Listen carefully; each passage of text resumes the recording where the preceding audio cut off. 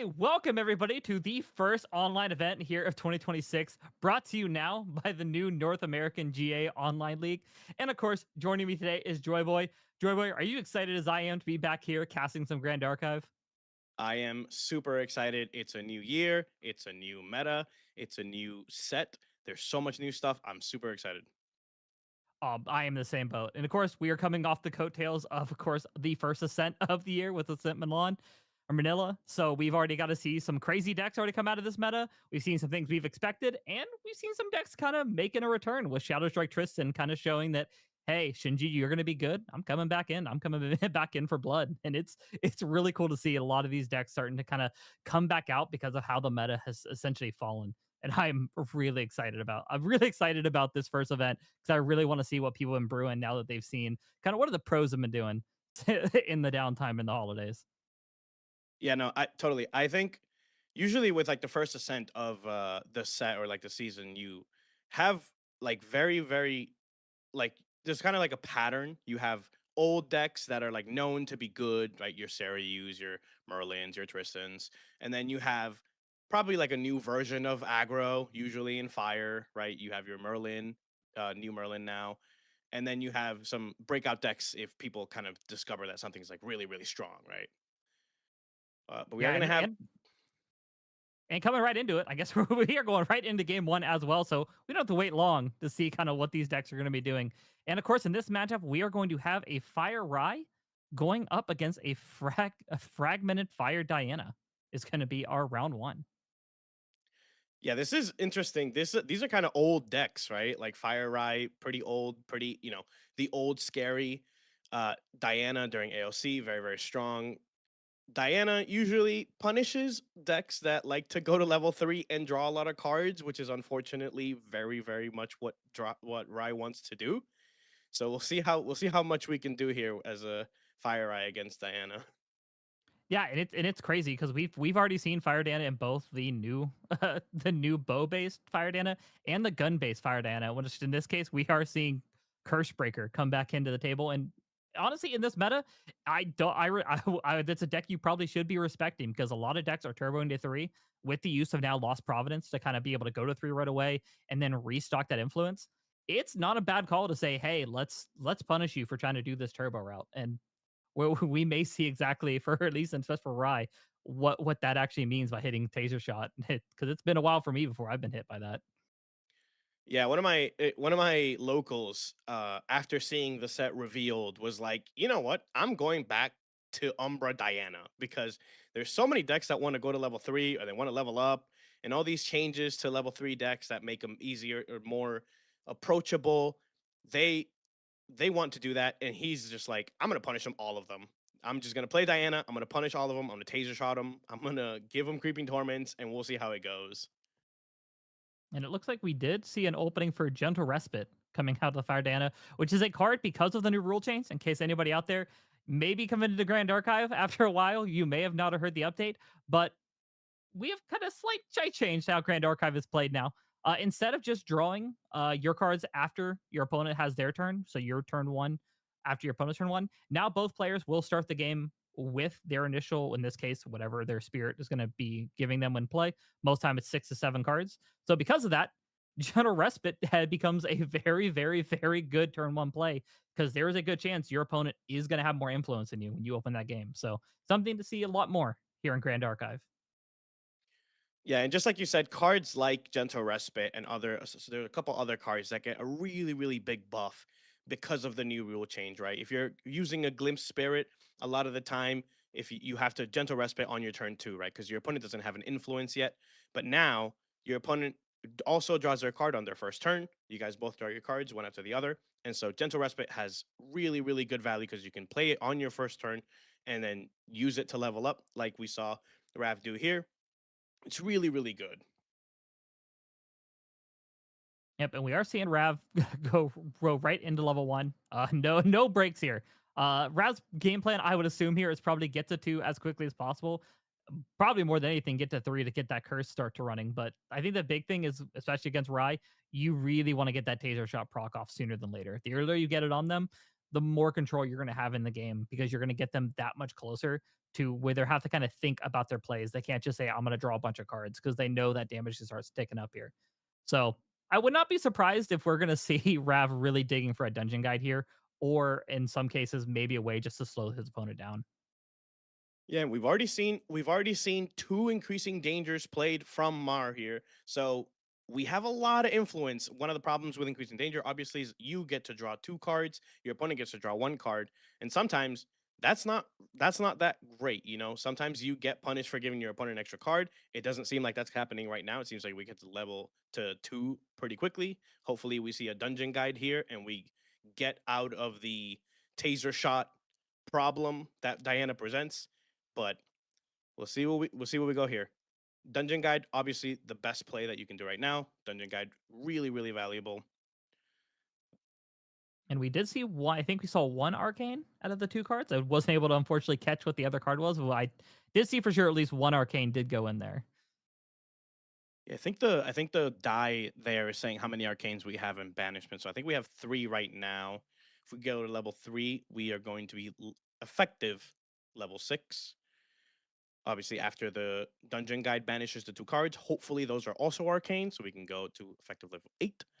And then that's the magic number for Rye, right? We have Careful Study, which is a 8 reserve cost card with efficiency on it. And so you can start drawing a bunch of cards as Rye. They give you 5 enlightenment counters. You can get rid of 3 enlightenment counters to draw a card. You can just do that as much as possible. The card is free if you are Rye with level 8. And we unfortunately right. Unfortunately, not with the dungeon guide going in there. So little bit.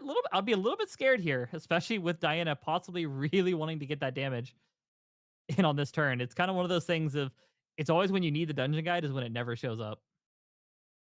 Yeah, it's surprising. We have 2 fire decks that, you know, fire loves to draw and discard. It's surprising we haven't seen dungeon guide on either turn. Sometimes you see fire Diana dungeon guide to level 2 so that they can lineage release and shoot you with a gun, usually taser shot.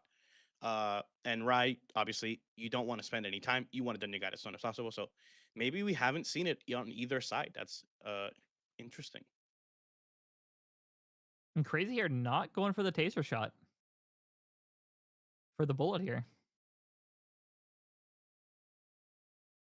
I believe Yeah, I do believe we should have 2 liminal guide triggers.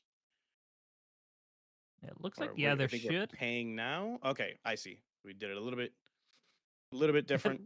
We a banished the little bit cards. ahead of ourselves, Yeah, but a little bit ahead of ourselves. Banish the card, draw 2 cards. That liminal guide.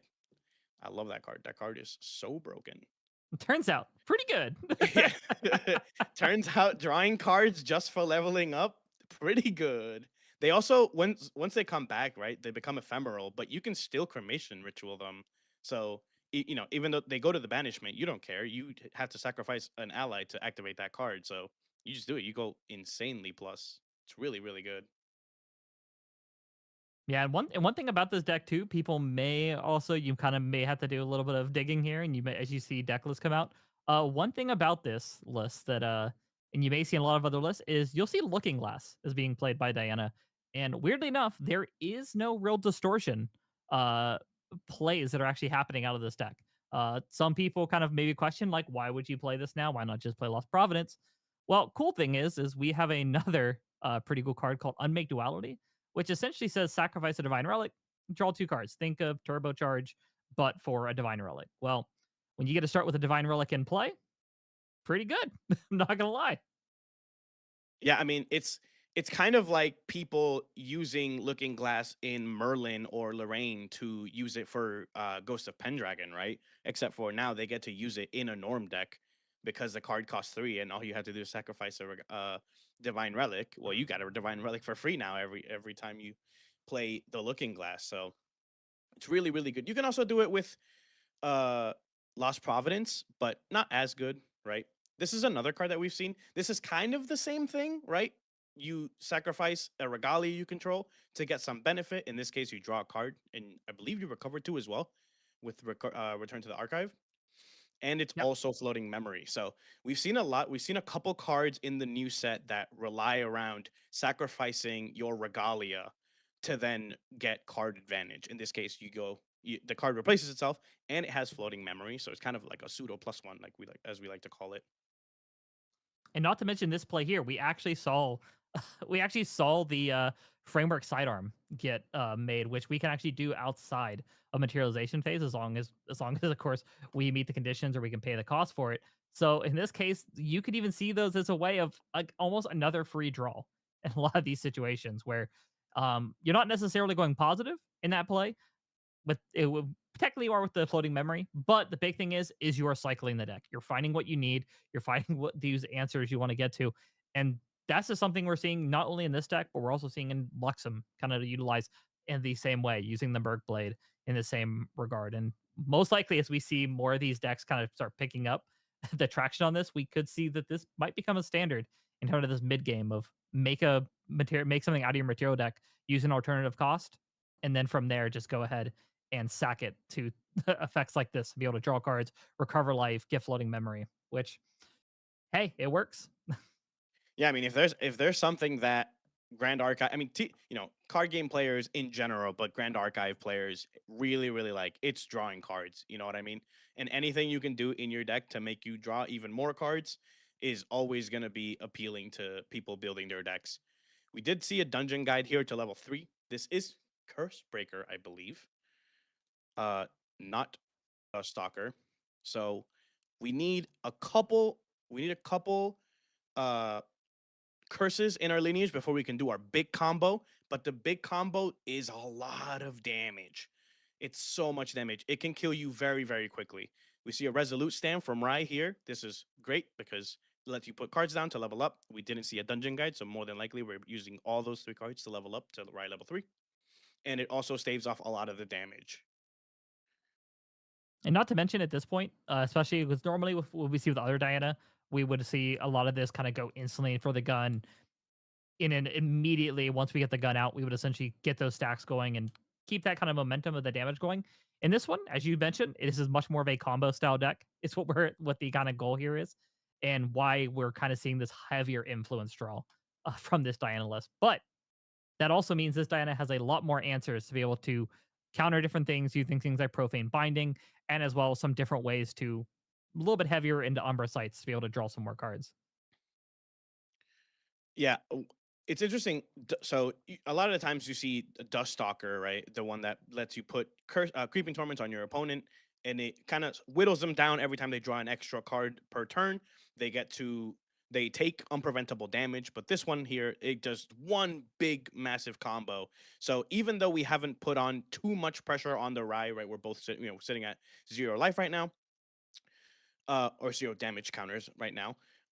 You really don't need to a lot of the time because the combo just can do so damage. The combo is obviously you sacrifice curses in your deck, or in your lineage, I mean, and you get to wake up Diana, and I think it does something like 30 something damage. I've had it done to me a couple times.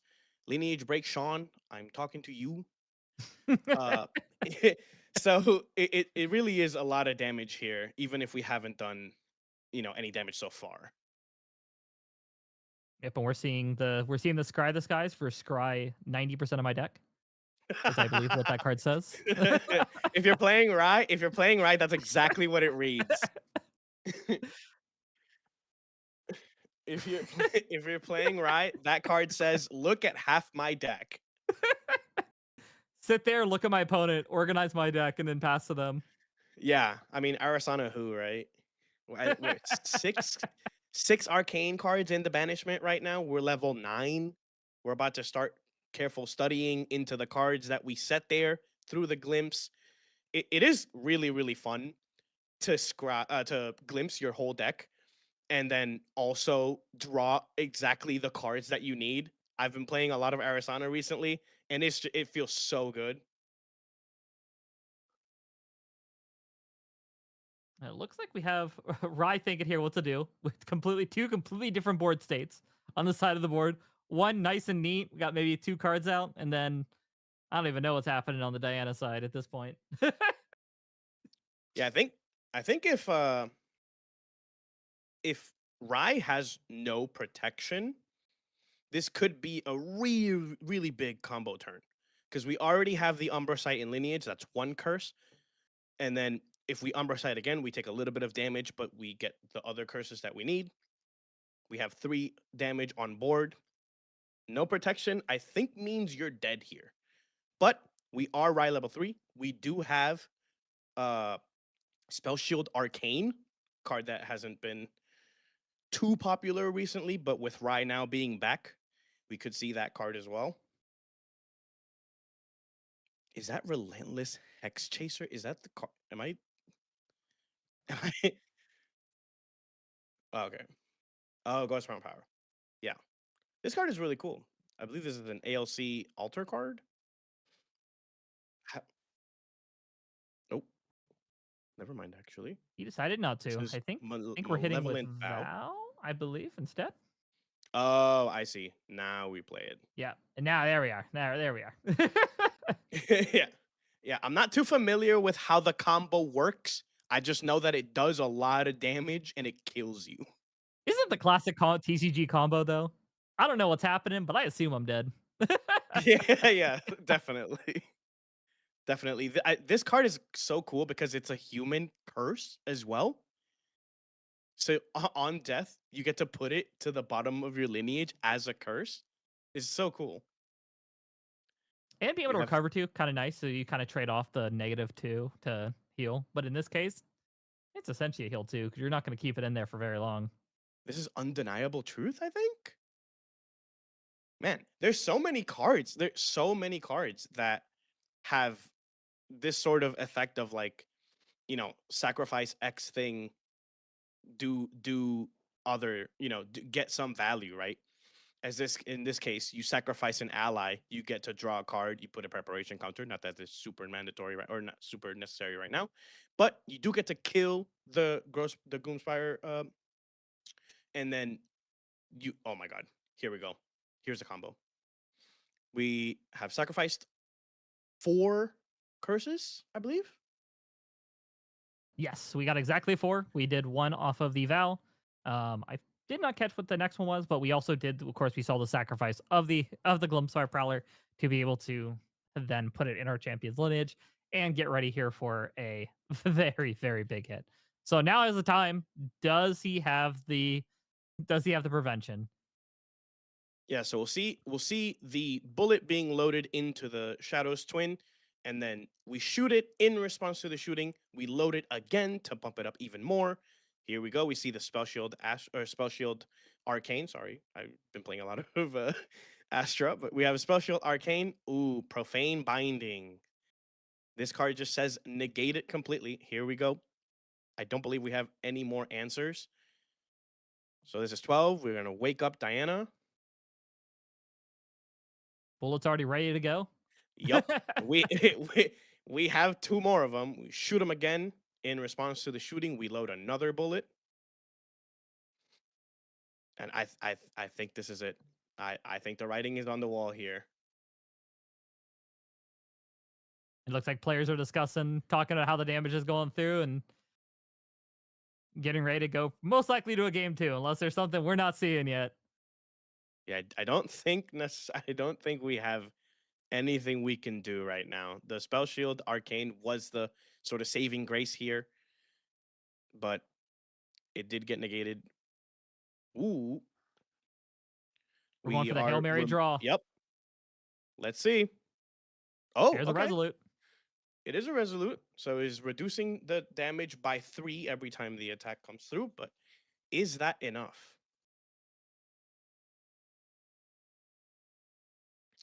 Yeah. I don't think it'll be Next, enough I think the next bullet that is loaded is penetrating round, which deals unpreventable damage. don't you just love that word? I hate that word. I hate that word. I'm playing Astra now. I have Nascent Barrier and Spell Shield Astra. I want the damage to be preventable, please. Listen, I still have PTSD from Horse and Taxes, where I'm like, yeah, I'll survive this, and they're like, hey, have you seen this cleric card? And I'm like, yeah, I've seen it. Get out of here. Let's move on. Yeah, it looks like we're going right into the next round. Very, very quick game. This is kind of how it goes with Curse Breaker. If you see all your cards and the opponent has no prevention, then they're dead. There's nothing they can really do about it. Yeah, and at that point, I would, if I was right, I'd be regretting a little bit of doing the double increasing danger in this matchup. But same Yeah. time, you don't know, and especially when you seeing a Diana, I think we were probably expecting it going into this to maybe be a Diana that is playing a little bit more on the traditional side. So maybe I'm just gonna stop the one big hit and that'll be fine. I really don't think this Riot was expecting a full on onslaught of curses on top of a profane binding in the main board. Yeah, and honestly, the big part of this game was that they just got to draw so many cards with all of the new cards that get to draw you cards, right? Cards like Unmake Duality, cards like Undeniable Truth. All these cards are really, really strong to let you go really, really plus on your influence. You have Return to the Archive, which lets you, it replaces itself and its float. These cards are really, really good to, get you to level 3 and also have pretty decent sized influence here.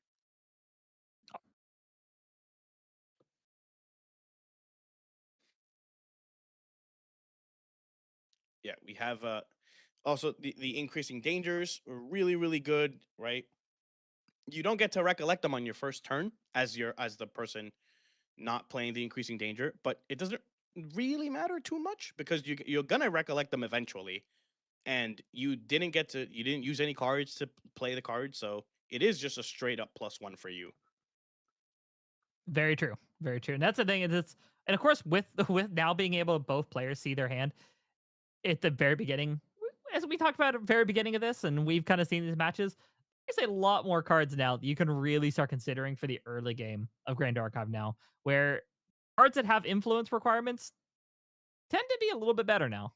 So I would start checking some of the cards in your binder, kind of maybe see what other new kind of tricks you can do to open these games. Because one thing, especially right now for Grand Archive, a strong opening is incredibly important for how fast some of these decks are now being able to provide damage to their opponent in Definitely. sometimes 2 or 3 turns.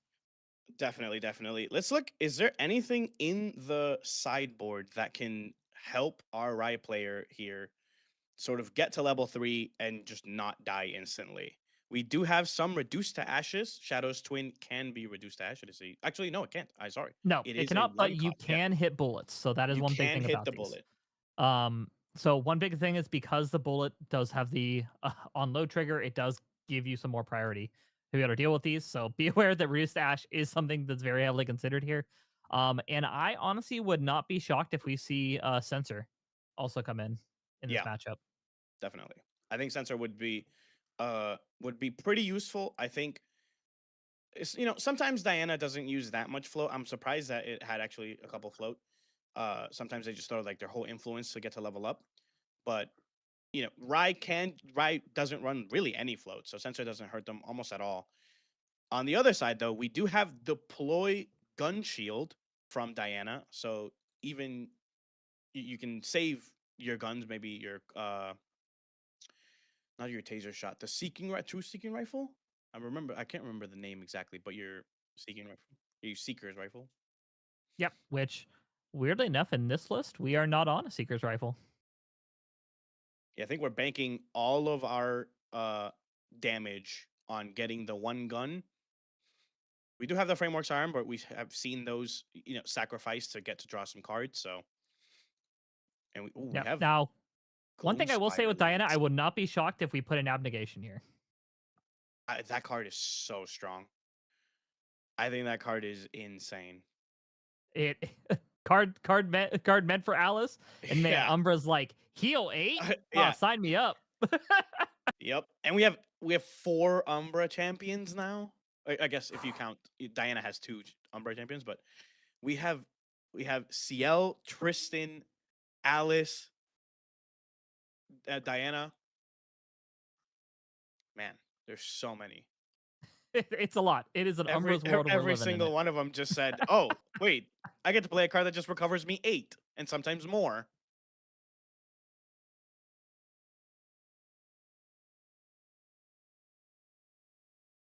And we're seeing a very similar opening to last game. Not too many changes and variation to how these decks want to open. We're still seeing the increasing danger coming out. And we're, of course, General Respite. So nothing super crazy on either side. So I think we're at this point. The idea from Rye here is probably like, hey, I need to get to 3. Hopefully, get the dungeon guide this time. Get to Yeah. 3 a turn faster and be able to go for a kill sooner than later. And then Diana, I think it's the same book.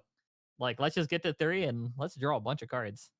It's interesting because you're playing a Glimpse Spirit as Diana, right? So Gentle Respite has a lot of value, but even with the increasing dangers, because Rye gets to draw 2 cards, you still are gonna be lower influence than them. So not only do you get free cards off of the increasing danger your opponent is playing, but your Gentle Respite will probably also resolve and let you draw an extra card. It's actually so much value overall. Yeah, and this is the moment where, man, I wish I had Topsy Decree. Definitely. Definitely. What I think a lot of people consider to be probably the best SR uh of the set. A lot of talk about Topsy Decree. Very, very, very good card. Absolutely insane. If you've been sitting around and not really like maybe taking too good of a look at Topsy Decree, even if you're not running that much norm, card is very very good. Even if you don't imbue it, being able to eat 2 cards at fast speed out of your opponent's graveyard for your choice is Yeah. incredibly powerful with liminal guides, as we've seen with Diana doing this, with Gentle Respite. Like, it's just so many ways to deal with this. And hey, last game we talked about it, but there it is, the Unmake Duality coming back out again already. Yeah, this is probably the third time. There's probably the third card we've seen that does a similar effect of sacrifice sacrifice X to get value. This in this case, draw 2 cards. This is your creative shock, but you're sacrificing a divine relic instead of an ally. Or sorry, not creative shock. I meant cremation ritual. We have the framework. Sorry, Arm. Are we going to do it once again? Is this return to the archive or yes, it is. Maybe we get to. Maybe we get censor now. I don't think we can though. I don't think we are allowed materializations that aren't your other levels as Rye against this deck. We saw it for game 1. But maybe we have a dungeon guide that does change things pretty drastically. Oh my god. We are going straight into backup. We need some cards. This Which is not a good sign.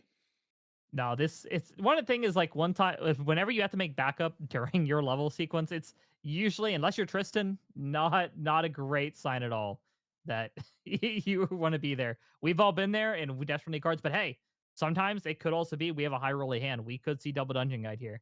And I'd be really hoping we see double dungeon guide here. If I'm the right player, I'm also hoping I see double dungeon guide here. I think that's my saving grace. I think some decks aren't allowed to take turns off. Sometimes like Rye, I think is a deck that very rarely is allowed to take a turn off. Arasana, depending on the matchup, also another deck that very rarely gets to take a turn off. Tristan gets to take as many turns as she wants. She gets to play her own game. We see a dungeon guide here. Is it is it double dungeon guide? Is it the fabled even Starting to think it might be. double dungeon guide? 2 arcane cards, exactly what you want to see.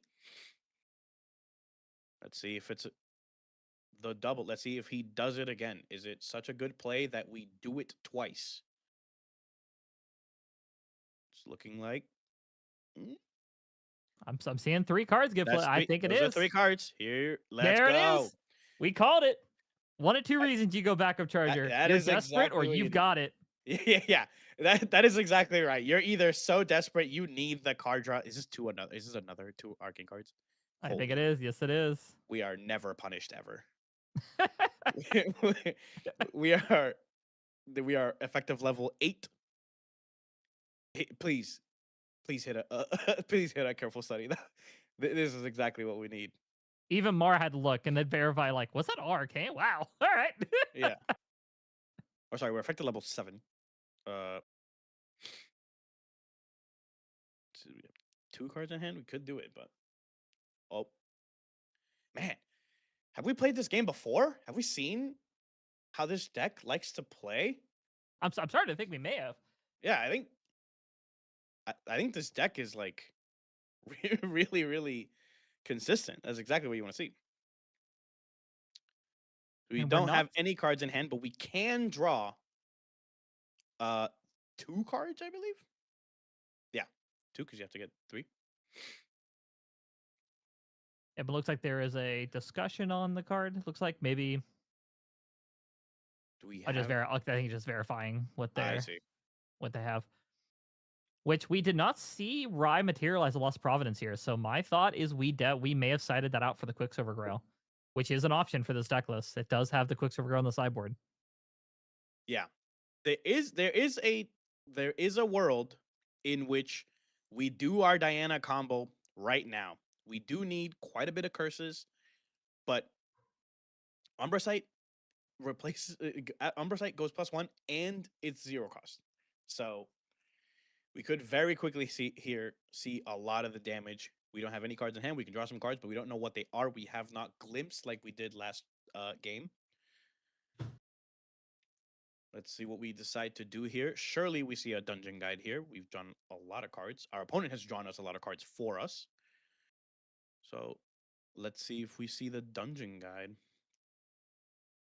Which we didn't see the Windmill Slam. So one of two things is either happening here. We don't have the dungeon guide and we're just kind of waiting, or we are mathing out the turn to see can we go for lethal, as you were saying earlier, because it is a non-zero chance that that could just happen here.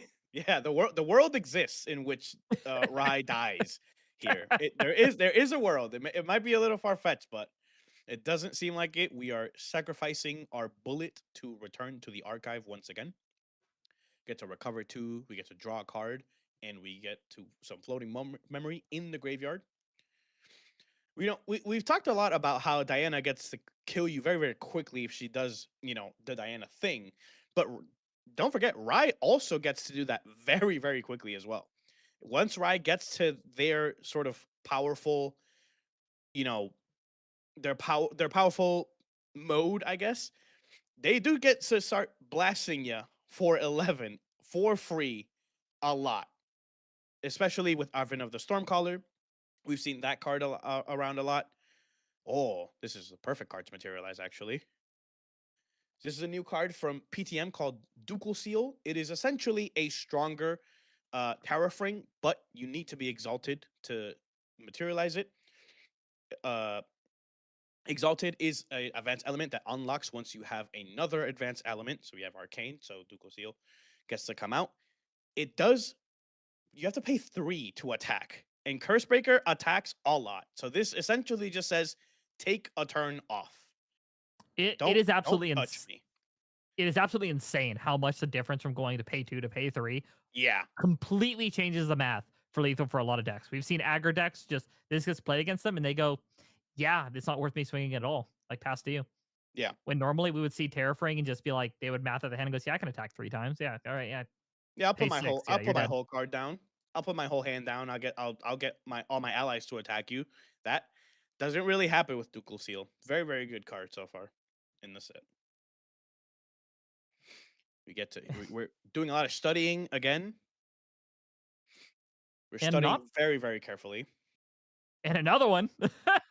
Jeez. Wow, all right. Holy. Maybe we did scry. Did we miss a scry somewhere? did we miss a scry somewhere? That's insane. He just top deck all of those? Holy moly. Woo! Which the worst part about that would mean I I would assume at this point then that when they dungeon guide up, that at least one of those, if not 2 of those, Could were have, yeah. studies and they just missed them. Yeah. Never punished, apparently. That's Holy. This this is is Grand exactly what Ryan Archive. likes to see. And here we go. Let's go. We're playing their game. Look at my entire deck and stack it exactly how I want. Get rid of all my enlightenment counters to draw the cards exactly as I put them there. This is holy moly. Everything's coming up right this turn or this game. I love when Rai does this because then you as the other player just could be like, hey, yeah, let me know when Yeah. let me know if I'm dead or not. Yeah, yeah. That's as we saw in Ascent Manila, Flonne just sometimes Rye just gets to they just get to take their turn and you just get to sit there and be like, hey, just let me know when you're done, you know? Yeah, wake me up when I'm dead. Yeah, wake me up. Wake me up if I'm dead or if it's my turn. You play your solitaire. You play your solitaire. I just chill here. Let me know let me know when I can take game actions.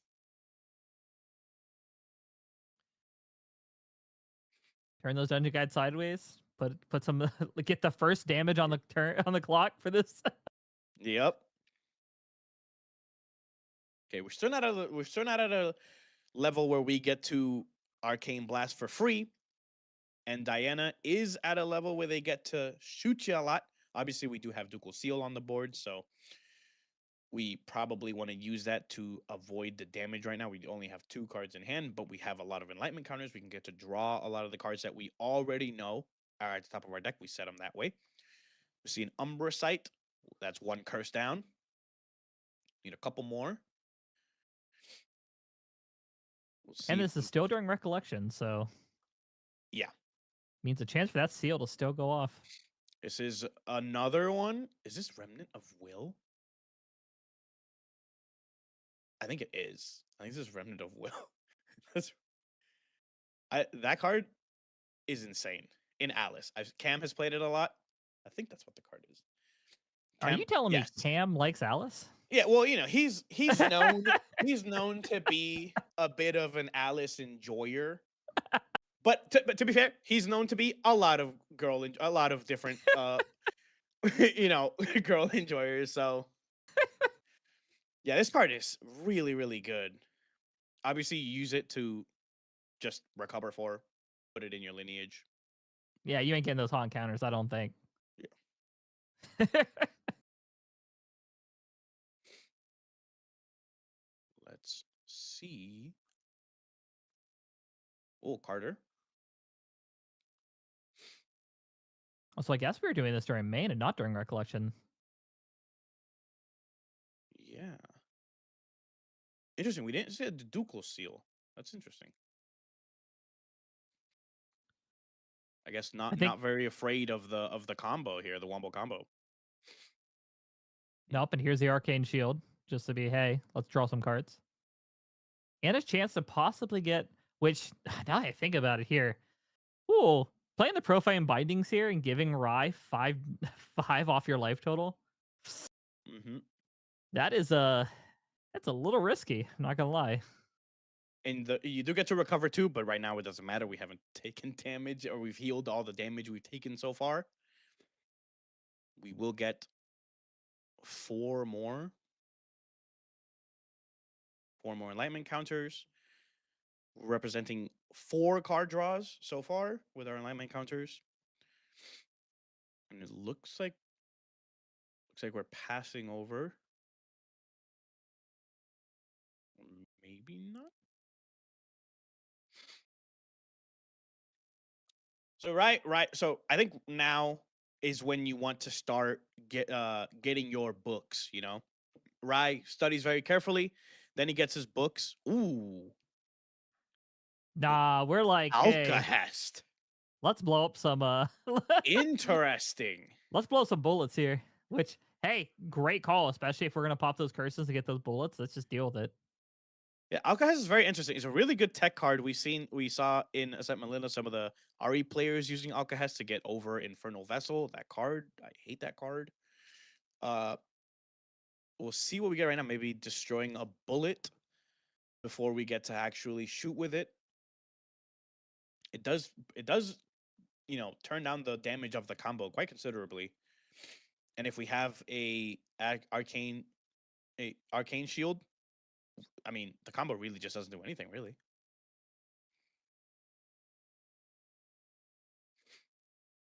Okay, here we go. Arcane Sight. I've never liked See it seeing again. Arcane Sight. It means I'm about to die. Yep. That for sure. Oh yeah. Here we go. There we go. Here We saw enough cards. We know where they're at. Here begins the solitaire. We glimpsed like 15 cards. We glimpsed like 15 cards. We knew we were gonna draw all of these. we're up 2 temporary levels. We have 4 cards of management. We are level 9 right now. If this card gets to resolve, which it looks like it is, we have to draw another card.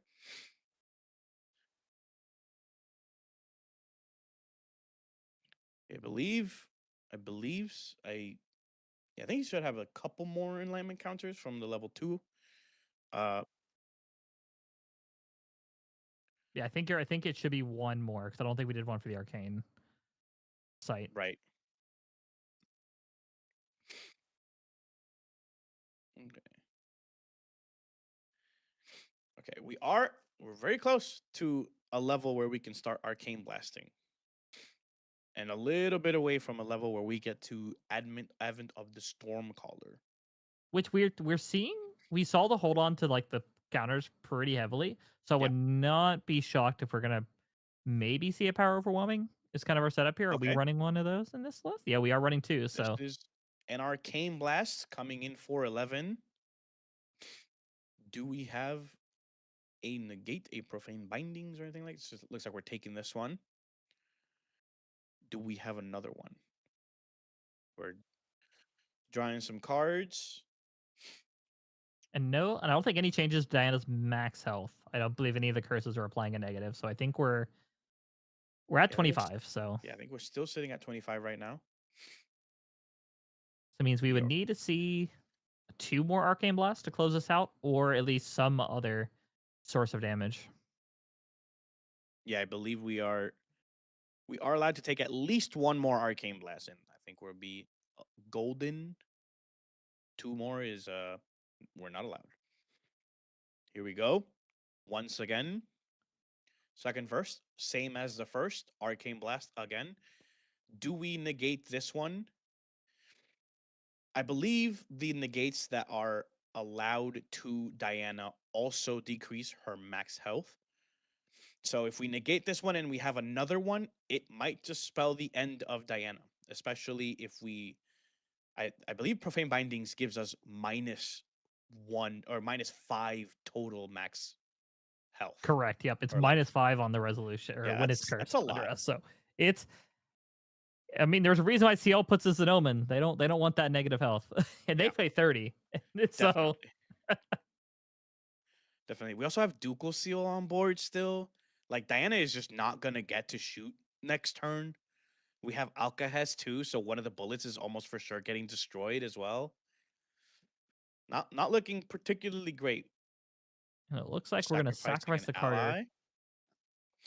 draw a card and heal one. So Yeah. Oh, we're drawing cards in response. Is there anything we can do against this? I'm feeling a fireball on the way. You know, There it is. yeah. Is there? Oh, I think there's enough cards in hand to do another arcane blast too. So even if you negate this one and you decrease your total life, I think you're dead either way. And one more draw still there too. Yeah, yeah, definitely. See if we have any response. And There's the there it is, bindings. Profane Bindings. We have 3 cards in hand. Do we fireball again? Is this just another fireball? Yep, Yeah. it is. Yeah, that is. Yeah, can't do anything. Can't do much about that. We are going to game 3 here. I mean, we've gotten we're getting a little bit spoiled. We're getting to see exactly what both of these decks like to do almost perfectly, right? We saw Rai get to level 3 with the double dungeon guide.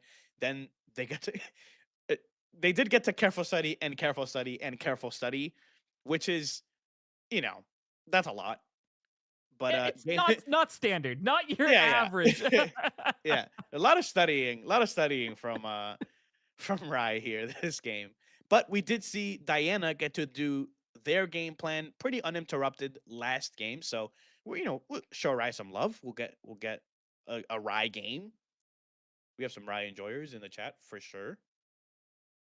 And I out there somewhere out there, Hayuka's really proud. These Rye players coming back. I have a local of mine who's been trying to play Rai since he got into the game, and every time we're like, hey man, you should play something else. But it's his time now. It's his time, right? I think, if I'm allowed to say this, I think Rye is probably officially back. We saw Norm Rye do pretty okay. We're seeing Fire Ride do pretty okay. Cards like Ducal Seal do a lot to negate the damage. Sometimes Ride can get to level 3, but then it takes them a while to get to the point where they can end the game. Ducal Seal buys you a lot of time. So it might be time for Ride to come back. Not to mention, also one of the other big decks that Rai has is we saw out of Akihabara, we saw Hayuka piloting the Winrai with absolute amazing success as well there. So Yeah. like there's so many variations of this deck that you can play now. And honestly, with all the Shinji running around, I mean, if I'm gonna play a Rai deck, I'm probably playing Wind. You want to talk about a solitaire deck. It's Wind Arcane. Oh my. That deck really does just play its own game, and then 20 minutes later it lets you know, hey, I've won the game, or hey, you can take your turn. Like, and you're always nervous too because they're like, in response to that, you're like, what is it? What is it? What is it? And they're like, 3 visits. You're like, okay, okay, I'm not dead. Yeah. Yeah. Yeah. Next turn though.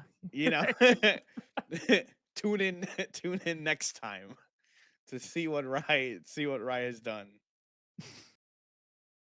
And I did catch pretty quickly. We did see Rai looks like possibly moved a material card out of his deck and moved something else in. I'm starting to wonder if, because we never saw the Grail come out, we never saw the Lost Providence. I'm wondering if Lost Providence may be going back in the deck and just say, hey, I didn't need the Grail. Let's put it back in. Yeah. I mean, I think Lost Providence is an insane card. So I would not be surprised. I Or it will could be like say me and I just forget that I have it and I'm like it, there pass the turn yeah, and I'm like, oh there no. yeah, there's a bit of a litmus test when you when you play Lost Providence. Did I do the thing? Did I activate my Lost Providence, or did I forget, and do I have to do it next turn? Uh that's definitely going around. I think also sensor is probably not a bad idea. Like we said, Riot doesn't use any float. Like I don't think any float really, but we have seen Return to the Archive a lot so far in the match, which it does slow down a little bit. It does help you slow Diana down a little bit, and slowing down Diana a little bit is almost a lot of the time just what you need from Riot. Yeah, and as well as I don't think we've seen, or at least I don't think we've seen any Regalia destruction even get hinted at for the Diana here. So there is a chance Ryan may have picked up on that from all the reveals that have happened and all the banishments that happened. It might be Ryan may have figured out that, hey, I don't think you have any Regalia destruction in your main Yeah, board or your sideboard at this rate. So there's a chance that Rye, especially with 13 minutes, might be going for the full high roll. yeah. Do see Creative Shock here. We finally have a different turn one. We saw the first turn one, both last games, the Gentle Respite and the Increasing Dangers. We'll see what we can do now. We got to put on a lot of pressure. We don't have a ton of time left, but Diana can do it. It can get to the point where it just flat out kills you. Yeah, So we'll see if we we get seen a these little bit of a decks go faster game. pretty fast. So Thinking. Unfortunately, it looks like a lot of the deck is built to just straight out outvalue the opponent. So might be just drawing cards for now. And Rye doesn't do anything. They just level. Rye They goes, I'll never. let you know when my Yeah, turn's done. You let me know when your turn's done, and we'll yeah. meet in the middle. They never play cards that like actually do anything other than like, hey, I either draw cards or I'm leveling, and then you die. They say I draw cards or I level, and then all of a sudden they're like Arcane Blast, Arcane Blast, and you're like, oh, I'm dead. That's Well, insane. all right, cool. That's crazy. Oh, this is holy. The okay. This is the bravest Rye player I've ever met in my life. or we just have drawn a terrible hand. It's listen, we've seen both, but they be said we said that in the first one, and we saw double dungeon guide. So That is true. maybe I this will one. say I will say I have never in my life seen a Rye take a turn off from going level 1, but maybe he knows. Maybe he knows what I don't know. Oh my lord. I don't think he knows. I think he has drawn what is maybe likely the worst possible hand you can. Oh Listen, I no. Okay. anybody who's Okay. ever played Rye know there is that hand. You Yeah. see, it's either all arcane or it is no arcane. Yup. That is for sure true. That has happened to me before. I'm stuck at level 2. I have no norm cards to play. I have released back when we played Serene Fire. You release, you have no norm cards, you're not level 3, you can't cast a single card. And here we go. We got Unmake Duality once again. This card is so good. It's so insane. Just guaranteeing that you're gonna +2 just because you get to, you know, come out with the Looking Glass on the board is so strong. So we are gonna level here. We're not gonna get punished for not leveling. Seems like both players took a turn off to get backup charger. And we did see Scry the Skies off of the banish too. So I'm starting to think it might have been the latter if we just did not see a lot of arcane Yeah. in this opening hand. Yeah, maybe we drew the Sky the Stars from or Sky the Skies from the backup charger. So And we're we got saved. all four studies in our hand this time. Yeah, yeah, and double dungeon guide exactly like last game. Here we go. He's gonna do it to him once again. If we see it 2 games in a row, I don't I'm gonna pop off. I don't think so. It looks like we're just passing here. We are going up to Diana level 2. We can see the dungeon guide into taser shot here. Which I don't think we're actually gonna see this because we don't even have the taser shot in this deck.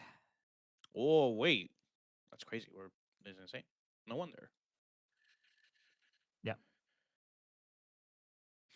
I guess Yeah, you if you're don't not have Dust to. Stalker, you don't necessarily Yeah, I need guess it. you just don't have to. You just say, I don't care if you level. I'm gonna kill you anyways.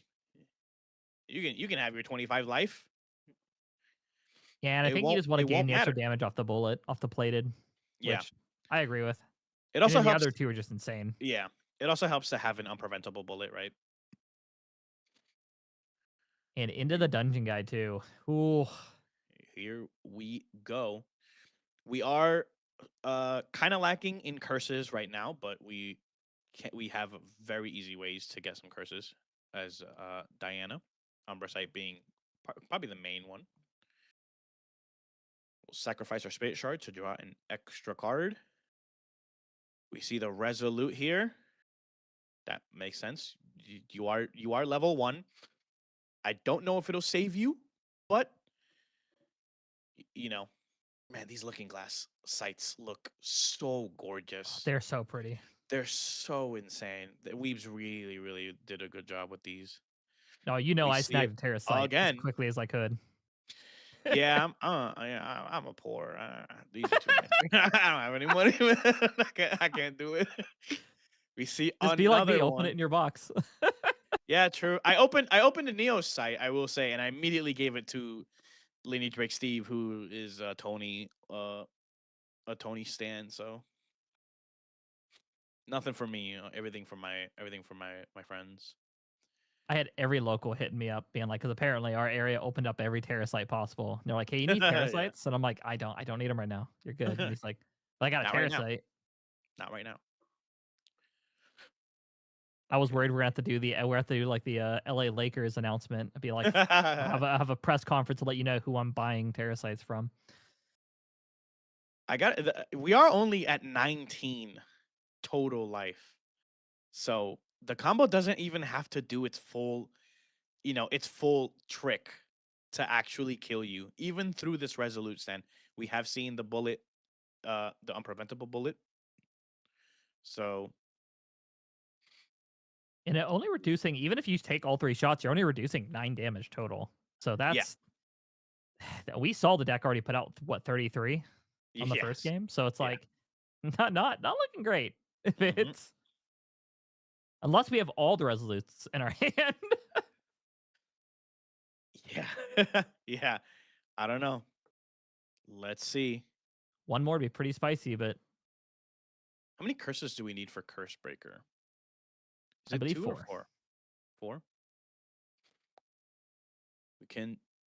Do we have other curses? I don't think we do. No, but the influence size we have, I just don't think we have enough. I think we could have the Yeah. curses. I just don't think we have the influence to do it yet. Yeah. So we'll see Rai get to level 2 here, and then hopefully we see a dungeon guide. Otherwise, we are you know, not in a good spot. But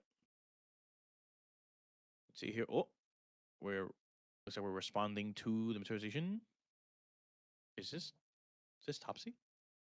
I believe it is Topsy Decree, and I think we're probably, if I'm gonna make a guess, I would assume we're gonna call ourselves for Spell Shroud. Interesting. That's interesting. I don't think we're necessarily like in that. We have taken 6 damage from cursing ourselves, so we've taken a little bit of damage. But I don't necessarily think we're in the danger zone, as it were. See the dungeon guide to level 3. Thank God.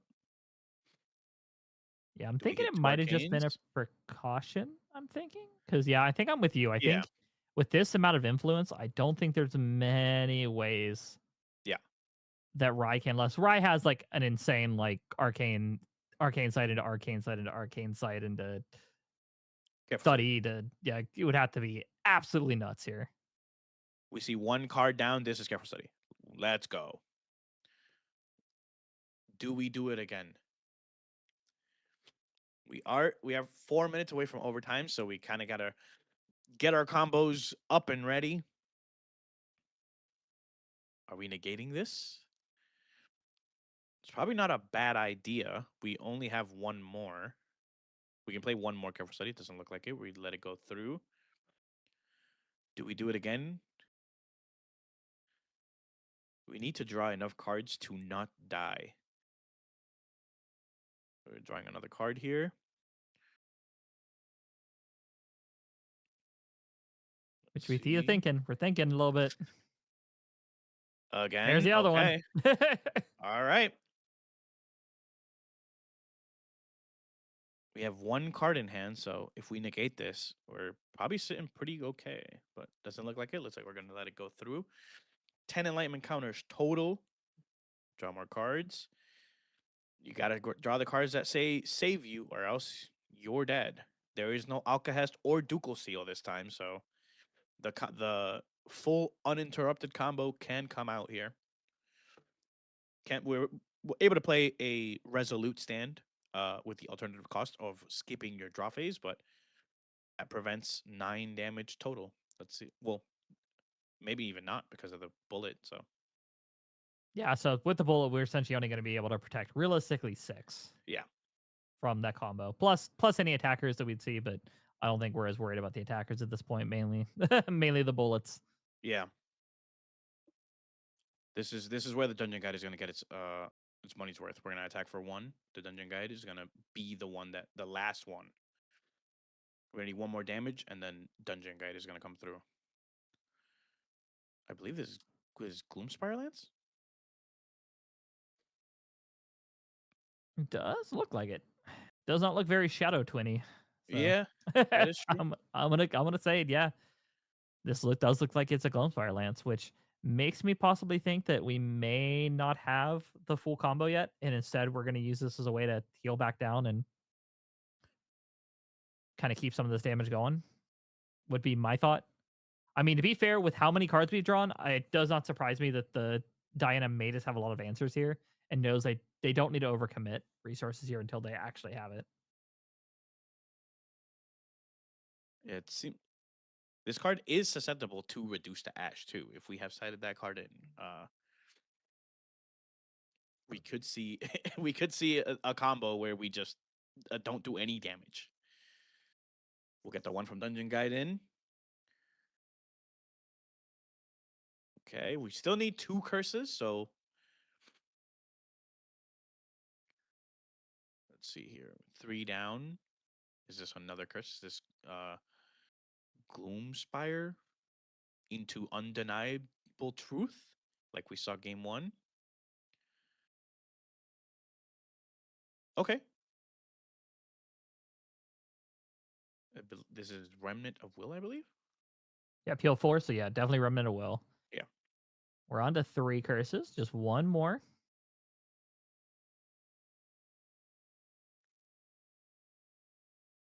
As that timer clicks closer and closer to overtime.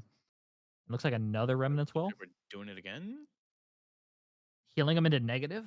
Insane. Have achieved the combo. Oh, now that I'm thinking about it, I don't think it's actually Remnant of Will. I think is because you paid 2 for it. I believe this is the name escapes me, but I believe it's the card that you get to put in your lineage from free. Maybe I think it may have. Maledictum. I think we may have overpaid because we definitely healed 4 off of the Remnant's Will. Yeah, but I think Maledictum. I believe it's Maledictum Vitae.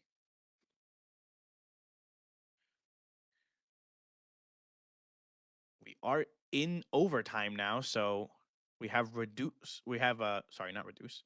We have resolute, but this is profane bindings. I don't think there's anything we can do about this. This is Goom's. Oh, we have Shadow. We have Shadow's twin though. So this is. Looks like we're deliberating right now.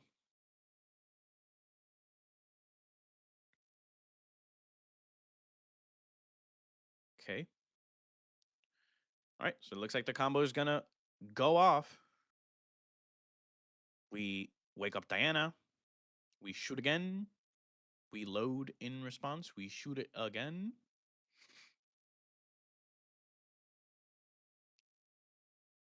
This one's unpreventable, but it won't matter because we don't have anything. And then we shoot the last one.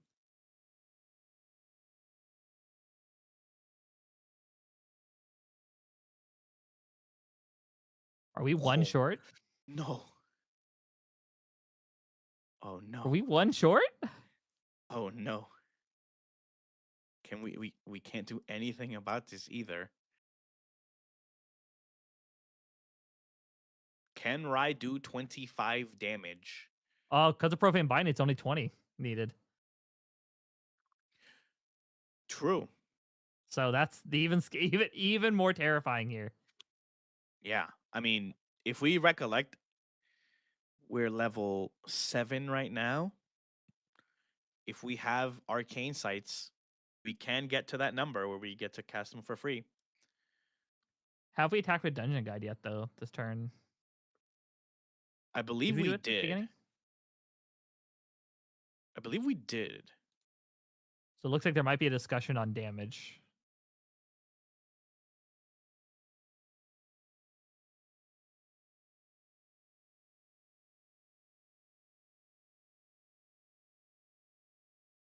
Yeah, it seems like it. Seems like we're deliberating damage right now. We're kind of going retracing our steps here, making sure all the damage numbers are right.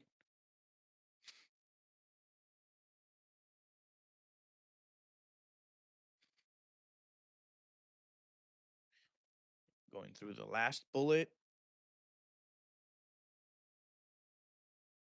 Attempt to do math in my head and realize I can't do the math in my head. Yeah, the Yeah, I math know, I is know for the last, at least for the first 2, for the first gun, we were at +4. And then for the yeah. last 2 shots, we were at +6. So that was easily 16 there.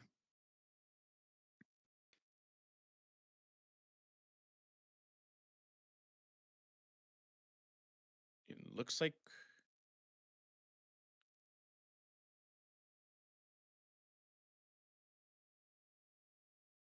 Yeah, it looks like the players yeah, may looks have like agreed that the damage was a yeah. miss somewhere. I'm assuming it looks like. Yeah, it looks like that might have been the case. because we Here's did see Mar pick up. So I'm assuming most likely, yep, it looks like that is the case scenario. yeah. Wow, what a what a closeout. I was nervous there for him too. It was like I don't want to see this pass at 1 damage away from lethal. Man, Yeah, I I've been mean, there and it feels real bad when that happens. yeah. Especially with the profane bindings in your lineage, right? I mean, you're sitting at 20 life. You're sitting at 20 life. Arcane Blast twice, which Rye can do, and for free. Yeah, We and can get there very quickly. and especially with your Rye going over to the, like already drew a couple of cards, was already sitting with 5 influence. Yeah, It's a world where if you don't finish them there, if you being at 20, that the game could end pretty quickly. So you definitely. could definitely tell the nervousness of why that discussion was happening at the end to say, all right, I think that damage got missed somewhere. So we have Yeah, to figure it out where we missed this. definitely, definitely. It does look like Diana is our first round winner. Uh, Sick, super cool decks. I mean, these are kind of oldies but goodies, right? But we have a lot more support in PTM for these kind of decks, so super cool to see. We are going to be back in a little bit here with round two. So stick around, everyone. Make sure to like and subscribe to the channel as well. Give us show some love to the people who put on this stuff for you. And we'll be back soon. See you guys here in a little bit. Well, I'll see you in a couple rounds, but see you guys soon.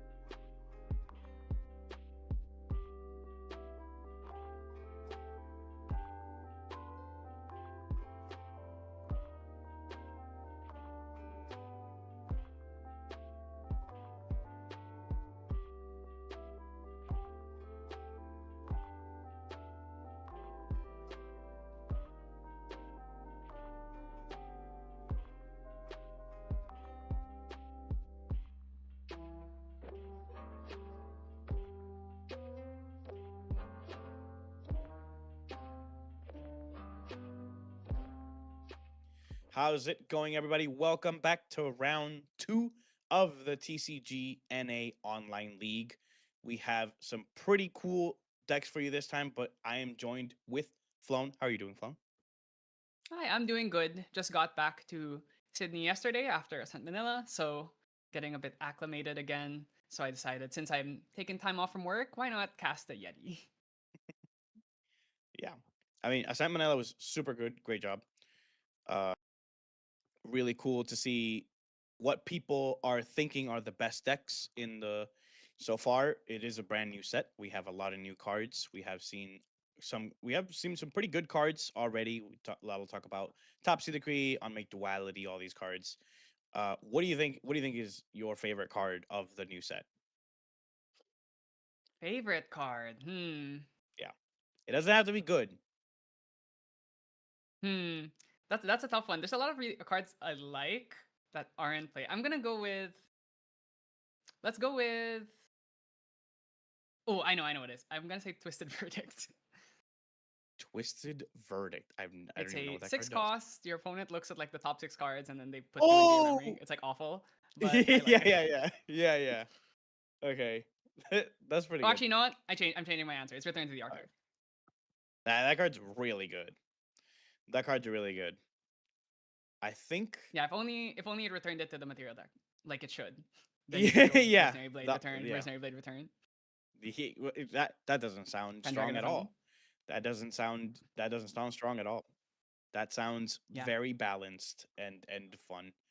Um, I'd have to go. I think I'd probably have to go with Another Beginning. I really like that card, uh,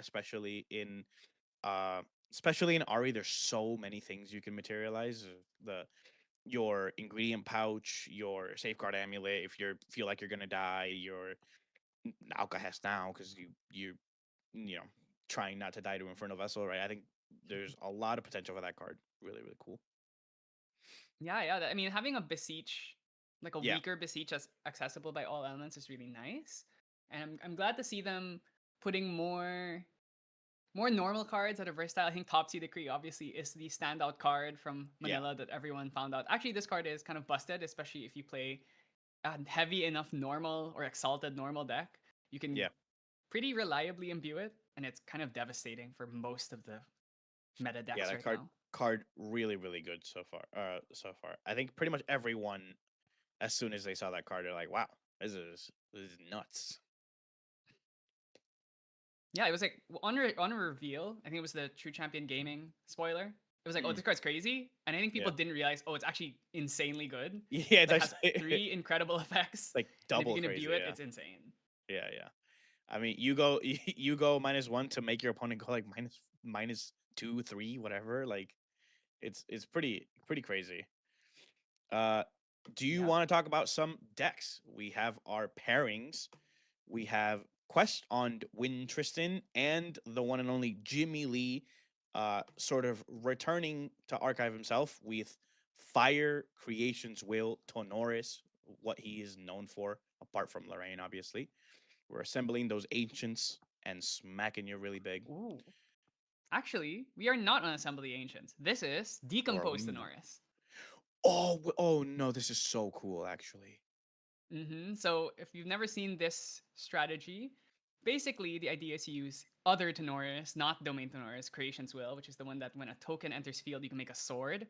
So use a card like Decompose, it can potentially make like 7 herbs, but those herbs become swords all of a sudden.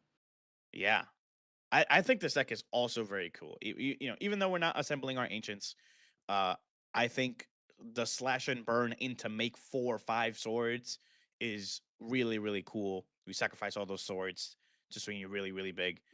So we'll see how it goes here. Yeah, and then Quest is playing what looks like to me to basically be card for card Mike's list from Ascent, the winning list. There might be some like 1 or 2 cards change. I see up a number of walls. I don't think that was there, but almost everything here is the same. So let's see. I mean, this was the Ascent winning list. It's clearly been proven to be strong. Yeah, see if we can get there like Mike did for Ascent Manila. See a hasty messenger and pass, or well, discard float probably and pass. I think that's a float. It looks like a float. Yeah, it should be. It So the should be glare a is a float. bit. Yeah, yeah. Let's see if we Okay. respond with Topsy Decree. We've already said how strong that card is. Tristan can run a decent amount of Norm, but even if you use it just to get the banish on the float, it's still pretty good. Yeah, Tristan plays about maybe like 24, 25-ish float, so it's not super reliable to get an imbued one, but it's also not Yeah, unlikely. yeah. It's not unheard of, yeah. Yeah, and you can Which- see here Tristan playing the same slow game that she always does. She goes backup charger turn 1 into boots turn 2, and then a Yeah. lot of times she levels up on like turn 3, turn 4. Yeah, you really want to make sure you have the 4 prep before you go to level 2, right? I mean, just replacing the cards that you've used to level is so, so, so strong. Yeah, absolutely. I don't think we're going to be seeing the Shadow Reaver this game because I think Quest needs to hit Shadow Dancer ASAP so we can get the redirect effect of Shadow Dancer on Rip already. Okay. Let's put 3 down, pop our backup. We do love drawing cards. Backup Charger. Backup Charger, super like I mean really really good card since it's come out, but also kind of power crept a little bit. Now there's quite a few cards that have the sort of backup charger effect. We even call them, backup charger, Tengu charger, whatever. Like, yeah, really Yeah, really good that's right. card. Almost since this came out, so good they've essentially reprinted it in a bunch of other cards. Yeah, but none of them are quite as good as Backup Charger, except for, Yeah, the ones that actually have like an extra effect. But Backup Charger is the only like truly generic one. And of yeah, course, having the power cell into the turbocharge that we're seeing right here is the main reason why it is the best of all of the backup charger-esque effects. You have Tangu, which doesn't really do anything outside of Goja. You have Prism Spire, which doesn't do anything outside of Tristan. So backup charger is truly the OG and still the best one out of all of them. yeah. I mean the power cell, it can come up mostly, in water. You get to fracturize it in before in like wind robots you used to get to pop it for pumping your automatons as well. The other like you said, the other ones are better if they're specific to your champion, right? Like Pretentious Tengu is really good if you're in Goja because you get the extra quest counter. Oh no. Oh well, here's our Oh no. here's the one that could be potentially as good as backup charger. Purifying Thurible. Is that? I know that's at least one float. If that's a second, like maybe that's a Guardian class bonus float. Maybe we're getting a 2-for-1 here, which is kind of crazy. Yeah. Huge swing in influence. Oh my god. I'm a water player. I hate this card. I hate this card so much, Ooh, look at especially that. He's like even paying 6 here. yeah, you don't want them to be able to like fast speed dump more cards so that they can choose exactly, choose the non floats to banish. So we are getting rid of both of those cards. We get to draw into memory. Look at our influence; it is enormous. Yeah, you were The talking about Tristan how special. water is really struggling, and it's between the Topsy Decree being able to hit the water cards from grave and the Thurible. It just makes it so hard to play any graveyard based strategy. Yeah, and like sensor, right? Some decks are allowed to even run sensor, and you're just like, and I have to find a fracturize now. And it doesn't even feel that good because when you fracturize, suddenly it's like, oh, now you gave them a free Right? fractal along Yeah. with it. That's why water is surprisingly like the worst element at getting rid of sensor at the same time. So it's just Right. never feels quite good. Ooh, Surveil we the have a Winds. nice shiny Surveil the Winds here. Card looks really, really good. We have our first And when prep you see on the the board. Tristans with the extremely blinged out decks, like this is Store Champ Yeah, yeah. Surveil the Winds, you have Smoke Bomb, Regional Smoke Bomb, then you have Ascent Shadow Strike, and it's just like, oh, This okay, I see. this is so funny. We literally were just talking about all of the different options that you have now because that have the sort of backup charger effect. We've seen backup charger from both players. We've seen Tengu. We've seen Thurible. We are just every single person is running like one to at least one, maybe even two of them.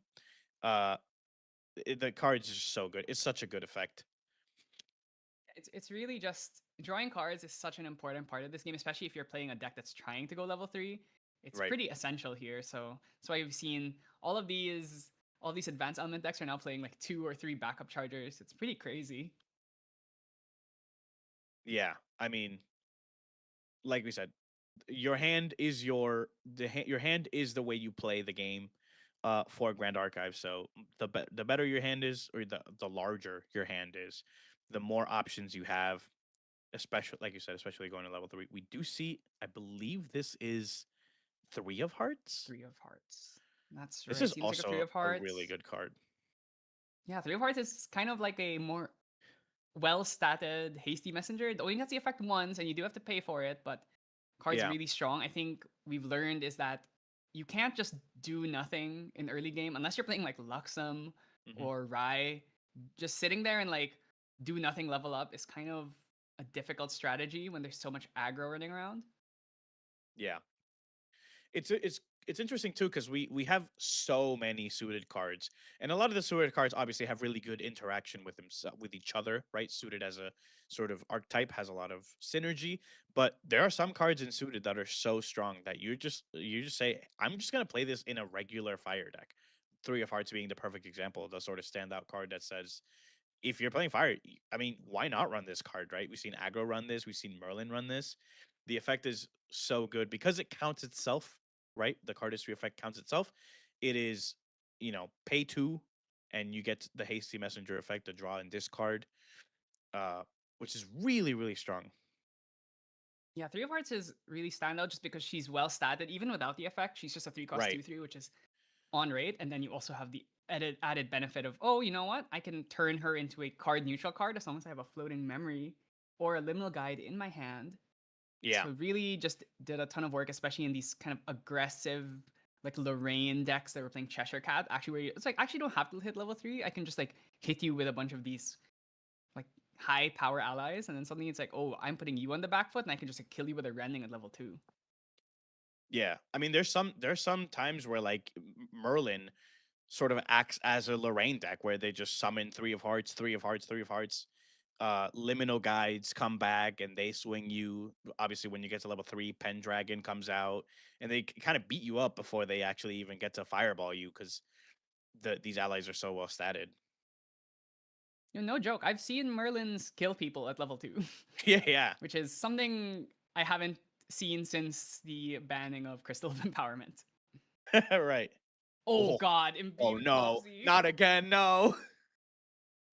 This is all prereq, by the way. Oh, Oh, and by the way, like, you see he showed another Topsy, so there's another yeah, one in there. we did say. That's a 2 of. It's 2 of in the deck, so Yeah, I mean, we've drawn so many cards, right? It's not too surprising that we've seen both of them, but we did say Tristan doesn't run. It runs a decent amount of norm, but not like crazy, to the point where you get to imbue them. But we have seen the imbued one right now. Man, it's yeah, so. that's And pretty crazy. the worst part about Top Seed Decree too is that your opponent doesn't even get to choose. You get to choose. So like, Thurible, right? Thurible, you pay and then they get to choose. But not Top Seed Decree. Top Seed Decree just says, hey, specifically target your float. Go away. Yeah, there's a lot of cards that hit the grave, but most of them are your opponent chooses. I'm thinking things like Cleansing Reunion, like Right. Thurible. I think it's like Raccoon and Topsy and Merlin too are like the only ones where they actually get to where the person activating the effect actually gets to choose what gets hit from the grave here. Right.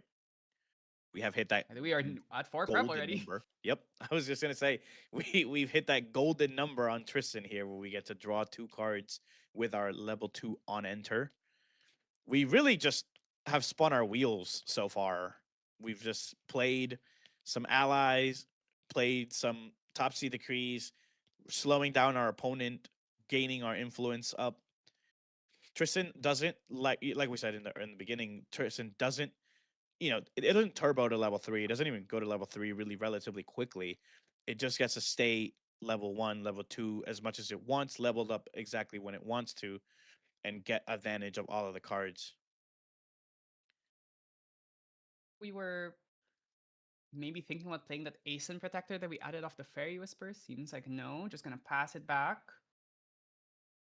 Cardistry effect throws another float here, so we do at least get that much. And out comes Tenoris too. Some might Yeah, say the worst level 2 in the game. it's definitely in the running. I yeah. It's just like worse Lorraine, right? It it gives you the +2, but also you don't get to draw cards on kill, and also Tony doesn't get you a sword for free, which Lorraine does. So a lot of the time Lorraine just says like, "Hey, I'll deal 3 damage to this ally," and 3 is kind of the golden stat line for allies here. So hitting something for 3, getting a card, that's so much better than just, "Hey, I have +2, but also I don't have a sword to hit +2 with." Yeah, it's like unless you play reciprocity, it's kind of like, oh, I don't actually get much use out of this effect. And Right. reciprocity costs 1 and requires you to have 2 domains on field. So it's Right. when you're not playing a domain-based deck, it's like, oh, this unless I'm playing like heavy swing face for 8, but when you're playing a level 3 deck, doing that kind of game plan usually doesn't mesh well with the whole, oh, I need to maintain my influence and hit level 3. Yeah. See if we see a dungeon guide here. We do kind of have to get to Creation's Will before we get to start doing our, you know, making a bunch of swords, making a bunch of herbs that will then turn into swords. We also Let's see we if also like just gotten rid maybe of a couple fire cards, which like Slash and Burn really cares about. that's right. I mean, decompose costs 2, slash and burn obviously needs fire cards engraved to get more mileage of the effect. Whoa. Let's see. Oh, we, right, we interruption have over there by the a cat. bit of a guest. Cheshire We're cat see- coming onto field. yeah. Wait, that's illegal. You can't play Cheshire Cat without Looking Glass. What's going on? Judge, somebody get him. Okay, thankfully we've resolved the issue now. Yeah, yeah, yeah. Cheshire cat has been removed from the field. Shout out to the judges for being so Oh, quick with it. okay, we're gonna go for the dungeon guide. I don't think we can go for Is there kill a just yet, and stifling if trap? Tristan survives, ooh, actually, stifling trap would be pretty big here. Seems like letting it go. We do have 2 in the deck. It looks like we're just letting it go. This is a reduce to Ash and Cordelia. Cordelia. Ooh, Cordelia does make tokens, and she does turn the tokens into reservable cards. So essentially, like yeah. having fractals. Doing a little of the fixing. Hey, that's Creation's Will. Has 4 cards in hand, which means we can play a Decompose or a Slash and Burn here. Yeah, Would not be enough. decomposing the dungeon guide is actually like pretty good value, right? Dungeon guide swings for 1, but you know, that's a lot of the time not super relevant. You'd rather keep the higher stat line, but you still decompose cares about life, I believe, not power. Yep. So getting more, you're still getting the same amount of herbs. I believe this is slash and burn right now. Oh, We have 2 cards. only 2 fire cards in Graves. So we're only going to gather thrice here. So that's going to be 3 swords. So the Aura Steel Great Swords are all 3 power, 1 durability swords, and Tenora's Creation's Will lets you sacrifice them to essentially power up 1. So that would be threatening 9 damage. Well, we do have the +3, so actually 12 damage, which is in fact lethal. The +3 coming in, really shutting us up here and coming into play almost immediately. Yeah, when it comes up, it does come up. 3 cards down. Oh, are we about to topsy? We're about to topsy to get rid of the fire Oh cards, aren't we? no, no, no, no, no, no. Don't do it again. We saw it in the imbue too, pre-rec. Oh no. Man, this card is so broken. Let's see Even if if we it's see not it. imbued, it's still pretty good here. Yeah, I mean if it's not imbued, like Unimbued. this card just says make 1 sword. Yeah. Yeah, so we get rid of the 2 fire swords. Or 2 fire cards. We can only make 1 sword.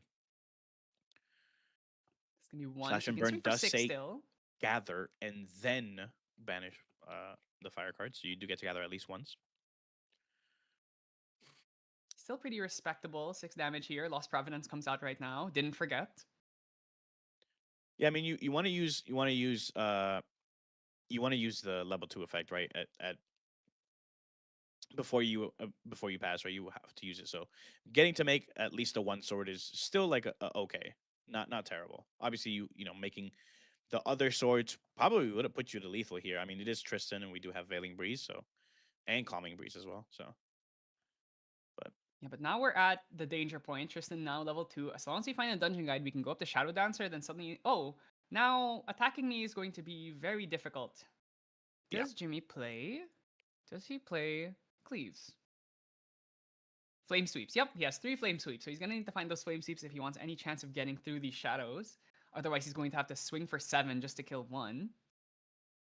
Yeah. Another thing that we do play Ares, at most type Ares, which does let us redirect. So we can get some. Oh no! Oh Oh my no! god, Oh Heavenly Guide no! is crazy here. So actually, if you watch the Ascent Manila stream, you'll notice that when Raylam plays against Mike, he never dungeon guides the 3. He always either beseeches or hard levels because he knows, like, they're teammates, so he knows about the Yeah. Heavenly Guide tech. It's crazy, especially with Innervate. Here, I'm not sure if we're gonna go Shadow Reaver and then maybe Dungeon Guide again, or if we're just gonna go straight up to Dancer. Holy moly! And the thing about Heavenly Guide that makes it so crazy is when you innervate down, you can like ensnare the Heavenly Guide back to hand, reclaim it back to hand, ace it back to hand, and suddenly, oh, I Yeah. get to level up for 3 to 3 again. Yeah, I mean it's so strong. Are we? That's Yep, Dancer. that's for sure. Yeah, I think you don't really want to steal all these like Neos cards, to be honest. So Yeah, yeah. I think this makes sense. Neos cards are a bit typal where they need specific stuff, right? Like Yeah, imagine you you steal need like to a have decompose or 8. something. Right, It's like, oh, exactly. Yeah. You're like, well, I don't want to decompose my I don't want to decompose my allies. I don't even have any what use do I have for herbs? yeah, exactly. It's like I guess you could get a healer, but like a 5/6 to like filter Yeah. your deck.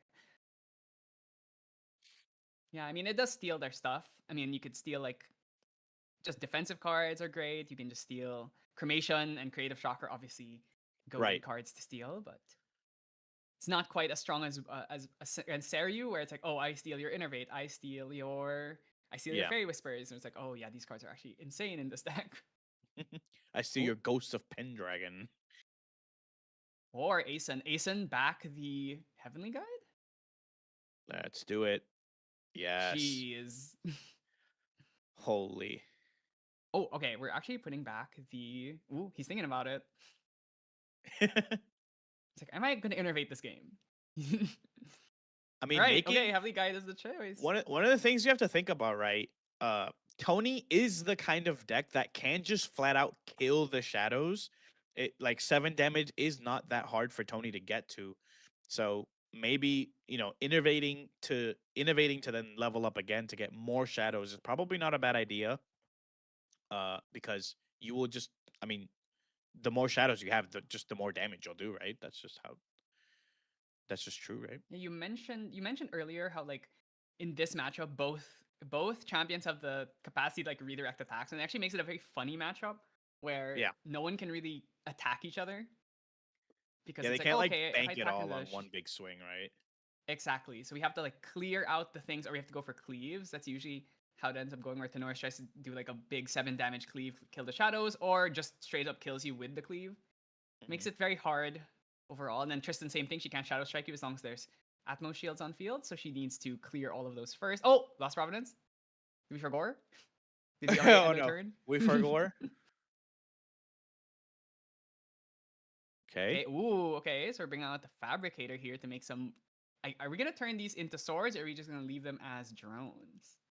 I think more than likely swords, right? I think you value the swords more than the drone. The drones are just tutus, right?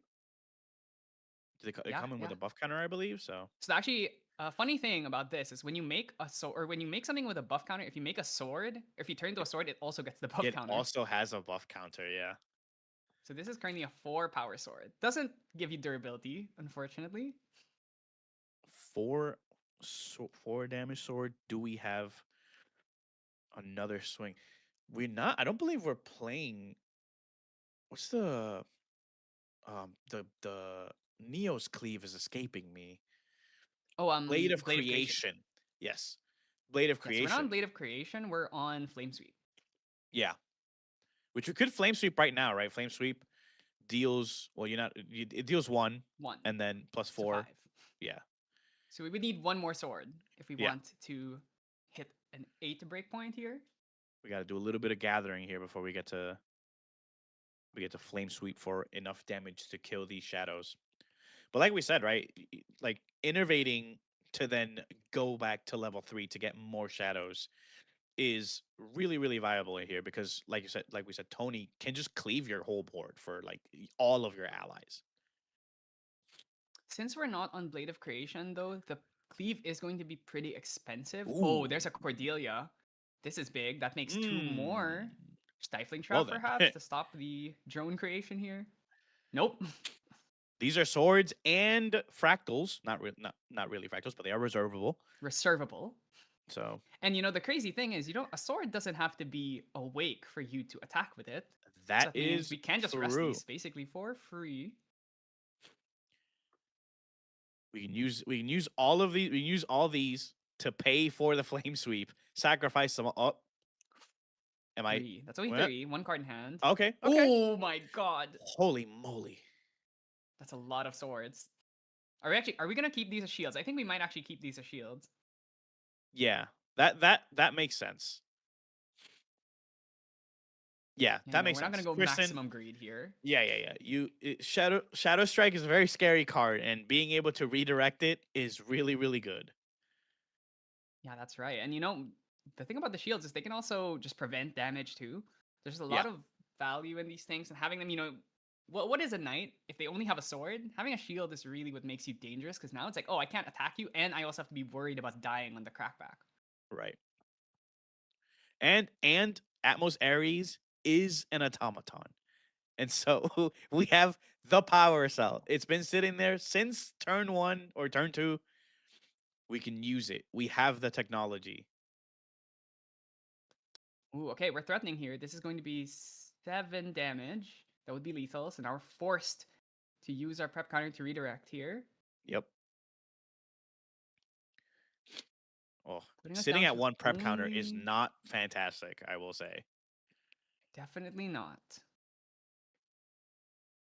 So big Shadow Strike here, not going to be possible. So Jimmy definitely has the advantage with the shields, with the sword setup, with the reservable fractals. He could even And the tap these and the, or rest these shields as well. So yeah, and the fact that we've already done 18 damage and Tristan, one thing about Tristan, the damage on Tristan is very permanent. Very little ways for Tristan to recover. So, the damage that Tristan takes is the damage that Tristan stays with. They have a lot of protection, a lot of prevention, but not a lot of healing, if at all, really. if you're on quest side here, I think you basically need to be praying for an innervate and that Jimmy doesn't have any cleave in his hand. Oh my god, are we gonna take more damage or is this just No, oh my god, we're this is abnegation. We surely don't put ourselves in range to die without abnegation in hand or in memory. 3 cards in hand. He could do it now. Seems like he's thinking Abnegation is about it. Abnegation so would be so strong. good. Oh. Okay, he's not choosing not to use abnegation here. So either in the memory or wants to try and like bait Jimmy into going for a big lethal Yeah. line. Yeah, I think baiting Jimmy to go all in is probably what I mean, you have to cleave, right? If you're Jimmy, you have to cleave to get through the shadow, or else you're gonna just take one more turn. And I'm sure we're gonna leave the intercept up as well if you're Tristan, because you are 5 damage away from dying. So oh, or not. Ooh. I think he has to clear the Cordelia here if he doesn't want all of these fractals or all Yeah, these but you reservable tokens to be usable. Cordelia has 5 life, right? Am I She is correct? 4-3-4, I think. Is she a 3/4? Yeah, so So you but could kill her with the 2 allies. yeah, oh my god. But we have Atmos Shield, which prevents damage from Neo's units. So there we No, go. We it's only prevent. non-attack damage, but you can redirect here. So we're gonna get the redirect off.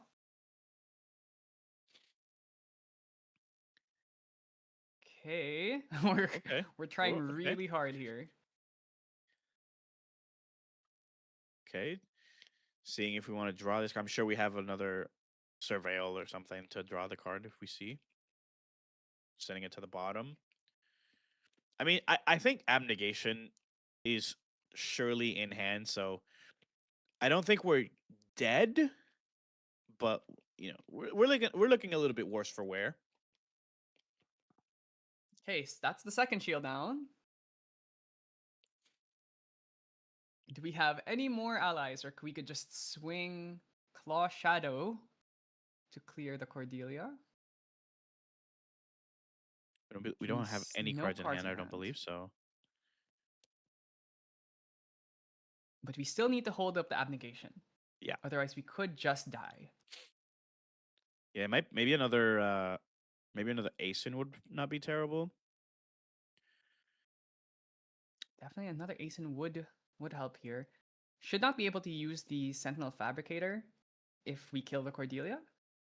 So should be fine on that end as long as she gets removed. 3. Sadie? Ooh, okay, no, Aeson again. There Yeah. it is. Are we keeping this one awake? Imagine has to go into. Could leave it awake. Would be not hard to clear because we do have a lot of allies. Gonna swing. Imagine goes for. Oh, Ooh. thinking about it. How much damage is representing from Jimmy Lee? Can we afford to not have intercept? Cordelia and Dungeon Guide does put the Aeson down to. Would be able to kill the Aeson here. So I think if we have an Innervate, we could try and survive, but then we have to worry about getting hit by a Cleave. Yeah. Okay, Aeson's attacking. Where is it going? I think you have to clear 5 cards in hand. You have to clear. I think you have to clear the Cordelia, or else we're making more. Yeah, we're making more tokens. They're all reserved. They're all going to be reservable. It's just better to do that. The So we painful have, part here too is because we're 5 forced to cards in hand? attack with Tristan. We do not even get the Windwalker boots trigger because you have to be awake here. Ooh, Alchemical Scripture. We're going for the long game now. Ooh. So Alchemical Scripture, if you haven't seen it, basically draws you a card in end phase as long as you have 4 or more tokens, which we currently have 1, 2. So let's see if we can get 2 more. I imagine we have the Sentinel Fabricator could make 1 more. Yeah, another slash and burn would also create a bunch more, right? I believe we have 2 fire cards in the grave so far. Decompose could also target Ares for 5, which would make 5 Yeah, that's a herbs. lot. Rather 5 swords. Okay, let's see here. Are we? Ooh, That's okay. a Veiling Breeze. That's a Veiling Breeze. New Veiling Breeze art, very very pretty. Ooh, There's a lot of cards in memory. Cannot use the Empowering Defense here. 1, 2, Oh, 3, okay. 4. Okay, preventing 4. 2 ensnarings in the hand. Yeah, Not the best here. ensnaring not that much value. The swords are not allies. You cannot return them to your hand. So And I don't think you really want to be bouncing the yeah, Ares yeah. back into Jimmy's hand. You don't want to make more. You don't want him to make more shields or potentially more swords, right? That's very true. Jimmy gonna play down. What is it? If this is Decompose, we could just try and swing over the Veiling, but now that runs into potential Innervate for stealth. Or abnegation for just a massive heal. If he makes 5 swords, that would be 6 swords. That would be 18 damage. So an abnegation, so it'd be doing 14, Tristan 34. So abnegation would heal for 10. So Yeah. Tristan would be down to 10. So it would be 1 off. Also, we still have Shadow Redirect, so. Yeah, for sure. But we need to get Abnegation to a really point where is- we need to get to a point where we can cleave for at least 7. So we need a couple more swords. Oh yeah, for sure. I think we need probably a Decompose, use the Sentinel Fabricator, and then cleave. So Right. that would be 6 swords, 15, 18. What card is? One of them would have a buff counter. we're 19, decomposing. 20. Okay. We decompose our Atmos Ares. Ooh, Incap, maybe? Yeah. Obviously, the Atmos Aerie is sacrificed as part of cost. So it looks like we are incapping. We're not gathering. We're not making a bunch of swords. Poor Geldis, man. He's just sitting there discomposing. I mean, I think when they made this card art, they're like, yeah, like people are supposed to decompose Geldas, make 8 herbs, Yeah, and yeah. then go on their merry way. Fortunately, Geldas only really played in. I think Merlin and Alan are like the only 2 decks that really played him. Okay, Ooh, so I the mean, safeguard. we are sitting in a bit of a. We don't have the protection we had in the earlier turn. We have taken 8 damage. We have 3. We have 3 from Asen, so we have 6 from Asen, 1 from Wind Bless. Tristan can swing 1, and the Shadows can swing as well. We have another Wind Bless. We do have 30 life, which is a lot, but Shadow. We sitting have pretty enough right prep here. for Slice and Dice as well. Slice and Dice. Jimmy Lee has 2 cards in hand, so only really Resolute you need to be concerned about. Quest taking some time to think here. If he doesn't have the kill here, he could just leave his Tristan awake, get a 4th prep counter. That's 2 redirects. And then Right. maybe next turn. I think this is probably not going to be a game where Shadow Strike ends it. It's probably going to be mostly ally swinging. Okay, 2 down. Okay. If he Oh. can hold up an incap, he can guarantee it. Remember, though, Tenoris has 30 life. I think everyone forgets that. Whoa, Oh okay. my god, Oh my god. Okay. we were looking out very hard here. Maybe we're just pumping. Maybe we're just pumping our prep to get a big Shadow Strike.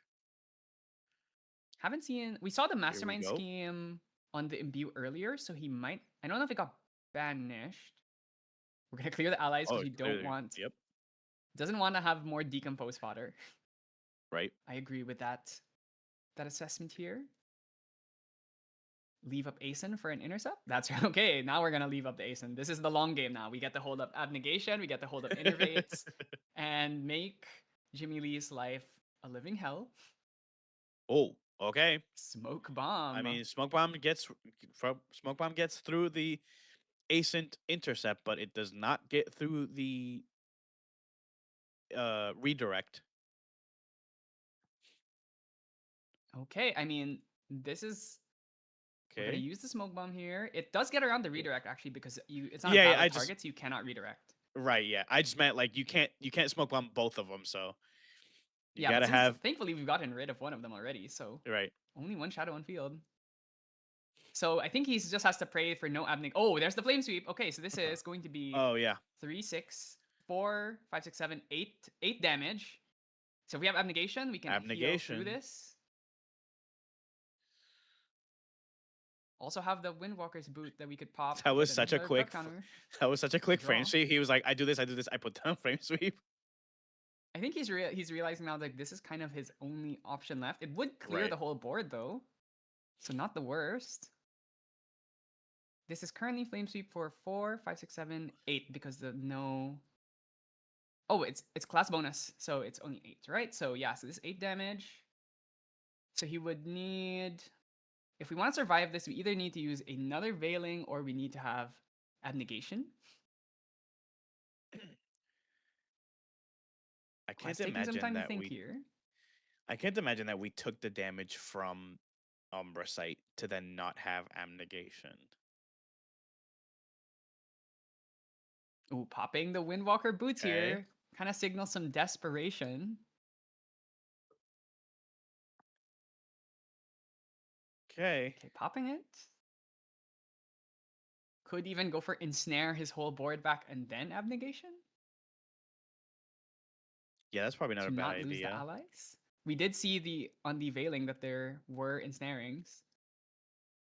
See, redirecting. This is a cleave. Oh no, 3. Okay, yeah, I think he's ensnaring here. Okay. Ensnaring for free. There we go. Okay. You do lose your Ominous Shadow, but you get to keep the rest of your allies. Okay, I mean, this is pretty big. 4 allies back to hand, and then an abnegation would keep you alive.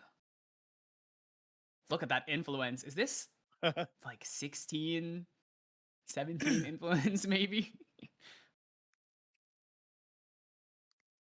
I mean, he's got to have it, right? Yeah. Abnegation That comes down makes here. that makes perfect sense. That's exactly what we thought would happen. So we are going to heal 10 because of the curse in our in our lineage. So that would put him up to 18. So still pretty close to dying, but here's the kicker. Now imagine if Jimmy or if Quest goes Innervate Agility, prereq, and then Heavenly Guide to 3, and it's Shadows are back. We've regained prep. It's just like a disaster from this point. And Jimmy Lee's gonna have to find another cleave if he wants to get through the shadows again. Oh, Or we could just end the game. or or we materialize a Ripper.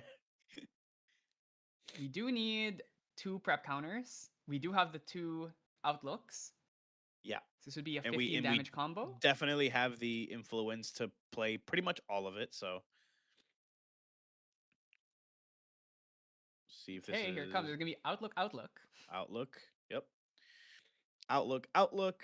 Get the required 4 prep for the Ripper plus. Sorry, Lookout. Plus the Okay, so Ripper. So Slice and Dice Ripper. still needs 3 more damage. Because the Assassin's Ripper combo does 15, then the 2 outlooks or lookouts swing for 1 each. So that would be 17. Tenoris was at 11 at the start of this turn, so needs 2 more. Is it Asen? But Asen bounce Asen, back yeah. the Lookout. Play the Lookout. Slice and Dice plus Ripper. That would definitely be the line. It's just so hard when your opponent when you have so many cards in hand. The math that comes in these like 4 or 5 turn Yeah. combos. It's tough. Gotta make sure to count everything. Make sure it's not. You don't want to be like, oh, oops, I was 1 card off, and then suddenly you die on the crackback. Right. Worst feeling in the world. Counting our total influence is very, very big. You know that new Luxem card they revealed in RDO? What was it? The one that's like, oh, if they have 9 influence, they have to put their whole memory down and then Yeah. banish 3. I feel like that would be very apt right now. Yeah. Or even what is it? Mirror Bound Covenant would be pretty good here. Oh yeah. You're getting Tristan is getting to a point where one Regal Inquisition or like 1 or 2 Regal Inquisitions is gonna deck out your whole deck, right? That's right. Okay. I mean, this should be lethal. This is currently 19 on board, and then we just slice and dice for 15. Does he have the slice though? Because I think we did see him. I think he revealed it off of an imbue earlier.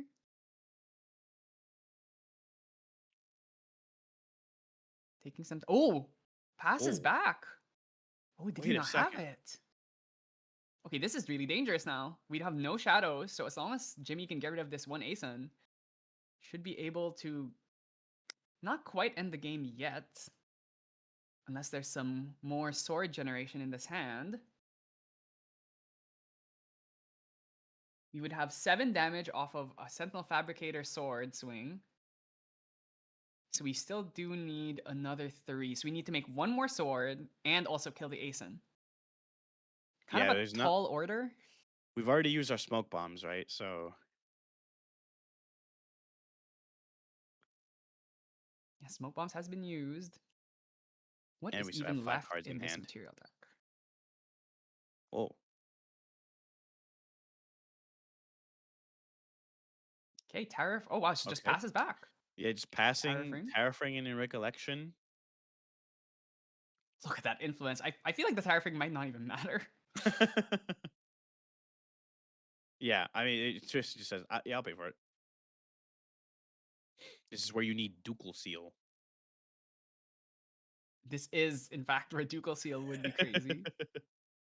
Oh, Asen number 2. The Asen that we bounce back is coming back again. So now we can go double intercept. Man, all these cards in hand and we haven't drawn a second Slice and Dice. Yeah, I mean, that's the thing about this deck is it's so many 2 and 3 ofs. Yeah. So just naturally the consistency. If you watch the Ascent Manila, I think it was game 2 of the finals. He was just hunting for a mastermind scheme for like 10 turns and just couldn't find it. And eventually had to go for double Shadow Strike, like over 2 turns in order to end the game. It's pretty funny. Okay, we're, you know what? That's the thing about the lookouts is they do keep digging and digging through the deck. Yeah, Get those definitely. glimpses off.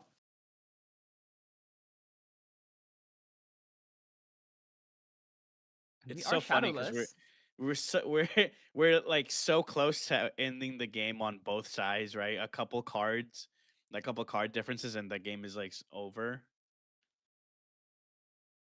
Is this another ASIN? Oh, Ooh, okay. oh, okay. Mastermind's good. Can we just go for it now? We would need to have Shadow Strike and Incap and be able to pay for the tire frame. So I think Yeah, probably not. I think this is an agility, wait for next turn kind of play. yeah, that makes sense. Crystallized Destiny is definitely a card that can just eat all of your damage. That's right. So we're going to make another sword here. And then we can make another one actually. So currently potentially swinging for 4, 8, 11. Okay. 11 So we're power just swing off of... recollecting. We do have an ASIN Protector still up, so we got to get through that. We can potentially cleave for a pretty decent number. That would be a cleave for 8 once again, which is still not enough to kill. Right. This is the problem with not having the Blade of Creation. You don't have the cheap cleaves that you can throw. Yeah. And we haven't even gotten any value off this Alchemical Scripture because we haven't had 4 tokens on field Yeah. since it's come out. So fortunate there. Would have needed a Cordelia or Okay, maybe so even like Ares. making one more sword with a buff counter on it. I think he's gonna have to Do pass we? here. 3 cards in hand. Draw into memory from the Alchemical Scripture. Yes, he passes Okay, turn. let's go. It is on that power cell. If Quest has Slice or Incap, if he has Slice, Incap, and Shadow Strike, or Slice or Shadow Strike, and then Incap, this game should be done and dusted. Yep, definitely. Also want to highlight that this first game is already taken Yeah. 35 minutes of Yeah. time, so if we do Yeah, end up doing that game 2, been a it's long gonna have to one. be a quick one. I mean, Jimmy Lee's deck can end games really quickly as long as he gets there fast enough. Right. It's just very hard against Tristan because she has so many defensive cards. She has the Topsies as well. Yeah. Slow you down. We saw how much Top C plus Thorable slowed Jimmy down, right? I think we ate like 2 floating memory cards as well as fire cards to stop that lethal turn. So Right. pretty disastrous. Also minus a card from hand with the discard effect. So it was not a good place. The amount of value those Topsies got was pretty insane. Okay. Ooh, Ace in number 2. Is this Ace again? Man, Is we don't this have. is the 4th ASIN that's been played. Of course, these We don't were bounce back. Yeah, they're the same ASINs. We just bounce them back. And the worst part is not knowing what's in Quest's hand. It's like he could have Abnegation again. He could have Innervate. Right. So it's like there's so many ways for him to still keep surviving. Oh, Okay, Sadie. Okay. okay. Interesting. Yeah, We I mean, really we just just don't don't have it. we just don't have any kill cards. We're just gonna play the ally beatdown game. Yeah, I respect Except it. except we aren't allowed to turn that Ace and Protector sideways at all. At some point, Jimmy is gonna find that cleave, but we still do have the second ensnaring fumes. Right.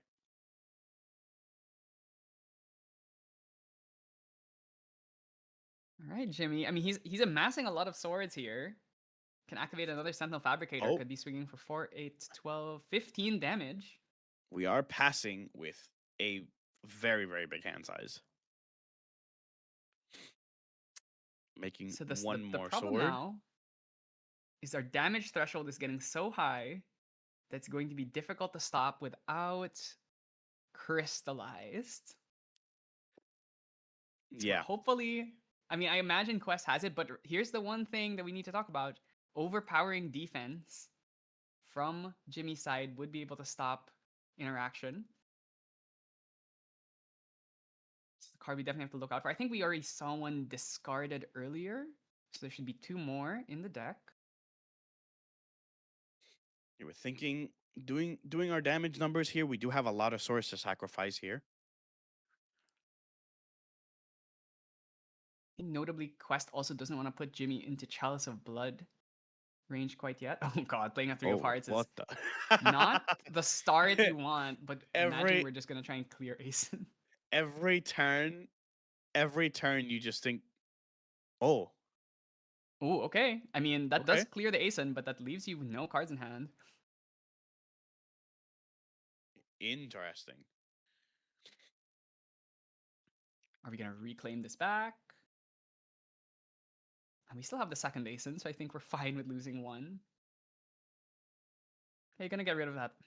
Gonna have that Fire Tuned Automaton. This card is one of those ALC cards that you just rarely ever see. I mean, he hits pretty hard, but having to discard a card as part of its cost is steep. Okay, you're gonna. Oh, okay, we're just swinging. I think he's just like, okay, you don't have it. You don't have Innervate. You don't have. Anyway, stopping this is currently 4, 8, 9, 10, 11. Could potentially sacrifice another sword to make it go up to 15. Abnegation would save here. Come on, Innervate. I want to see. I want to see Innervate Heavenly Guide. Come on. There Oh it my is. god. You know, he could have There even it saved this is. Asian Protector there if he wanted to. Yeah. And remember, he still has the Heavenly Guide, which means we can Heavenly Guide back up to 3/4 free, get our shadows Yup. back, and suddenly this game is Omega Jover. Yup.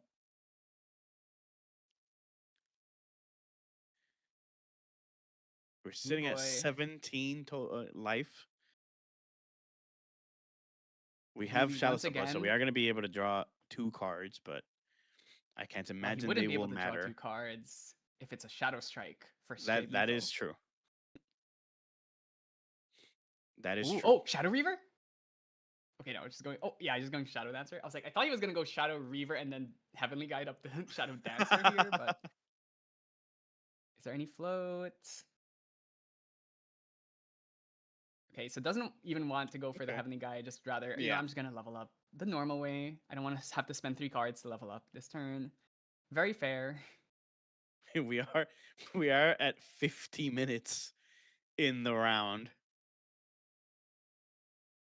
What are we losing? Ensnaring and some other win cards. As long as we have one of the attack cards, we should be good. Shadows come down as well. So currently 1, 2, 3, 4, 5, 6, 8 damage just off allies alone. Surely we have an attack card. I mean, Surely. just one. Okay, that's 2 damage. Our last damage before Chalice of Blood. Put him to 19 and then Shadow Strike him is really yeah. Oh, Oh, return Sadie to hand 2. what the? Get an extra prep. Just in case. Right, Never we know. just sealing the deal. There you There go. we go. Shadow Strike. That is Oh, man. currently.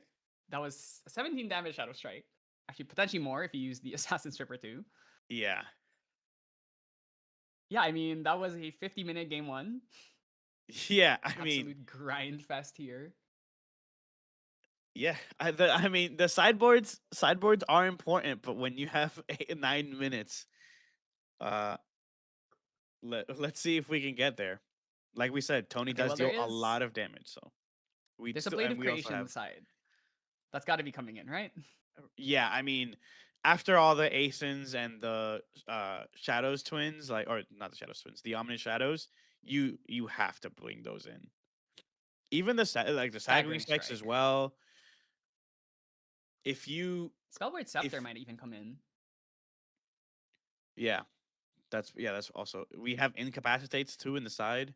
I mean, a lot of these cards are just really good. 2 Topsy Decree, a lot of these cards are potentially really, really good. We'll see if we have enough time to use them. We have a Crystallized Destiny from Quest on the Tristan. Regal Inquisitions are also probably pretty good. Yeah, all Penumbral Waltz might even come in, though I'm not sure if your prep might be a bit starved, being forced to redirect a lot, but it does Yeah. generate you more shadows. So that's an option as well. Yeah. Let's see if we actually get enough time to use any of them, though. Yeah, the problem is, right, you have Tony has access to so many cleaves that, like, even if you summon a bunch of shadows, Tony is the kind of deck that just says, "Hey, I'll kill all of them. I'll kill all of them." And you're also doing damage to face, so it Yeah. makes it puts you in a situation where even if you're able to somehow find a way to stay alive, it's like, oh, I have no shadows left, and I'm slowly getting chipped, and every cleave just does more and more damage. It's a pretty interesting matchup, just because if Tristan cannot keep generating shadows and drawing defensive cards, she will eventually just die. Yeah. And Jimmy does get to go first. Players. So, Yeah, Jimmy does get to go first. It's a big deal. Let's hope let's he see if doesn't we get have top seed this time. Yeah, I mean, top seed twice, Thurable. Really just goes to show how much of a struggle these like graveyard decks are put in. I mean, the fire deck still represented really well in Ascent Manila, but I think that's also why you see decks like Alice not doing particularly well. Yeah. Any like Genbus did not Yeah. perform particularly well. I think 0 Genbus in day 2. My why? Look how they massacred my boy. You know, I think maybe we can bring Lost in Thought back. Thoughts? Agree. If You to know, be it's like, fair, yeah, like I'm an Eagle player, so if I'm getting one card unbanned, it's gonna be Icebound Slam. I love okay, Lost in okay. Thought, but I want to Icebound Slam in my Nico deck because that's my Oh, favorite deck. look at how fast he's playing. Just go straight for Yeah, the yeah. I mean, you immediate. have to, right? I mean, he drew instantly there. He could have, we're in the new rules, right? So could have had an Yeah, I incapacitated mean, opening hand definitely. Yeah, you definitely risk getting incapacitated there, but you could also just get top seed and just and just cry. Yeah. yeah, and then just cry again. Hey, Quest. Let's see if you have anything. Seems like taking some time to think about if he wants to do anything on his turn 0. Remember, you don't get a recollection phase on your first turn. This would be kind of a heavy cost. Yeah, the cards are down until your next turn. Oh, that's 3. Or is that 4? I believe it's 4. Ooh. Oh, Asen bounce back. Okay. yeah. Oh, okay. It is incapacitated. Okay. Incapacitate. Yeah, that makes okay. Technically, we still got the float engrave. Yeah. It's just not a +1 now. It's actually a -1. Okay. Okay. Looks I like we're mean, just gonna that means drop pass. he could draw into. I mean, he could still just go do nothing and then backup charger. So it's not even really the worst. Right.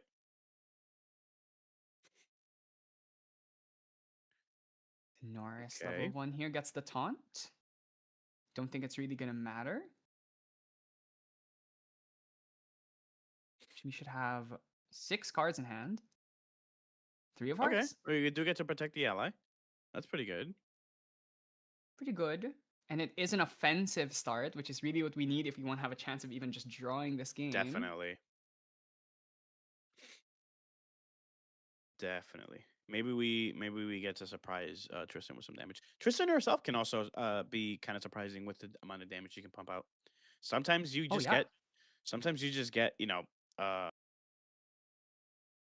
slice and dice plus ripper at like level 2 and you're just dead. Oh, yeah. I love seeing Tristan's like dungeon guide to 1. They go slice and dice and then dungeon guide to 1 to get the Yeah. prep counters. Okay, also going for a backup charger here. Both players needing to refuel.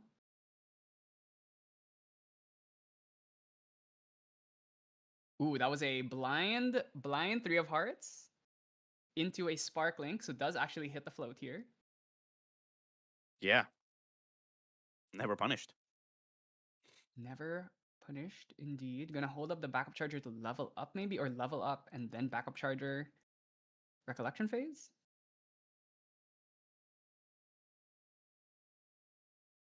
Let's see.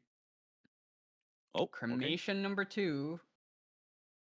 We're cremating. Looks like this one's going That through. is gonna go through.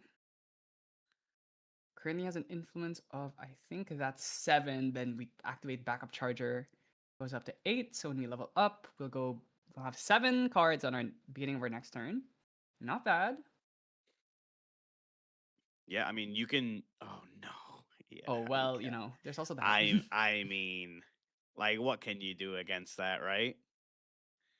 This is exactly why I hate this card, because especially like I'll be playing Genbu and I have like 5 cards in grave, 3 of them are float, and then they're all gone.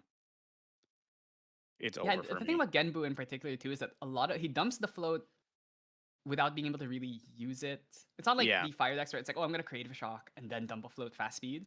So it's Right. kind of harder to thurible them profitably. But Genbu, it's like, oh, he just randomly mills like 4 float. You just hit all of Yeah. them. It's like, okay, can't And do anything about that it because I lost and bot. a lot of the time it's just sitting there too, right? Like you said, it fire gets to put it there at fast speed, but not water, not particularly fast. They mill a lot, and so it just gets to sit in the graveyard for a decent amount of time.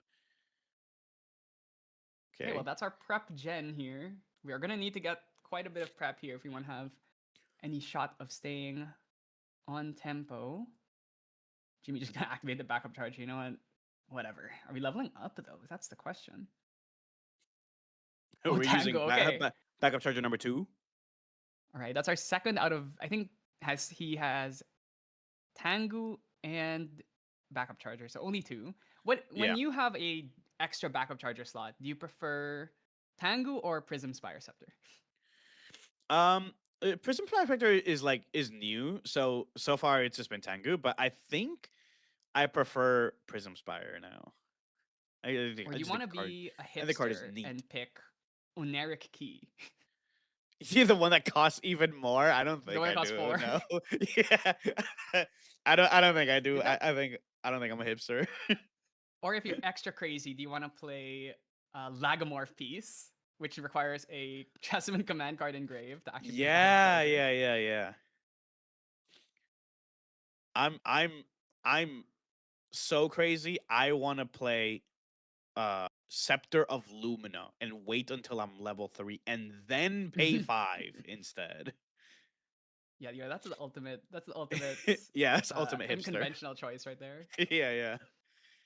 I mean, You you know, guys back aren't in the real day, in the hipsters. good old Genbu mirrors, you got to go Ugh. Scepter of Lumina Yeah. without using up your materialization, and you just level up to 1, get 4 damage, immediately pop it. Yup. Don't you miss those days? You know, I can't say I do. Even the water player doesn't. I was also on the errata Scepter of Lumina train. Okay, currently have 2 prep here. Sadie return to hand could put us up to 3. If we have a surveil, gets us up to 4. We could just go for the slice here if Jimmy doesn't level up. Yeah, slice plus incap would be pretty scary here. Ooh. We're thinking Jay Asin. Sean coming out. I'm just gonna pass it. All right. Okay. Creative. First creative we've seen this whole game, by the way. An incoming Topsy decree. Okay, that's overtime. Oh, okay. No Topsy. Ooh, okay. We're leveling. Maybe we Mesh. get to Dungeon Guide as well.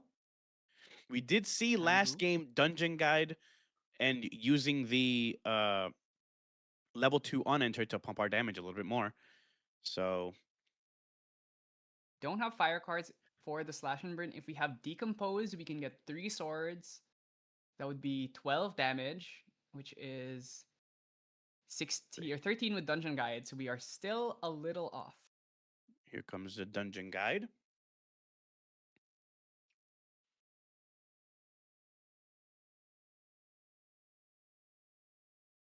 Hey, this is getting dangerous. Is that decompose that we just used to level up? I'm assuming we have another one. That is a decompose. So We means swing did one with the lose- dungeon guide. We decompose it. Still would not be enough unless there's another And we also have to worry about card here. incapacitate, right? We saw it That's incapacitate right. game 1, so Slash and burn wouldn't work here since all of our fire cards, unfortunately, have been banished into the wind. okay. Ooh. Oh, Oh, I oh, like that. Look at oh, the drama he's putting oh. here. Ooh, okay. Okay, rethinking. He knows Playing that he wants to without- play that card, but what are we putting now? Playing without opponent. Okay, that's It's pretty good. yep. It's pretty decent. Are we making swords or are we Stops us making from shields? dying.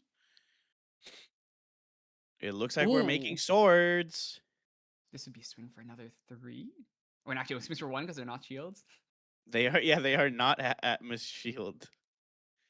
He only gets +1 for the shields. Is he just gonna pass on 2 swords? I think Jimmy is realizing that he has, if he wants to have any chance of winning this game to create to get Yeah. into a draw, he has to go for swords here.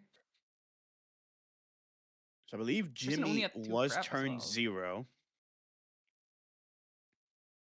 Means we were gonna have 1 turn for Quest, 1 more turn for Jimmy, then another turn for Quest. Oh, okay, we're just swinging now. Makes sense. Oh, Gonna leave 1 sword off because we want to use the Tenoris effect to get a level 2 effect to actually get some value. Ooh, level up to 2. Sadie bounce the hand, surveil the winds. Seems like a pretty good option here. yeah. I mean, that's usually how we do it. If we're only sitting at 2 prep.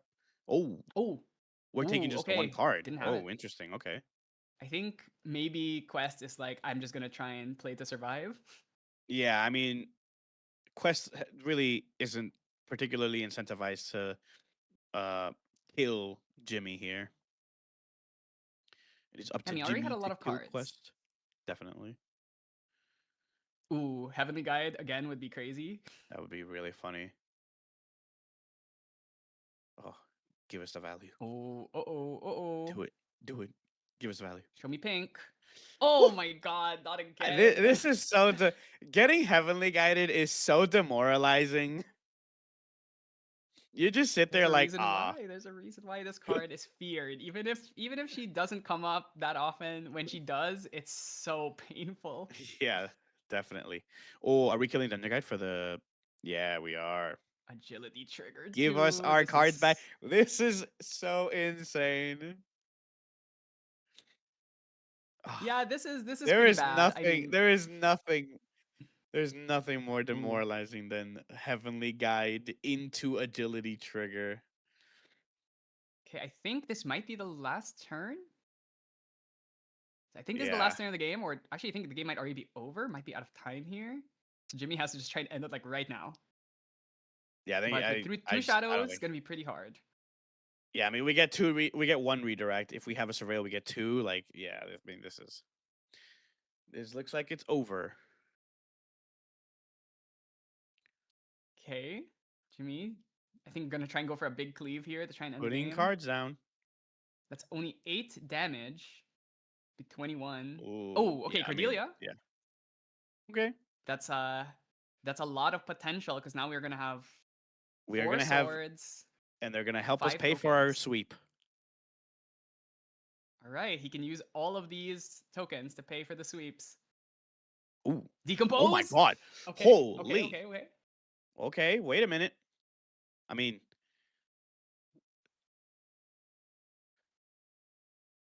Oh, okay. Well, he just yeah, chose the I two mean, crystal this is ice, you just know, like, we're this never is winning true, this yeah. game. Yep, Yeah, that makes I sense. mean, actually, there was a world where he could have won that if he go. Actually, no, he had 2 crystallized, and he had more than enough cards to pay for it. So even an overpowering defense wouldn't have stopped that. But yeah, the game Yeah. does end with a 1-0 from Quest. What a crazy game, actually, though. I mean, that first game was insane. Yeah, it was so long. Yeah, I mean, it was so back and forth too. Yeah, and really, it's like it never felt like one person had such an overwhelming advantage. Probably until the ending there, where like Tristan had like 17 cards in hand, and like just was Yeah. able to completely control the game. But there's always the threat when you play against this kind of Tenoris deck where it's like, oh, he might just suddenly make like 5 swords and kill me. Yeah, And if I don't definitely. have an answer, I just die. And Yeah. you saw it there, right? Like if we didn't have the double crystallized destiny, we were just Yeah, we're dead. it was over for us. That was gonna Yeah, be I think what 5 swords plus 3 already in field. That would have been like 40-ish damage, I think. Yeah. It's also like intercept doesn't save you, right? Because more than likely they can also just cleave for a really big number as well. So yeah, I mean it's a little, it can be a surprising amount of damage, but the first game took so long we didn't get to see the second game reach its conclusion. Yeah, unfortunate there, but you know, that is the thing about Tristan. She's so good at playing these slow, grindy games that Yeah. a lot of times they do just kind of drag on. Not like intentionally, it's just that the deck plays that way when they Yeah. have to. Like she can end games quickly, but she can also play like super long. Similar to Seryu, where it's like, oh, sometimes it just goes double command and you just blow up, or it can just sit Yeah. there and keep getting reliquary draws every turn, playing like Oath Guards and Gazelles, and you just never can kill them. Definitely. Definitely. But yeah, We will be going on a little break here. We will be back with round 3 in a little bit. Don't go anywhere. Come back. We will be back very soon.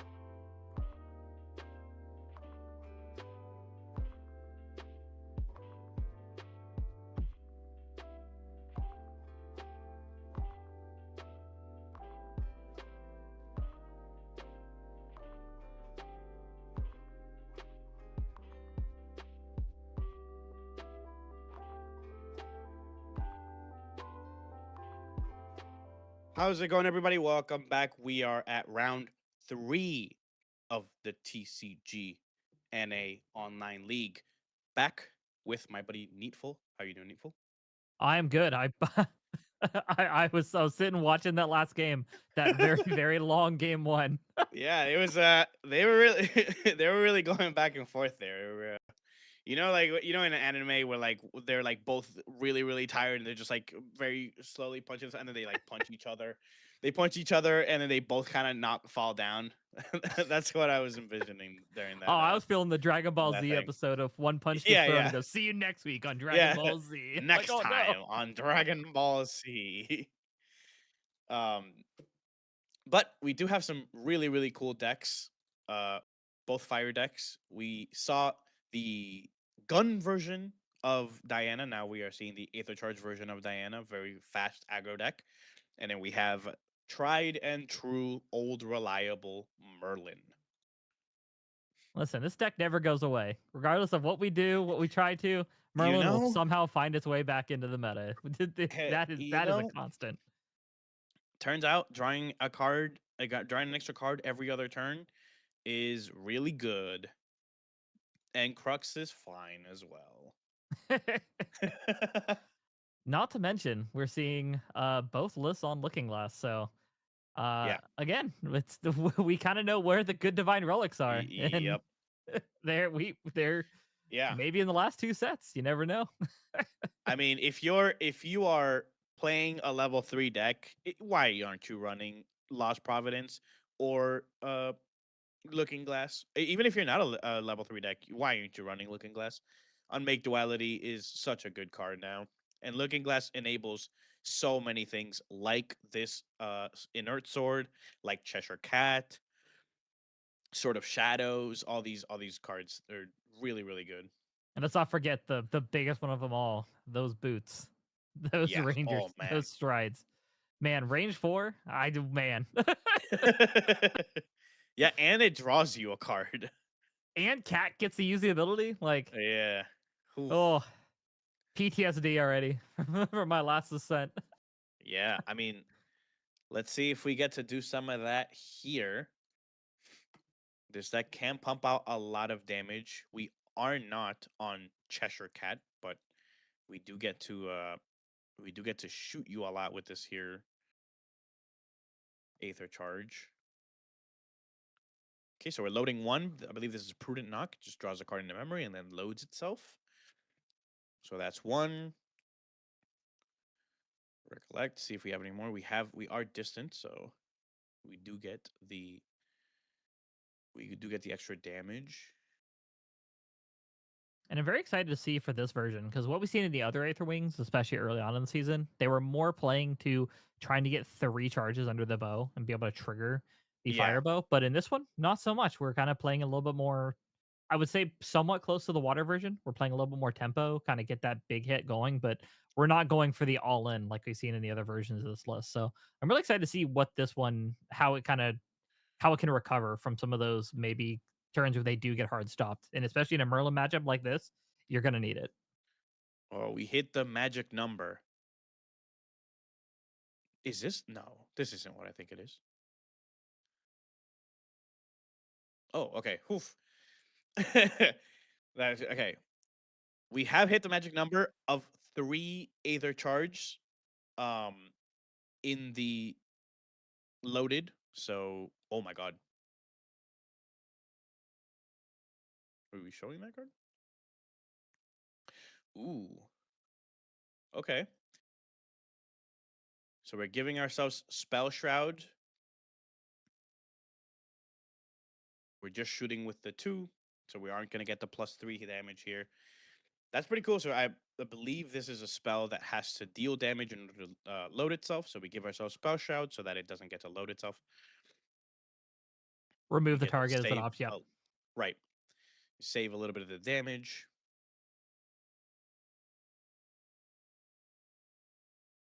Already going to level 2.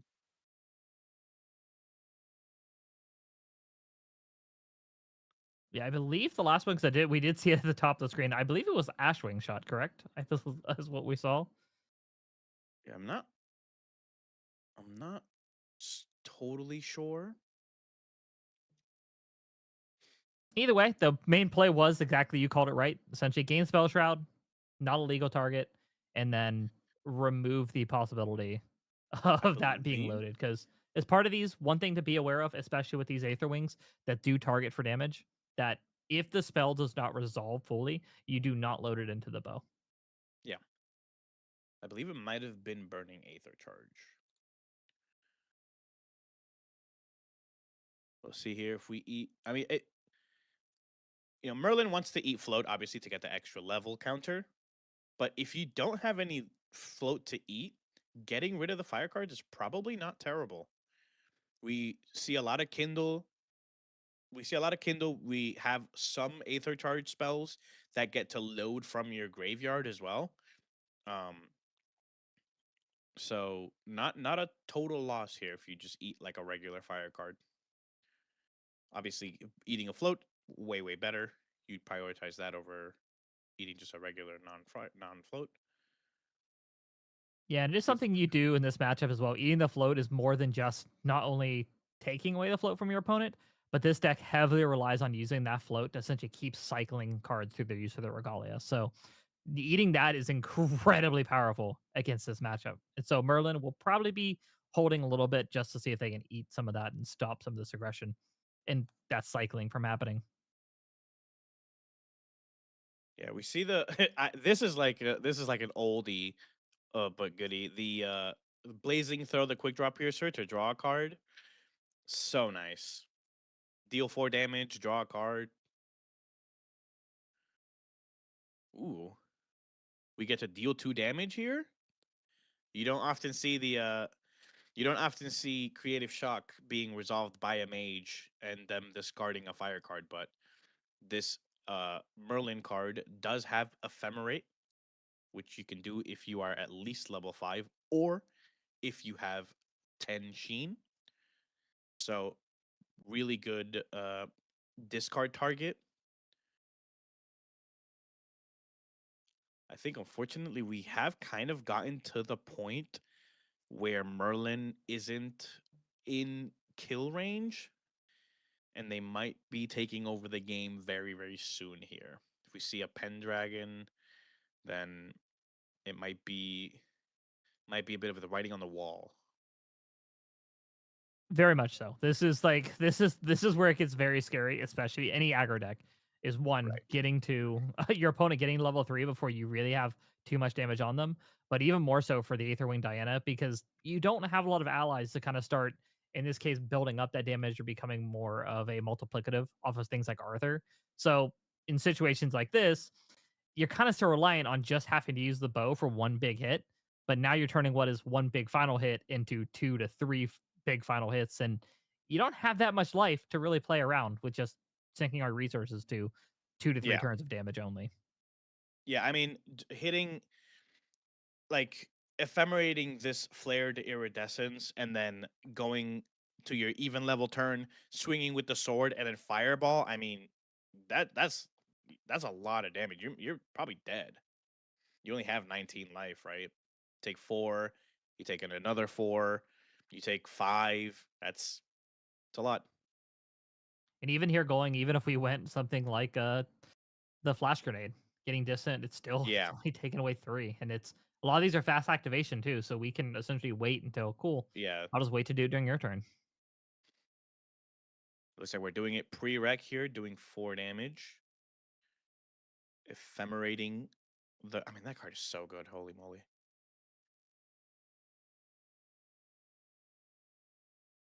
Okay, evasive maneuvers. We're going to go distant and prevent 2.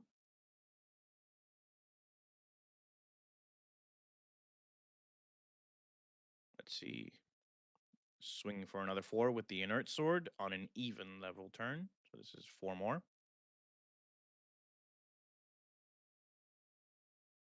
Do we have we have enough cards to double fireball as well, so And we only need 11. That being said, it looks like we might see, yep, there's the Incarnate. this game is over. Yeah, we saw this list is running 4 Incarnate Yeah, I Majesties, mean, so I it's think this game is over. Especially like the Aether charges, right? They have to actually a lot of them have to actually land, right? But Majestic Spirit gives your champion Spell Shroud. And so you have to target the Majestic Spirit with the actual spell, and then you also have to shoot it because it has when you shoot it, it has intercept, so it's gonna eat 10 damage and retaliate for 4 as well. Not a great spot to be in. Like we're we're Yeah, I mean, we're calling it back to the old days when Merlin was a menace. You see that horse come out, and you're like, man, I don't know what to do. definitely. We are just gonna deal a little bit of damage while we can before the Majestic Spirit hits the board. I don't see how we can get through it. There might be maybe a oh my god. Um the card that destroys a damaged ally, it's a fire card. Immolation Trap. Immolation Trap. Maybe we have Immolation Trap. We can shoot the I we hate can, I hate to be the bearer of bad news, but we do not have it in the main board, nor do we have it in sideboard. yeah. I mean, yeah, a bit of the ooh, okay. But I mean, even with smoke bombs, Merlin is taking half damage for every single thing that you do. So, are we even scared here? Like, I mean, obviously, like you are, like I mean, it's only going to take what 32 damage for lethal here. Easy. We saw Diana. We saw the other yeah, Diana do it. yeah, yeah, Like, yeah, yeah, yeah. Definitely, definitely. If I'm Merlin in this situation, I'm quaking in my boots. the fast to 3, and then Yeah. curses out. Let's do it. No, I'm with you. Anything? This is definitely the worst situation you could possibly be in for die, especially with being Fire Aether Wing, where there's not a lot you can do here besides maybe just trying to clear the incarnate and hoping you don't eat the remainder of your life on the crackback. But Yeah, that remainder only being what 7, not great. yeah. I mean, yeah. We use the Charge of Soul on the Majestic Spirit so that we can load it. Um,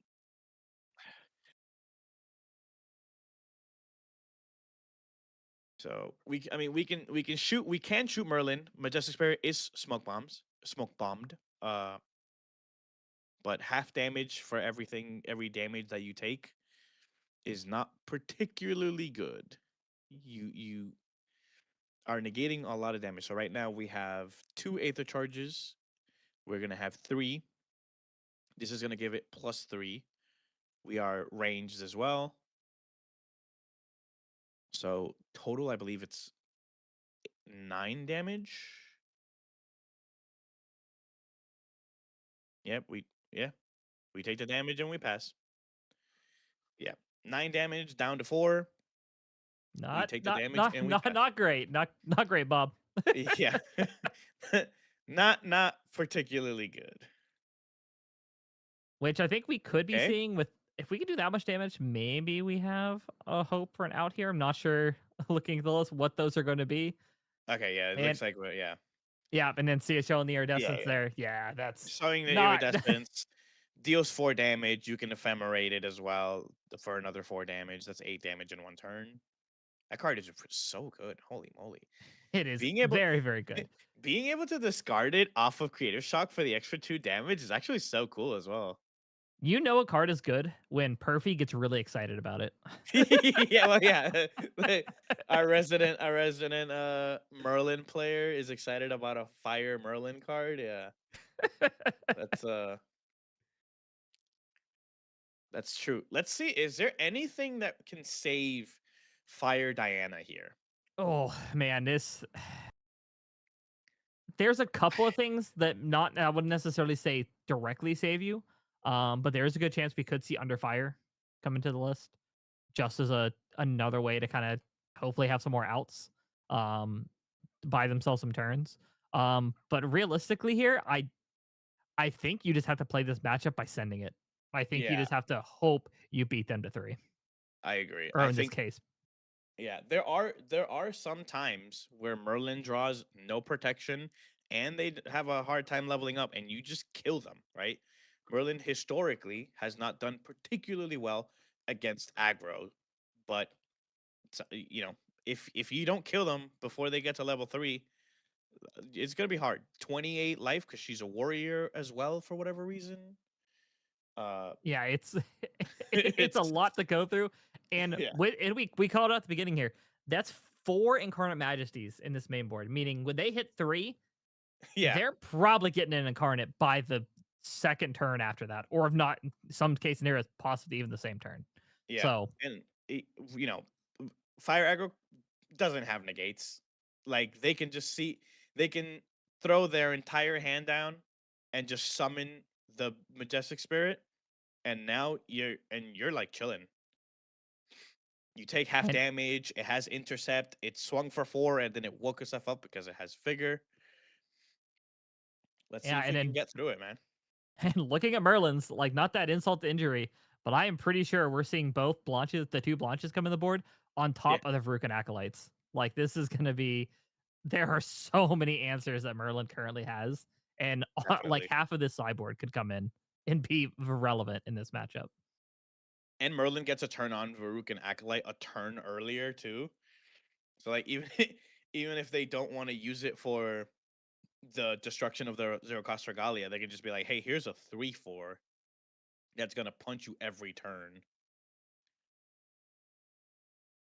Or a And 3/1, we saw I a quick believe. game last. I would not be surprised if we see another quick game. Either Diana hits everything they need to and they turbo this super quickly, or we're going to see Merlin do what they saw last time, rush to Definitely. 3 and say, all right, good luck. Yeah, I mean, that is the game plan, right? Merlin Merlin is trying to get to level 3 and just say, all right, well, try to do it. And then eventually they don't even have to try. They just say, okay, well, you didn't do it, so now I'm doing it. And we saw Merlin open up with arguably probably one of the best fire cards right now with the 3 of hearts. Yep. But we are seeing the evasive positioning coming out for turn 1. So there is a chance that we could do a lot here, especially on Spirit. I don't know if we have enough to necessarily end the game here, but we're going to try. Definitely. So I believe this is burning Aether Charge.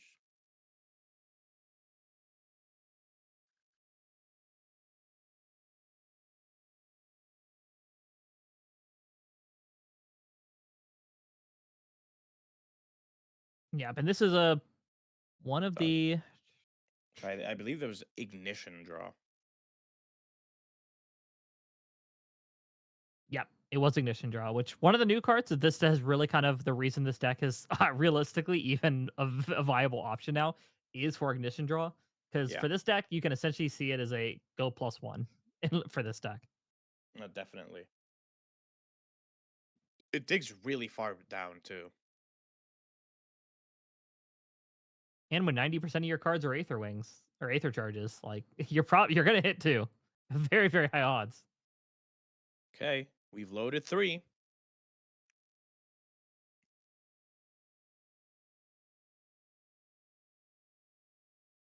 Blazing Throw. Oh, Yep. is he dead? Holy moly! Hey, Oh we said there's my how do we win this? goodness! We gotta send it. Holy! This is what this deck is capable of. What? It doesn't matter what champion you are if you haven't played the game yet. Oh my god!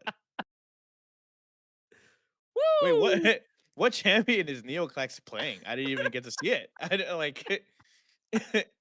I wonder what kind of I wonder what kind of fire deck this is. Woo! That Wow. was that. I mean, that's how you that's how you win this matchup. As we Yeah. talked about, is if you have a bad matchup, just go faster. Just kill him. Just kill them. Yeah. Like, who Just win. cares? Yeah. Oh man. Can you imagine that happening to you and like and then getting hit with like GG shake my hand? Not the not the FGC. Shake my hand. Yeah. GG, shake my hand. No, I don't want to do GG that. shake my hand. Oh no. Holy moly. That was such a sick round. And we're back at it. Game 3. we've 2 games in 20 minutes. That was not even a 4-minute round. That I know. was over so fast. Holy moly, that was so funny. We do have Merlin going first though, so maybe they can stave off a lot of the damage here. Being able to go to getting that extra health, going to 20 is no laughing matter. So, Definitely. and there are those times where, especially you could tell Neoclax when he was looking at his hand, like he's like, man, don't He's like, have it, he's don't like, have please it, don't have it. don't, please don't do it. Please don't do it. I'm just a boy. I'm just a Merlin main trying to make it through my day to day. Yeah. We said in the beginning, man, Merlin not particularly favored into aggro matchups when they can do something like that. And we'll see. Do we get a repeat of what just happened? Of course, we're probably got to do 20 this time instead of the Fluffy shopkeep. That's what we need. Let me see it. you see you've willed it into existence. It's coming down right here, right now. Yeah, I'm. Oh, okay. Nope. Nah, see the inert sword? Don't even need it. Whoa. Interesting. Okay. Fluffy. This time for sure.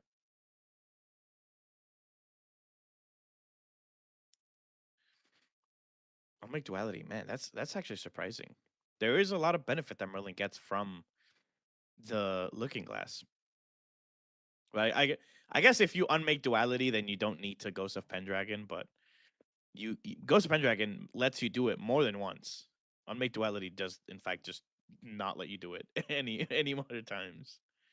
Yeah, not to mention even in slower matchups where you can just be like, you know what? I'm gonna go to not Merlin. I'm gonna go to Lorraine level 1. I'm gonna get the inert sword. After you get the inert sword the first time, Yeah. a lot of those matchups you probably don't need to keep remaking it because you have other options to be able to bring out and keep looping. Okay. I don't want to say anything. I don't want to say anything. But because we are gonna get to level up before we actually get to like shoot. No, I believe you can't. Yeah, so this is Diana's turn 1 still. So Okay, we've seen the we classic can't. Aetherwick. Listen, we've Yeah. done the same thing in practice. I forgot it's my Yeah. first turn of the game. You can't actually level up. You can't actually level up because it is your first turn. So we gotta we gotta go back. So You can like I see was saying, Flex is like, you're good. You're good. Yeah, Listen, yeah. I've done the same thing. We've all done it. like I was saying, we are gonna get to level up to Lorraine before we actually get shot. So it's not super dangerous, but putting your entire hand down against aggro is a little scary.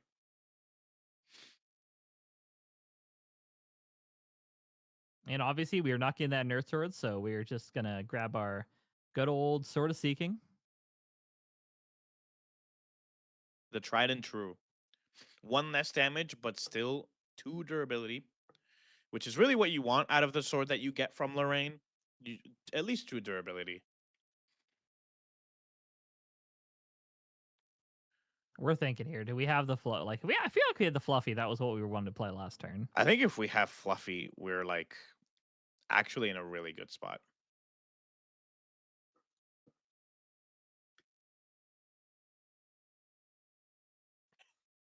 I might be debating the sword swing here too. Nope, we're passing here. Here we go. He goes, all right. Let me show you the card. Now I'll go distant. But I'm going to show you a different card. Yeah.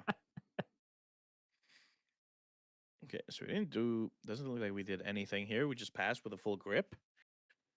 We do have some we could have some protection here. Is that incendiary shot? Am I no. No. That is the one that vanished. It is incendiary shot. Oh. This one is running a gun is another option. So That it's not is- fully on bow. That's actually kind of sick. Ooh, okay. This one is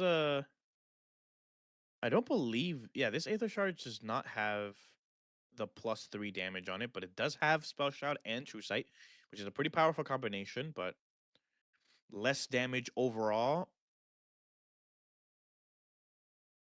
We'll reveal an Aether Charge and put it into our memory.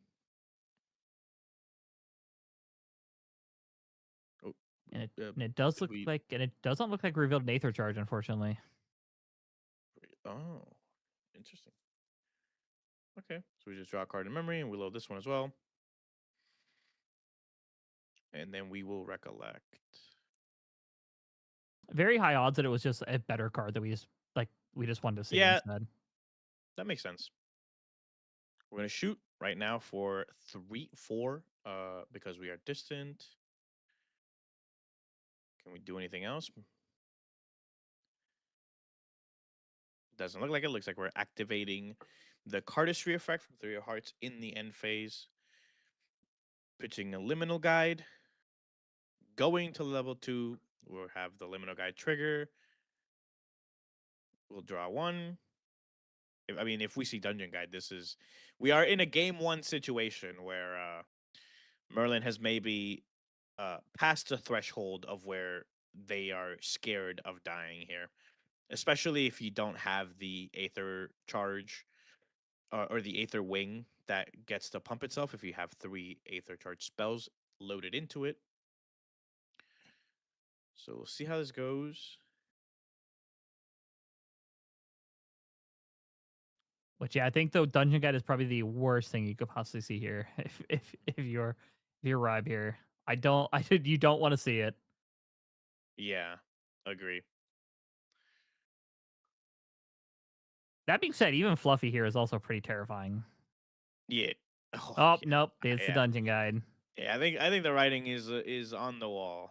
I think the window of opportunity that you are allowed as Fire Aether Charge Diana to kill Merlin is very, very fastly coming to an end here. So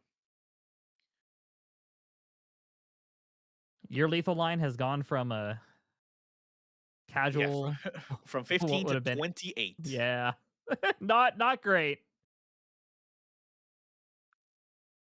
not where you want to be at all. But See if what we we can could do do anything. here, We have one card in hand, I believe. Not that I particularly think it'll matter too much. It could be maybe Resolute Stand if we're really, really scared. But are we really, really scared? I don't think so. yeah, and it looks like here we're seeing the 3-stack bow come out here, so we're probably most likely, if you're a kill route here for Diana, I think it is to just hope they don't have the Resolute and they do not draw into the Incarnate, which they would need, I think, maybe too many cards to get to the Incarnate at this point. So I think at this point, you just hope that you can do probably 9 and 9 and then finish it off with a Blazing Throw. I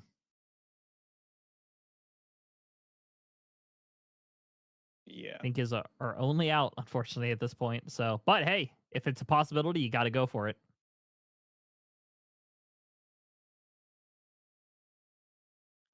Let's see. Thinking 1 to the bottom. Okay, so this time we will. Okay, yeah, this time we will reveal an Aether Wing or Aether Charge spell. We get to put it into our memory. I will say the problem with uh Fire Aether Charge Diana is the fact that a lot of the damage that you do isn't particularly from shooting.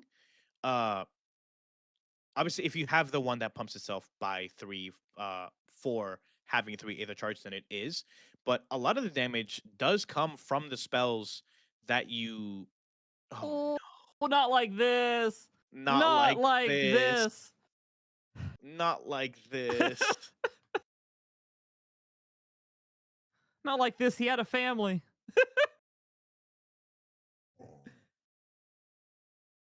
Even the dog is upset.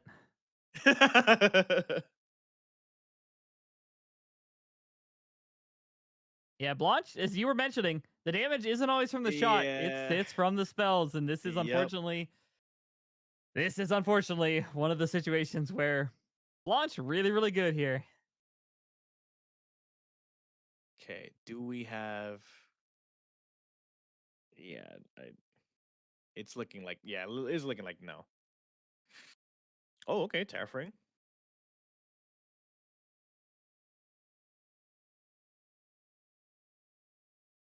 This terraforming is for Pendragon. I'm calling it.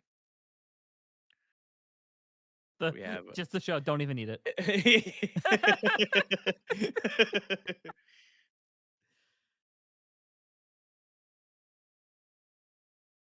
What is that going to put us on this swing for 1, 2, 3, 4? So puts this at 10, right? I think with all the allies swinging. Yeah, we Oh, also with the have the launch sword too. as well. So 11, yeah.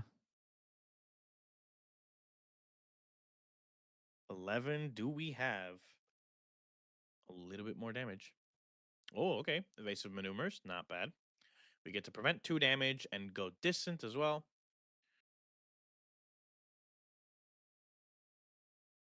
Okay. You know, as Merlin, we're not representing a ton of damage. Obviously, over the course of the turns, having 4 allies on board is going to be relatively good. But we're not representing the influence or the cards that would say just straight up die. We saw the iridescence last game, or sorry, the first game, in the graveyard, so that represented a little bit of damage. Let's see if we can. Oh, yeah, okay. All right. All right. Listen. Listen here. yeah, yeah, okay. yeah.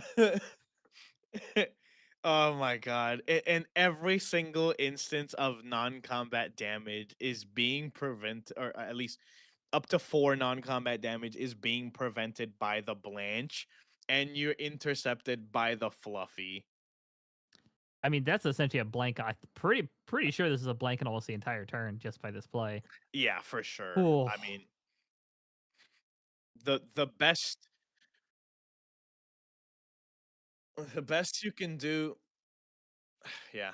I mean, if you have if you have a way to kill the Blanche at fast speed, there are Aether Charge spells that deal damage to the entire board. If you're distant, it deals 3, and then it loads itself. So that card would be really nice to see right now. But we'll have to get through the Blanche. you're right. I don't think we have actually seen. Yeah, I don't think we've seen the barrage yet this game. So there's a chance. Yeah, we're holding on to it.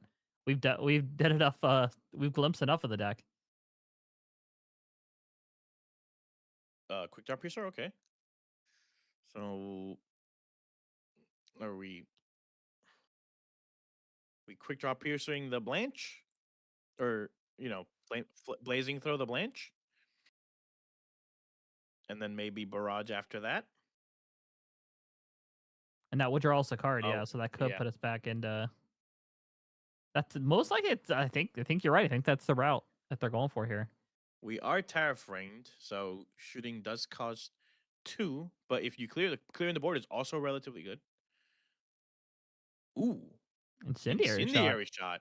Okay.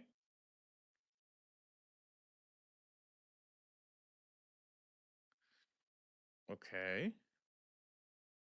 So are we shooting? You can't shoot the Blanche. You have to get through the fluff. Or actually, no. What's can use intercept? So yeah, sorry, we you can go to intercept. Blanche if we need to. It is not tant. It is intercept. No, instead we're swinging into the fluffy. I guess we're not too worried about the Blanche yet. My only worry is like, because we need to clear the board, and I don't know if we live another turn. Yeah. I could be wrong, but I mean, one fireball is going to kill Diana, right? We have 5 damage from the allies, 1 from the sword, or 3 from the sword because we're on an even turn. A fireball or an iridescence does just mean game. So here we go. 2. Might see an evasive maneuvers, but I don't think it'll be enough. So we'll prevent the 2, 3 with the sword. Go to 14, 3 more. Go to 17. Cast 1 card. Oh yeah, okay. There's a ghost. Yeah. That's a good Yep, card. yep, and that's the pickup. Yep, there, That's there a it good is. card. Yeah, That's a good there was card. a couple of options there. Which yeah. That's a good card. Yeah. Yeah, I mean, to be honest, exactly what we were expecting is exactly what happened, right? We saw the aggro player do the aggro thing on round 2 or game 2. We saw the Merlin do the Merlin thing games 1 and 3. Going first is a massive advantage, right? Being able to attack first as an aggro player is really, really strong, especially once you get to level up on your second turn.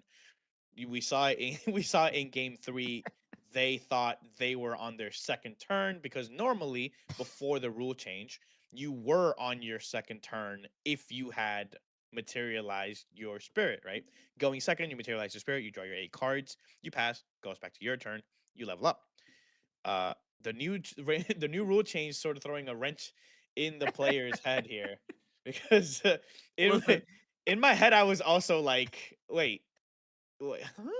But yeah. yeah, we've been testing because we've been testing various decks just getting ready for the season, and that's one of our teammates was the same thing. He's playing the deck, sitting across from me, and he goes, "Yeah, I'm gonna go ahead and get distant," and I'm like, "For what reason?" And he's like, "I'm gonna level," and I'm like, "On You're your like, turn one?" And he's like, no, you're not. "I'm gonna pick this card back up, ain't I?" I'm like, "Yeah, let's go and do that."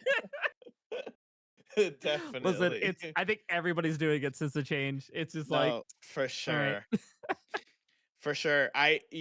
Also like in locals and stuff, you sort of skip through a lot of the steps, right? But like when you're playing in tournament, you do have, like, if your opponent is playing a glimpse spirit, they have to resolve their glimpse before you actually get to do anything, right?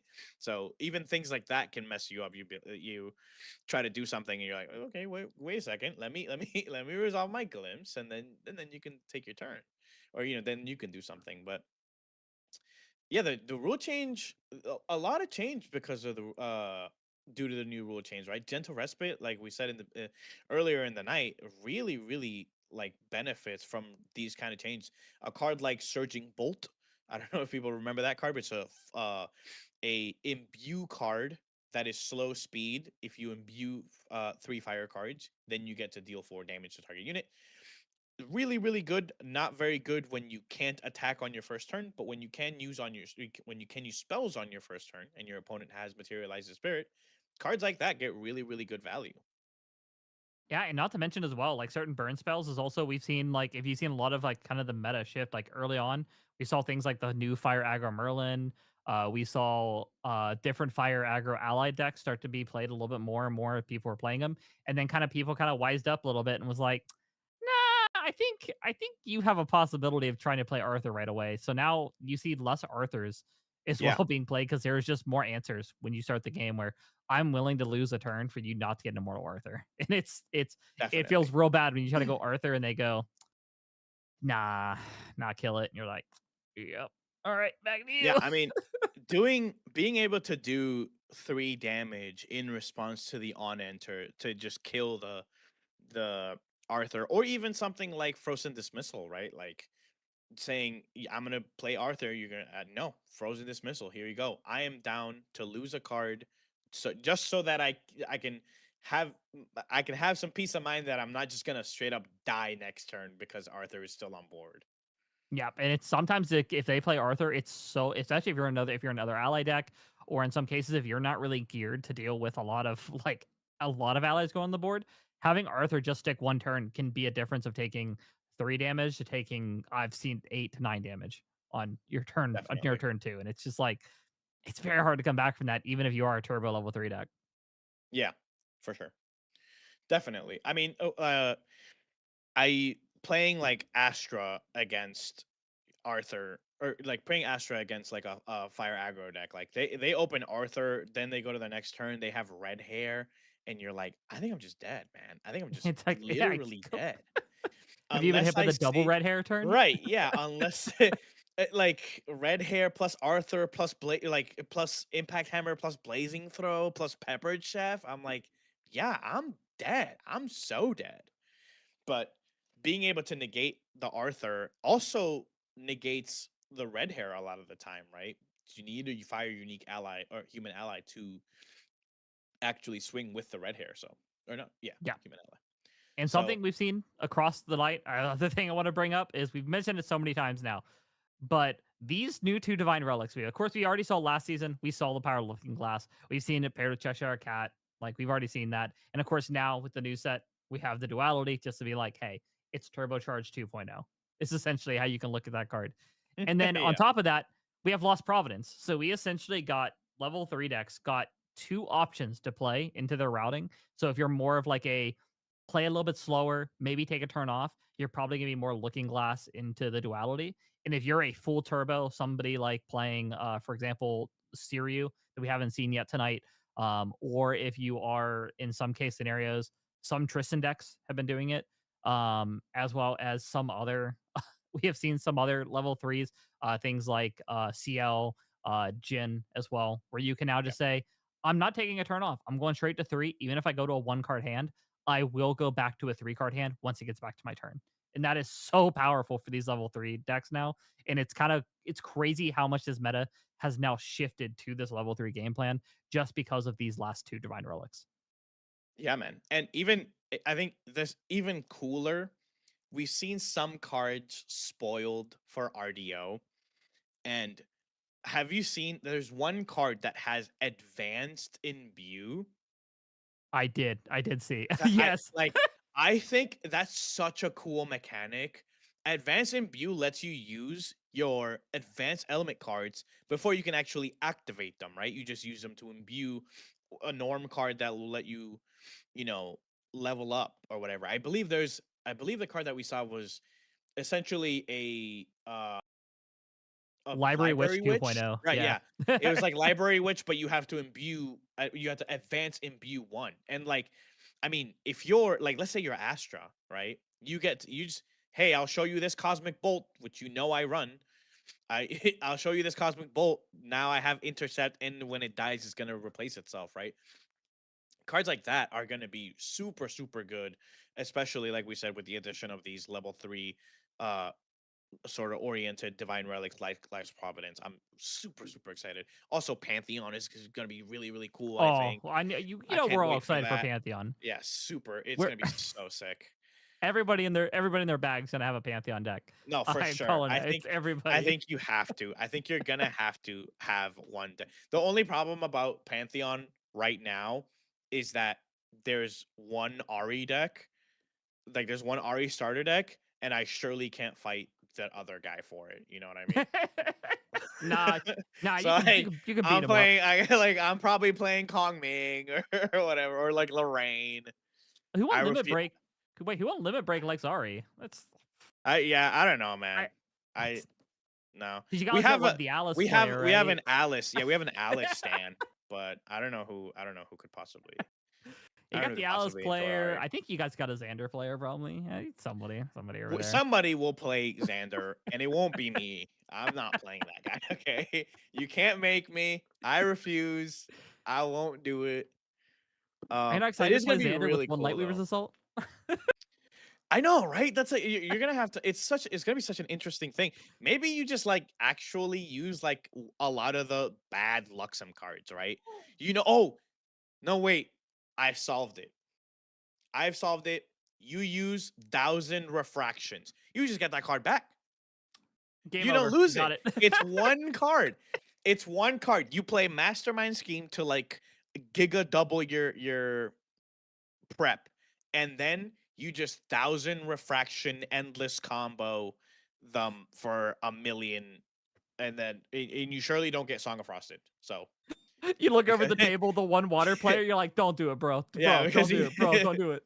yeah, because they don't have it. They never have it. You go, you know. I mean, you in multiplayer formats, right? You got to do a little bit of the bartering, right? You got to do a little bit of the hey, if you don't do this to me, and I won't do this to you, okay?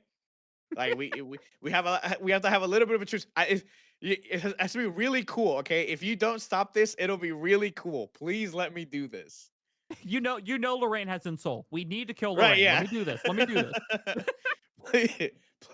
please let me cast my 1 Soul. Do not incap my 1 Soul, please. I beg of you. Perfy said he doesn't have the fireball. I don't believe him. Do it. Yeah, I'm super super excited. Unfortunately, I can't go to LA because I can't go to LA and also Vegas. So we're going to Nats. We're not going to LA. But I'm really really excited to just like there's so many cards that you look at and you're just like this card sucks. But you put it in a singleton multiplayer format, all of a sudden this card's kind of good. Yeah. That's the thing I think I'm most excited about with Pantheon is I think a lot of people are with like going to Singleton, the way they look at it is now I have to try to fill in these gaps with cards that are similar, and that's kind of idea. But it also gives you the opportunity to start playing cards you normally wouldn't. I've already seen a couple other Discords talk about the Ari Discord is already really excited about being able to play their Yeah, board wipes that they never got to play before. We see dude, Kong Ming players being like, I get to play the game as Kong Ming I'm level gonna 3. Isn't that play cool? every Terra card possible. Okay, Dong Zhou coming out here, Crawl coming out here.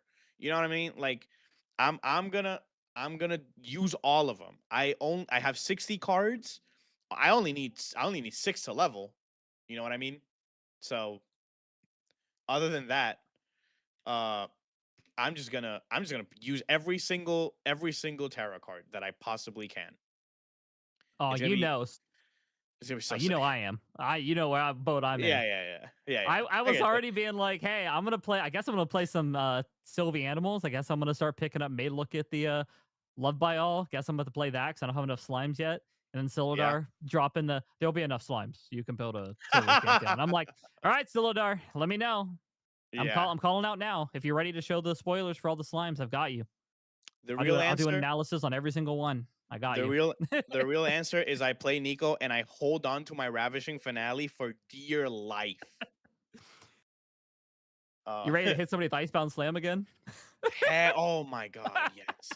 Oh my god, yes. I totally forgot about that. It's gonna be so sick, man. I can't wait. We will. It's gonna be so sick. We'll be back in a couple minutes here. We have about 20-ish minutes until the next round. We're gonna kick it off to a break. Don't go anywhere. We still have one more round left. We'll be back in just a little bit. See you guys in a bit.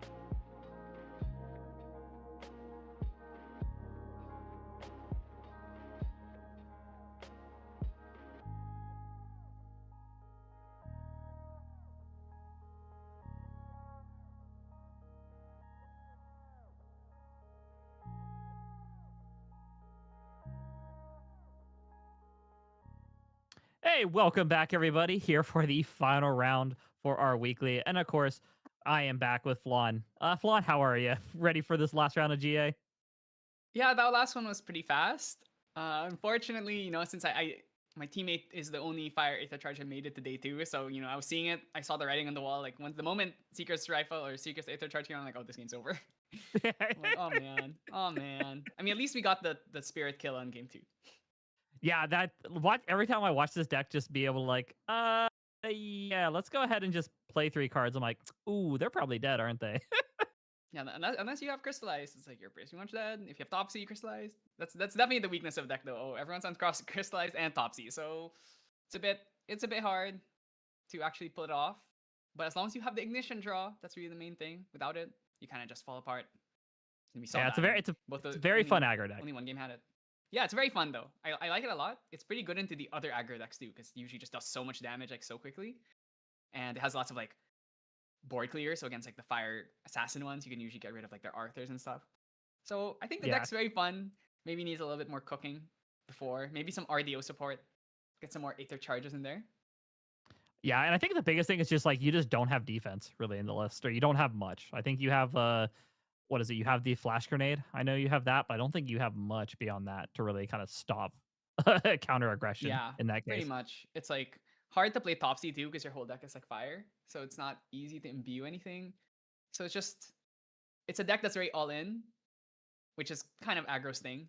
But at least when you look at a deck like Water, Aether Charge, it gets to have water things, and you see Wind Wake Up. Wind Wake Up gets to play a lot of defensive cards. So those I feel like at least have a bit more game, which is why they probably did a little bit better in Ascent. But yeah, it's very fun. yeah. And yeah, that's the thing. It's like the other ones have like just ways to like not if your essentially game plan 1 doesn't work, you go to game plan 2. But I think with Fire, as you said, with Fire, it's essentially you got one game plan, and it's I'm gonna throw all these cards down, and I hope you die. And if you don't, well, I hope I can eventually bleed you out. Oh yeah, for sure. So we're waiting on our next match to see what it is. Pairing's gonna come up in a bit, and then we'll be able to talk a little bit. So it seems like, so on one side we have Fu versus Fu, and then on the other side you have Fire Merlin versus Fu. So, so it seems like 2 Fus. So it's 2 Fus, a Tristan and a Merlin. So we'll see. We haven't gotten the pairings yet, but if it's Fu versus Fu, I mean, I don't know if we want to watch that. I mean, okay, so it's thankfully the Fus did not run into each other. I'm thinking we go Tristan here, right? Tristan versus Fu seems like a pretty good matchup. We did not actually see a lot of that in Manila. Oh, okay, never mind. It's a Luxem player. So, Luxem. Man, I know people hate Luxem. That did not sound very convincing. I mean, listen, I like Luxem. I know I like the viewers don't like Luxem. Yeah, like Luxem. Unfortunately, it is very much a draw go kind of deck. Unfortunately, yeah. So we're talking about Fu a little bit. I want to talk about CL. Little interesting stat. I think CL had I think there was around 40 to 50 CLs in Manila, and only I think 6 to 9 made it to day 2. So it had an atrocious conversion rate. So just saying, everyone was worried about Fu. Everyone's saying, oh, this might be like the best deck or the second best deck next to Seryu. And then turns out, oh, actually, maybe it kind of sucks. Yeah, I think the deck is good. It's just that has bad matchups into a lot. Like it's not good into Luxem. It's not good into Seryu. It's not good into Tristan even. So it's a bit of a tough one. And also Topsy. I think a lot of people weren't expecting Topsy to be absolutely everywhere. Yeah, I think there's a lot of tech pieces for it too. I think that everybody knew going into it. They're like, this card's so good. This card's so good. This deck is so powerful. I think just people were like, even if you had a good matchup, I saw decks going into the event that had sideboard pieces for that deck when they had no business even needing them in that matchup. Yeah, and like it's Orb of Sealing. Orb of Sealing was in like every sideboard for this deck that did not even convert well. So I mean, we even saw Hanky running it in his sideboard, and he in a top 8 on Tristan. So it's like, hey, I guess I got the slot. Why not? Let's just throw it in there. But it does look like we're some people even made getting it. Okay, so waiting on the pairings here. I mean, does anyone want to see Luxem? I don't think anyone wants to see Luxem. Luxem did actually do very well in the previous in Ascent Manila. I think the 3 breakout decks were really Seru. Everyone expected that. Then you had Luxem, which did really well, and I think it's good into Seru, which is the main thing. It's one of the few level 3 decks that's actually decent into Seru. And then we had like Crux decks doing really well, and then of course Tristan. So those are kind of the 4 pillars. And I think Fire Aggro is always good. Whatever variant you choose to use, whether it's Suzaku or Xander or Merlin or even Aether Charge, I think those are kind of like the 5. And then you have like random water deck, random water ally deck, random water Aether Charge deck, and then you have Fu. So, poor Ciel. I think everyone was so excited to see him. And then he has to go back to Ablation because he can't kill Dragon otherwise. And it does look like we might have our matchup. It looks like it is going to be Quest returning back on stream, playing the Wind Tristan against the Fire Luxem. So we are going to see the Assassin v Assassin showdown. Kind of your thoughts on this? Because like I definitely know from our testing, and especially with some of the tech pieces we've seen Fire Luxem playing. How do you feel about this like going into this matchup if you were the Fire Luxem? So this list looks like my teammates list, actually, the one who got top 8. This looks pretty similar. It's on the Looking Glass. So I think most of the people in Apex Players Guild who were on Luxem were playing... They were still on Return Mercenary Blade, but they were also on Lost Providence because it's a bit more reliable. But the thing that gives Looking Glass strength is that it makes the early game way smoother, because if you open like... As long as you... Even if you turn 0, open just Return, you can just go Return, break your own Looking Glass, and it feels fine. The deck's really, really good, and its turbo potential is incredibly high now. And it also gets to play Topsy because so much of it is normal. The main problem really is, in this matchup particular, is if you get Shadow Reavered, it's just so over for you because they can steal like all of your good cards, and like you're both Assassin, they steal an Incap, it's like, oh wow, I'm finished. If they steal Light Weavers, I'm finished. It's just like, oh god. And of course, Regal. Regal is number 1, like the biggest problem with Luxem. I think we saw it several times on stream where people get Regaled and their entire life savings is gone. And then they draw into more Luxem cards, and then they get Regaled again, and it's like, oh, okay. I think we literally saw a game where someone had all 4 Light Weavers removed off of a Regal, and it's not fun. It's not fun. It was against Henki, actually. It was against Henki. It was Regal. He ate like 5 Luxem cards. He drew into like 4 more Luxem cards, and then he Regaled Henki, and then Henki, he removed Shadow Strike, and then he drew into Regal. And I'm like, oh, okay, it's really over now. I was like, wow, gosh, yeah. What horrible luck. It's like you had like god luck where the Regal actually drew into more Luxem cards, but you had the negative luck where it's like, oh, you got Regaled again. And you didn't have Tabula, which is actually... Is this list on Tabula? Because we were on Tabula. Yes, this one is on Tabula. We're on the sideboard Tabula. So the sideboard Tabula is there for, you might run into Genbu, but it's really there for when you get all 4 Light Weavers Regaled away. And then you go map to reshuffle your deck so that they're not at the bottom anymore. So we'll see. This matchup is really, really hard though, because Shadow Reaver is such an insane card. Yeah, I'm definitely in the boat when it comes to Shadow Strike. I really like the Shadow Reaver play, especially into this meta. Also, not to mention the fact that, against the deck that heals like a lot, if you just swing at them for 30, it doesn't really work, All that healing kind of useless. Okay, so humble windmill start. Do we have anything to go after this? Oh, wait. Yep. Did we get an unmake turn 1? Wow, that is so lucky. Yeah, so you can see the Looking Glass there is... Oh, yep. Gone, so we did... Oh, no Gleaming! We needed that. Okay, if you put Gleaming Cut down, that must mean the hand is very yellow heavy. Because you never put your Luxem cards down unless you have other things that you need to keep. So I'm gonna guess the hand is kind of Luxem-y. Yeah, I'm at least saying, I would assume there's at least 1 Light Weaver's Assault, if not 2. If that is the card we're putting down. Okay, oh my god, he has the God start here. Unmake into the Return the Archive. So this was our hot tech. Mercenary Blade Return the Archive is a +1, and much like Gentle Respite, where you don't really care that much if the float gets eaten because you're still card neutral. And we saw pretty much every Luxem player on this. The prep, obviously losing that does make Planted and Thieving Cut a little bit weaker, but that's why we usually sideboard those in.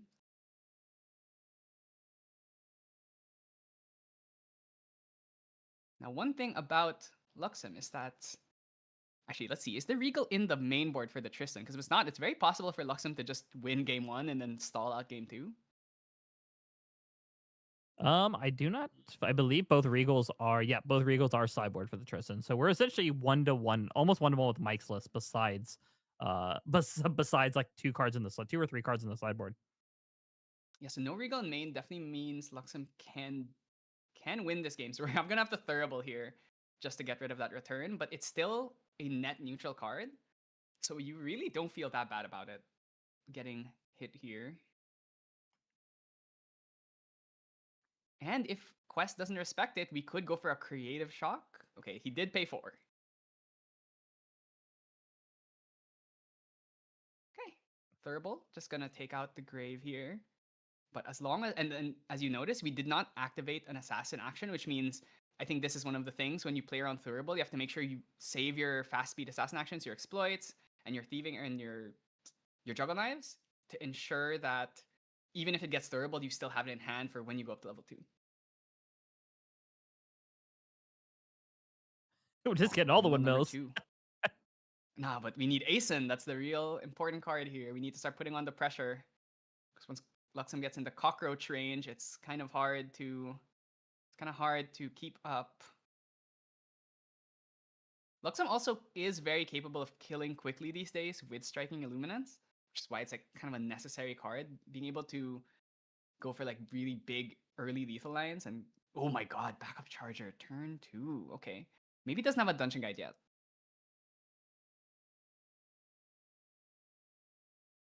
If he has turbocharge, I'm gonna lose it. If we go unmake, return, turbocharge, I think, and we still, okay, nothing? Nothing. All right. Could be creative shock float. Could be juggle knife. Lots of options here. I was about to say it would be crazy if you just willed the turbocharge into existence. Imagine in your first, 2 turns, as the first 3 turns, you go +3, and then on level 2, you go +1 again. It's like the amount of advantage these Luxem decks can get is kind of insane now, and that's kind of always been their thing, is they need to get to level 3 with a lot of influence and not be like super close to death. And then from there, they can just go into full cockroach mode.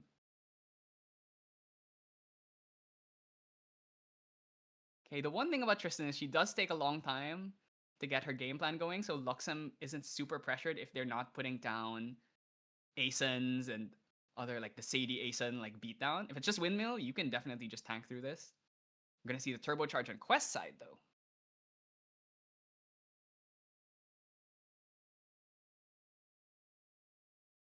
Another 3 down. Ooh, Sadie? Yep, Sadie coming Here we down. go. That's a good way to start this pressure. Not to mention just get that prep going too. Yeah, we haven't hit any prep gen yet. Haven't had a lookout. Still looking for some surveils that we could play. Is this list on the sideboard stolen chances as well? I think. Yeah, we are.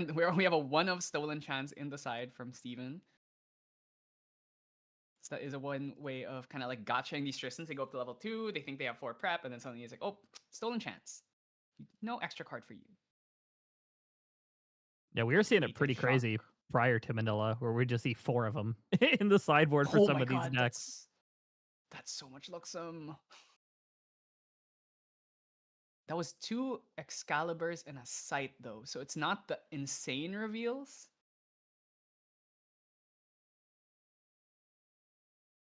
Okay, gonna get our Banish off here. 1 random card, hopefully it's not yellow. Incapacitate, yeah, the hand must be really good if we're putting on Incapacitate. Juggle Knife? Ooh, planted explosive just to have an assassin action here. Going face, not even killing on the windmill. Get our prep. Add it back. So yeah, that's definitely not the ideal assassin action. In fact, you'd probably rather have kept that Incapacitate in hand. Could have kept the Incapacitate, incapacitated the Turbocharge instead, and then added it back. One of the reasons why Xander is just so freaking good.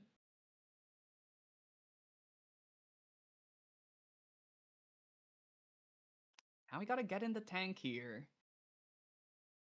How many Luxem cards are we willing to risk to level up? Or do we even not have the dungeon guide at all? Yeah, I saw the quick flash of the hand, and I saw at least in hand there was at least 2 or 3 more Luxem cards just sitting in there. So I'm pretty sure we're incredibly Luxem heavy right now. Yeah, but I didn't see Gleamings or Light Weavers, which are really the ones you need. I'm seeing Crystallized as well. Oh no, he definitely has a Dungeon Guide, right? Third card from the left there. Choosing to just pass though.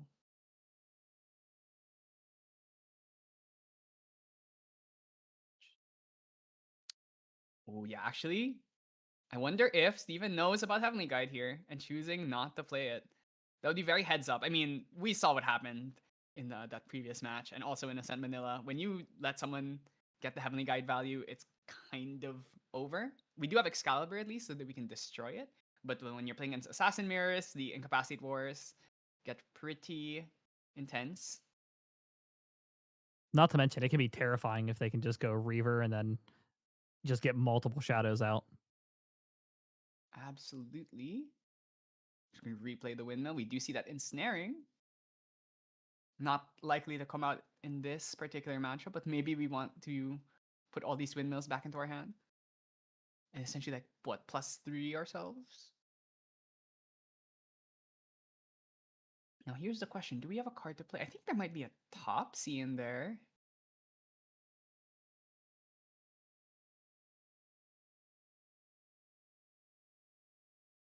Big hand on both sides here. That's what you love to see from a level 3 versus level 3 matchup. Yeah, we could see it be possibly a Resolute, a Topsy, maybe a Vanish. But, well, Vanish we already played if we were at that point, so. Okay. This is our third prep counter if we would choose to use the Sadie. The one problem with hard leveling with Luxem is that you need to have a fast speed card. Because usually the pattern is, 0, 1, 2, Dungeon Guide to 3, then you play a Prism Spire or a backup charger to put cards down.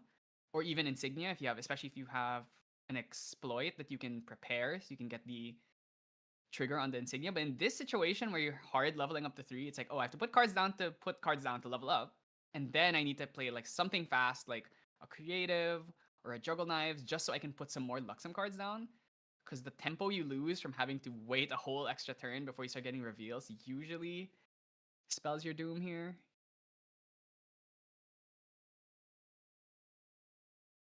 Thinking about the materialization. Tariff Ring.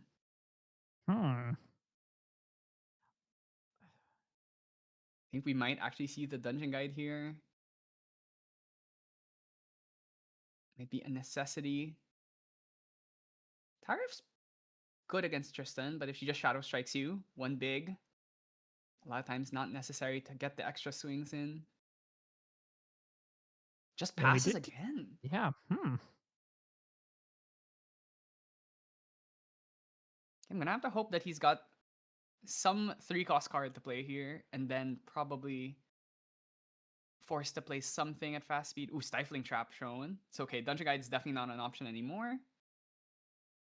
That's makes you wonder. I wonder if he was maybe scared of the Stifling Trap prior to that, and that's maybe why. But at that point, I would just play into it just to be like, if they got it, they got it. But does force a card from their hand. Okay, Windwalker Boots here, gonna give us our 4th prep counter. Sadie return. 4 cards in hand, 3 cards in hand, so we cannot use that planted explosive. Boy, this is a pretty grindy game, but Luxem already taking 12 damage here. Replay Sadie, put us up to 14. We're getting pretty low. and not to mention, we're getting closer and closer to Posse just going to 3 right away and then just Shadow Striking immediately. The 3rd windmill. Are we in like Switzerland right now? Like, what's going on? Hey, not even one Ace in Protector. Think of how much faster this game would be with the Asen, but I guess let's Sadie and the windmills just do their thing, I guess. I mean, we have an Ensnaring Fumes. If we Ensnaring Fumes right now, that's a +3 on triple windmill. Oh, we got a heart. Oh my god, that's okay. That's like extremely Luxem heavy. That's like 7 Luxem cards or something. That's Light Beaver, Sight, Excalibur, Gleaming. Ooh, this is such regal fodder. Thank God there's no regal in the main from Quest here. Okay, yeah, I mean, we're putting on the pressure. 2 damage more to face. We're probably going to have to play something to level up here. Crystallize to stop a Destiny on CD the swing feels awful. Oh boy. Then we're gonna have to Excalibur the boots, I think, in order to put cards down. This feels awful. Oh boy.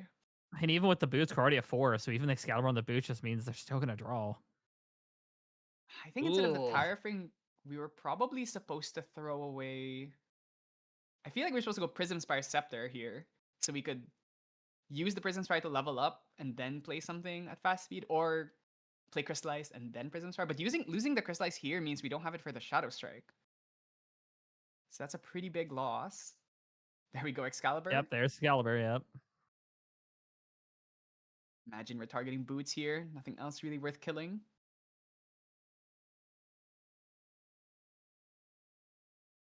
Ooh, Surveil, then pop the boots would be really strong here. Or even just Sadie return.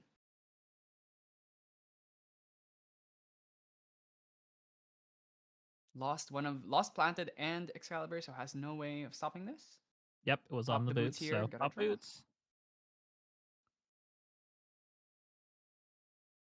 All right, these two reveals have to be pretty good. I think it's gonna be Gleaming Sight maybe, or maybe Gleaming Lightweavers. Okay, it's Sight Lightweavers. Do we even bother killing the windmills, or do we just go face?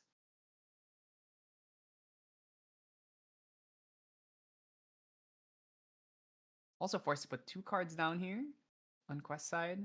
This is really what makes Luxem such a unfun, uninteractive deck to play against. Once they have a lot of Luxem cards, they start forcing you to put your whole hand down, so you can't even really play on their turn.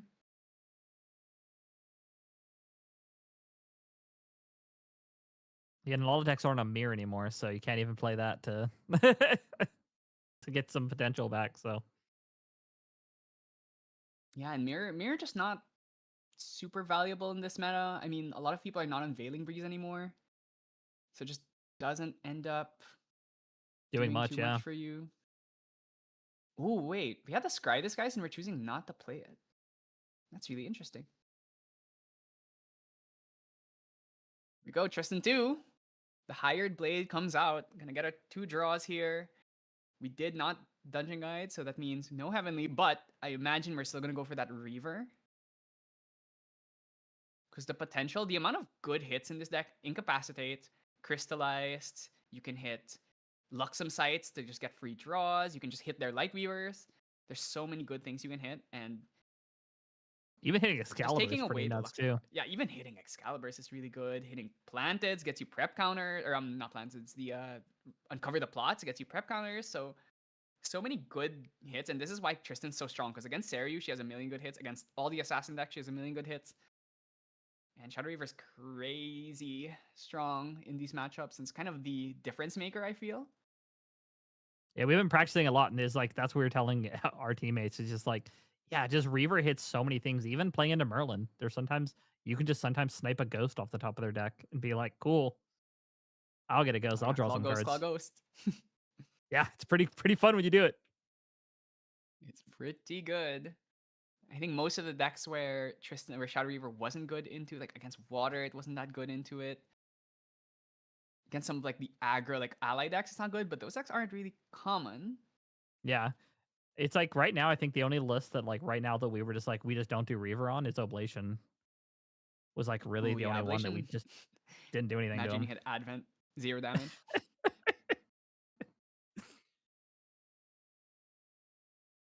Okay, this is a lot of cards in hand.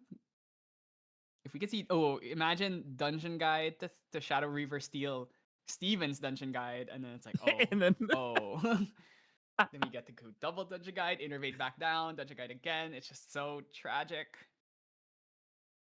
And with the speed that Steve was able to level up, it just wasn't fast enough. Like if he was able to hit Luxem level 3 like 2 turns ago, we could actually be putting pressure, especially if we hit Gleaming Cuts. But with having to take 2 off turns really slowed him down. Not to mention, those Windmill Engineers are already that clock against one Luxem site. Here we go. Yeah. Dungeon Guide. So remember, there is a... If we do end up going Shadow Reaver, it is a rule that you have to reveal the cards. Usually Shadow Reaver cards are not visible to the player they were stolen from, but in Webcam, you kind of have to play it this way. Which, honestly, I think it's even more... It hurts even more when you get to see what cards you just got stolen. There it is. All right.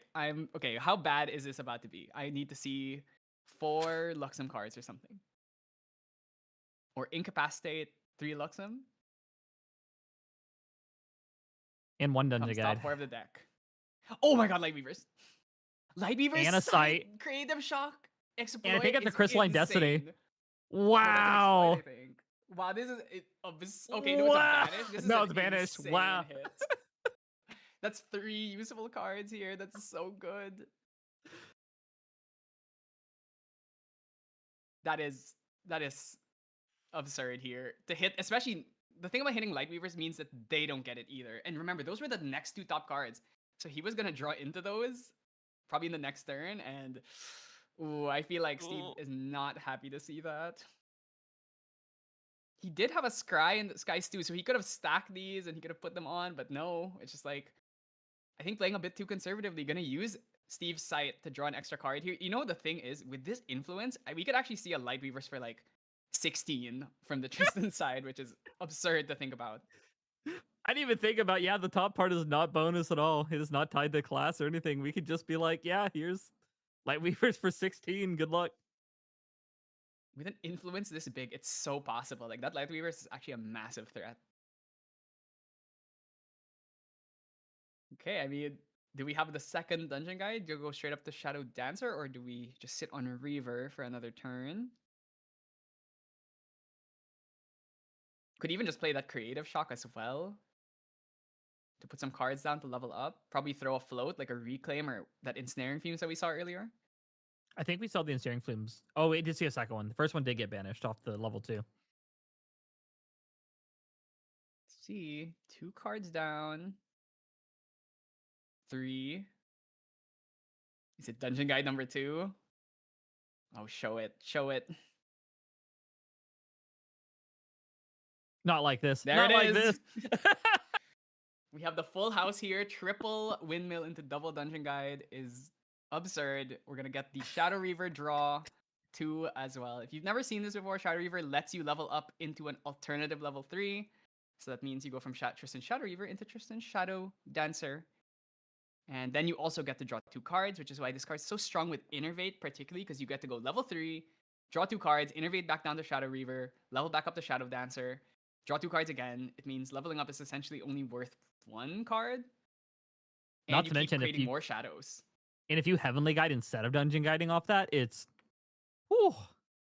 Yeah, that is the true, like, that's why we saw in, we didn't see it on stream in Manila, but I did hear stories of people getting, like, Heavenly Looped, where it was, like, they just kept getting, either you go level 2 to Reaver over and over again to steal their entire deck, or you go Reaver into Dancer and then just draw infinite cards. It's super crazy. This deck is so cool. I've been practicing. I wish I was smart enough to really play this deck at the level these guys are, but yeah, it is so much fun when you just go, yeah, I've got Innervate and Reclaim with the Heavenly Guide out, so you're not gonna like this. Oh yeah. Okay, there we go. We're gonna go Tengu. We're gonna try and dig. I think Steve needs to hope that there's probably a Gleaming on the top of his deck right now. See an Incapacitate in the hand. Draw into Mem. What's the Luxem? So we do know 1 Light Weaver, 1 Sight. And I think we saw a glimpse of a cut, so there's probably at least 1 cut down, I would assume. Sadie return to... Are we good with Light Weavers right now? Is this... Oh yeah, no cards in hand, right? Or is there enough for an Incapacitate? There's 3. I think there's 3. Okay, enough for the Incapacitate. We're doing this so because the Sadie... The thing about Light Weavers is it does not target. So if you let this happen, then it is possible that she could get sniped. So there is a Scry the Skies here. So we really chose not to play that Scry last turn. Definitely could have possibly at least saved that Light Weaver's Assault that we just lost. How many cards is that still in hand for? Is that 3 or 4? I think it's 4. So still even holding up more interaction. So we're seeing, I think that was double Incapacitate in hand. Light Weaver's double Sight. So we are at least in heal range. Gonna play the Scry now. I think did we just see a flash of a second Scry this guy's in hand? Not sure. So we're gonna put the Uncover in for an extra Luxem card. Then we also get some extra reveals. Yeah, this is not a great hand. We really need the Gleaming Cuts. Luxem really needs to find, especially if we're gonna go for the double Light Weaver kill, we need 10 cards in hand. So you usually need a couple Gleamings to get there. Umbra Sight too. Oh boy. Oh, we're gonna vanish.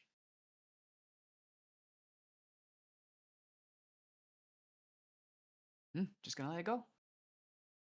Doesn't fear the Shadow Strike just yet. 7 prep counters on deck means this is currently 1, 2, 3, 4, 5, 6. Shadow Strike would be doing 12, 13, 14, 16 damage. Pretty good. Those surveils are so pretty. They are, and the fact that they're store champ cards means they're super hard to get. Yeah, and if your store champ is anything like ours in DFW, they are sweatier than an actual Ascent at times. You know, the thing about store champ cards is that they're in many ways harder to get than Ascent Day 2 cards. They're harder to get than regional cards because having to win an entire tournament is a lot harder than just getting like top 16. Yeah. I think that's why the windmills as well were such a. Oh, did we forget to bring on Lost Providence? I think we forgot. I've done it too. Oh boy. I mean, I think it happens to everyone. It's a rite of passage to get to forgore. We have a rule right now at locals where it's like you get one time, you get to forget. You could be like, oh, I forgot to do it on my turn. You get like, one. put it out. You get one. Take get one. backsies. 9 prep on deck would be 14 damage Shadow Strike with the Claw. A lot of damage potential here. Haven't released yet.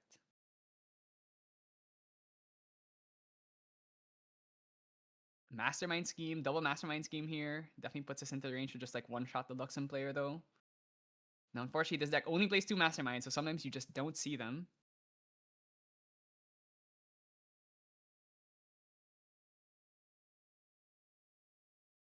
Recards out. This might be Mastermind Scheme. Big if true.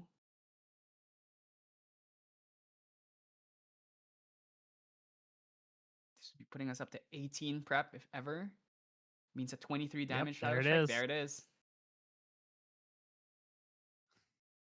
Seeing in the chat, Incapacitate, Shadow perhaps? Strike and a Lightweaver's Assault would be hilarious. It actually would be insane. If we have Incapacitate, we could literally just do that right now. I'm pretty sure. With Steve's hand, I think we could literally. Actually, no. We're currently under. We're currently under Vanish. So no Shadow Strike just yet.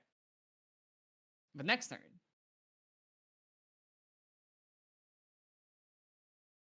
I think probably Quest is just gonna go Agility here. Add everything back. Maybe could play some Sadies just to get some extra prep here. Gonna add all the I think best we're feeling cards. pretty confident. Even off a reveal of probably 5 Luxem cards, we're still having a hand to interact with our opponent. Oh, absolutely. It's just very hard for the Luxem player to deal with. Luxaris map going to be the pick. We can actually even Creative Shock here, using the Creative Shock on that we stole from Steve, just to dig even deeper through the deck. Maybe find that second Mastermind Scheme. Throw a Float, bring out Assassin's Ripper. Ooh, wow, we did find a second Scry this guys. Heal 4, do 2. Heal 6. Heal 6, deal 2. Force 4 cards down as well. Yeah, the game is definitely slipping away, especially with that Safeguard Amulet. It's going to be very hard to go for big Lightweaver kill. And if we don't find a Vanish next turn, we are most assuredly dead to Shadow Strike. On top of, I think we have Currently- 10 damage already on board too, Justin, if a Shadow Claw gets made. Oh, yeah.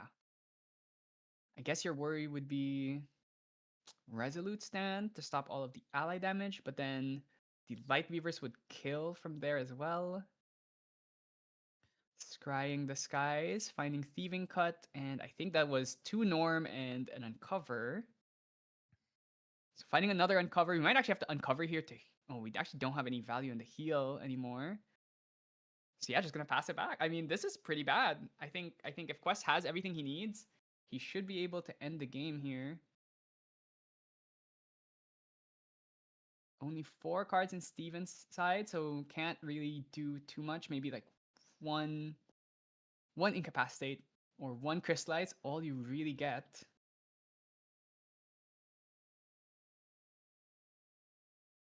Ooh. We're thinking about it. I wonder if we have a Fairy Whispers. This is why we're not popping it right away. Could also find more Lookouts, get some glimpsing.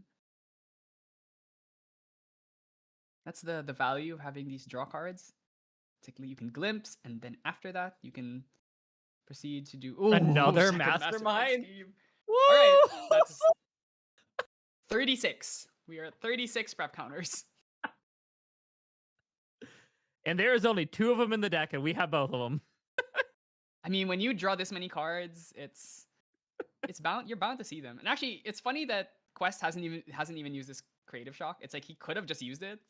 There's not really any reason to not use it because he had so many cards in hand, and he's just gonna go for it. And I'm sure he's got Incapacitates on deck for this. 1-shot damage here. Crystallized is the only thing that stops it, and the Light Weavers would break that promptly. Wow. Okay. Well, that was a game. I'm surprised it took that long for Luxem to get there to level 3. I think Tristan recognized it. Quest was picked up pretty quick, being like, if you're not going to level, I'm going to keep drawing. And I don't care how many Luxem cards you end up getting. Because if I have 20 cards, you only pick down 5, I'm still got 15 cards in hand. Who cares? You know, Luxem, the way we like to describe it is it's a deck, like when you lose with Luxem, sometimes the deck, it's nothing you did. A lot of times it's, the deck just refused to let you win. And we saw that, I think, in the quarterfinals of Manila. It's like Fugate was able to get to level 3, influence, just no Luxem cards. Right? And those games just happen. And even this game actually did have the Luxem cards, but he just didn't find the draw part of the deck, which is really what you need to get the engine rolling really quickly. And yeah, Gleaming, banishing that Gleaming on turn 1 is actually super interesting. I wonder what the rest of the hand was that he felt like he had to do that. Yeah, that's my thought. It's like that. And especially with we saw like the first banish of the game was Gleaming Cut, correct? Yeah, it was so even then it's like I'm surprised that we didn't just hold on to that, just be able to draw, just get more cards when we get there, and maybe just go for it. But who knows? Yeah, I mean, maybe the hand was really just all Luxem, or maybe there was like you had to keep a card because otherwise you have nothing to play. So that's the thing about Luxem, right? Is it's just sometimes the deck, either you get too many Luxems, you get too little Luxems, you find the bad Luxem side of the deck and not the good side. It's a deck that is temperamental, I guess. You know, sometimes you hit the turn you hit level 3, you go Prism Spire or Backup Charger, and then like reveal 3 Gleaming Cuts, and it's like you just win the game on the spot. And some games you show Excalibur and like 4 normal cards. Pretty much. And not to mention this game too, for Luxem, I feel like it's gonna get even harder with the fact that we're adding in the Regal Inquisitions are probably coming in the deck. I would be shocked if they're not. And so not only do you not have to worry about Reaver, like you have to deal with the Inquisition possibly saying, yeah, get rid of all of it. Good luck. Yeah, and imagine now if Steve puts his Regals in the deck, that means the Reaver can steal his own Regals, and it's like, oh, there's now 4 Regals potentially that could be played in this one game, and that's usually when it gets into disaster mode, because it's pretty likely that you're going to hit at least 3 of those Light Weavers. The good side, though, is if you have bad luck, if you get Regal and you have no Luxem cards, you know, Silver Linings, they have nothing to throw away anyway. And then you draw into all your Luxem cards after that. True. I mean, Luxem See what else. taketh, Luxem giveth. Looking at the side, yeah, I mean,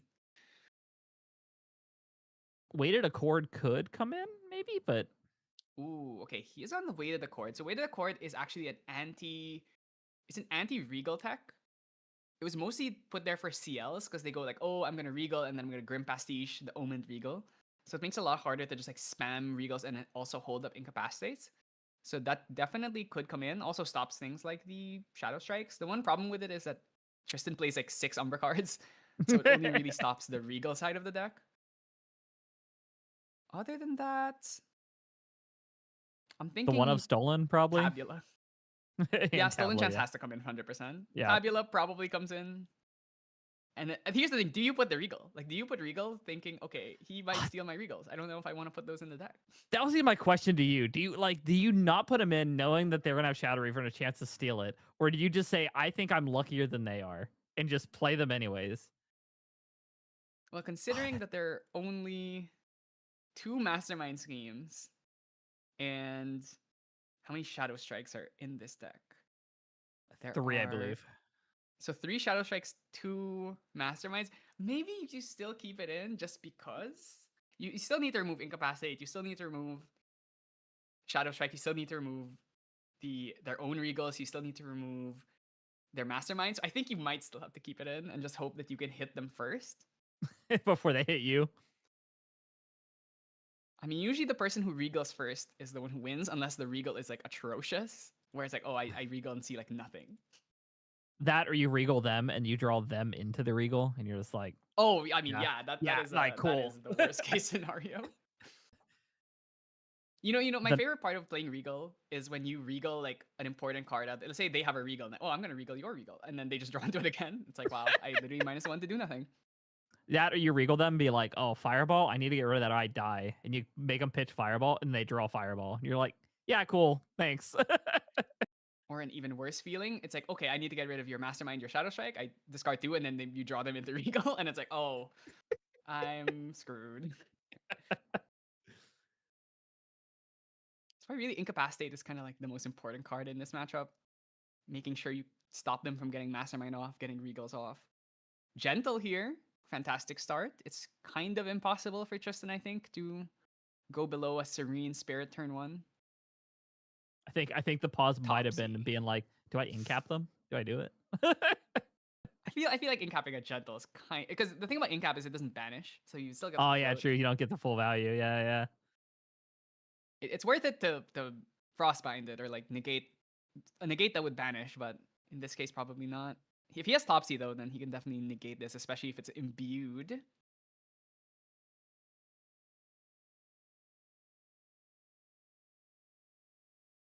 See what the play is. We do have 2 Topsies in the deck. I'm not sure if we potentially put in. No, there's only 2 Topsies in the deck.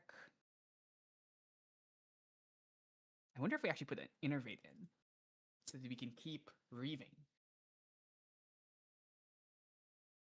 Oh my god, it's imbued Topsy. No! Wow, Andy. Not like this. Okay. Don't do it to him. This is not good. This is not good. This is white power right here. This is normal power. Throws a creative shock too. Oh god, this is so bad. I think we're just gonna have to probably backup charger pass now. Throwing the creative shock is also wow, really? We threw creative. Don't keep playing cards. Don't. You've already hit him once. So it was incapacitate Sadie. I mean, he's just gonna go backup charger here, and then oh boy. And we only had 2 cards in hand too, so it's backup charger and ass. Backup charger, activate it. Main phase. Oh god, it's 2 Luxem cards 2 in the hand. I wonder, yeah, I wonder if maybe we should have kept that creative shock. But if he threw a creative shock, that must mean the rest of the hand is insane. Tabula comes out now too. Is that a sensor too? Oh yeah, sorry, Sensor comes out. So All your float is now dead. Unfortunately, this deck only plays, I think, 8 float. It's the 4 returns and the 4 gentles. So usually it's not the end of the world, especially because both of those still go card neutral. Oh, we do actually see the second gentle there. Just gonna back up.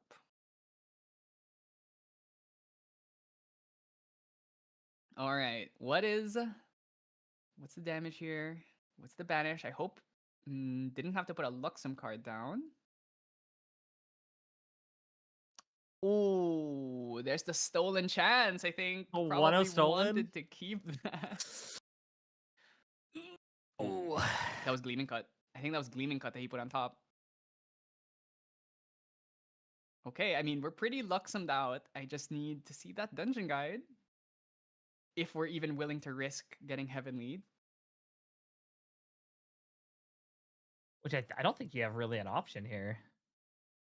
I am definitely on the side of just make him have it. It's a one of in the deck.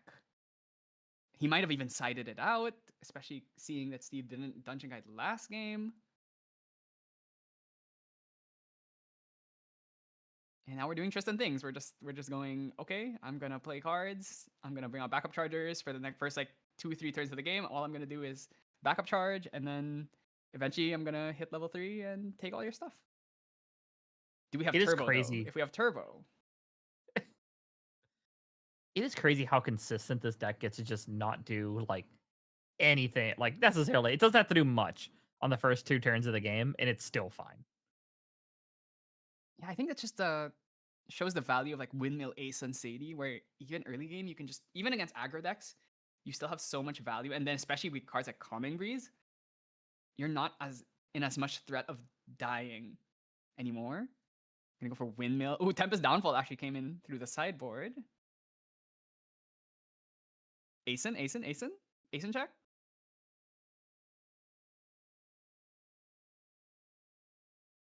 Mm-hmm. Or it might be just replay the Sadie. Only have 5 Could cards. just be replay Sadie.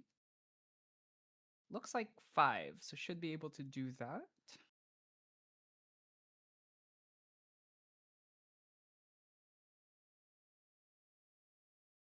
Three down, 2 down. Not this is the Asen. It's Asen. It's Asen. This is big. Now you do have to worry about planted explosive.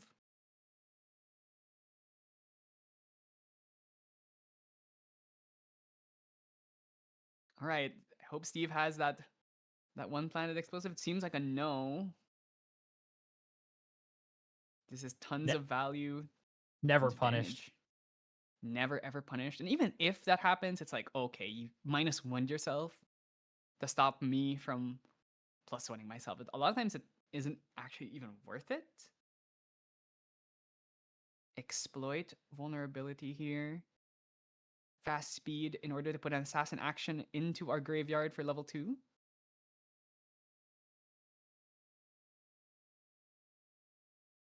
Would you consider prepping here just so you can make the Merc? Well, I guess you would need the. Well, you get the counter anyways to maybe make the Merc Blade to be able to kill the Asen. Yeah, it is possible. You could go for that. Depends on if you have a line to hit level 3 or not. Loses the Gleaming again, unfortunately. Just refuse to find it. I mean, a Thieving Cut here would also be quite good. Exploit, just to draw. Typically, if you actually watch a lot of Luxem players, whether or not they choose to replay the Exploit or the Juggle Knife, a lot of times it depends on the texture of the hand, because sometimes you want to have the fast speed card to activate. And I saw the Dungeon Guide in his hand actually, and he chose to play Unmake. So I think once again respecting that Heavenly Guide. Which I think this is plus for Tristan. I feel like that's like exactly what they want too. I mean, Tristan does have 3 cards in hand, so you do have to worry a bit about the Stifling Trap. So I can definitely see this, especially, yeah, okay, so see, this is a situation where if you don't have, oh god, Weighted Accord. Okay, so Weighted Accord here, we get to reveal 3 Luxem cards from our material deck, which would be Insignia, Map, and Xander level 3. Now we have a weighted accords effect, which means you can only the first advanced element card you activate each turn for both players. It's a reciprocal effect. It's gonna cost 2 more. Remember that Exalted is, in fact, an advanced element.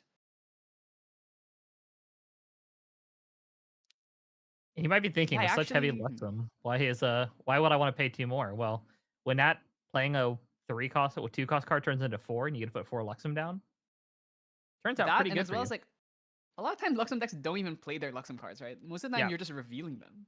So it's usually you're playing like Creative Shock, you're playing Exploits, you're playing Scries to dig through your deck. Like the only Luxem card you actually play is Uncover, which, you know, like you said, being able to put 4 cards for your Uncover down a lot of times actually is a benefit to you.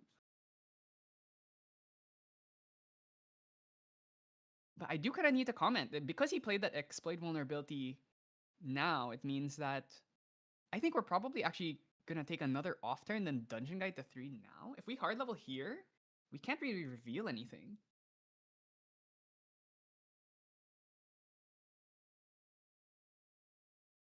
Unless the plan is to pop Weighted Accord to draw a card and then pay another 2 cost.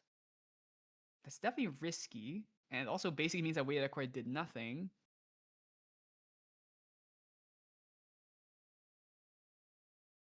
Tristan side, we're just, you know, we're continuing our game plan. That's our third Keeping prep the counter. We pressure can up. play Sadie. Yeah, this is Ace and Swing for 3 every turn is pretty difficult to deal with.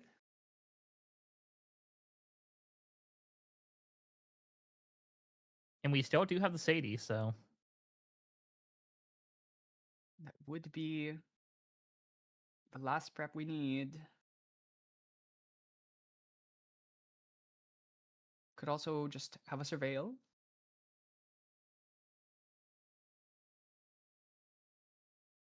Ooh, 2 down. Currently 6 cards in hand, so if he plays Sadie, he would have enough to activate the return to hand effect.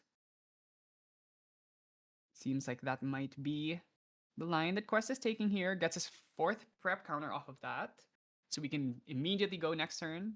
But that would be a pretty uncontrolled banish. Ooh. Okay, Windmill. She's back.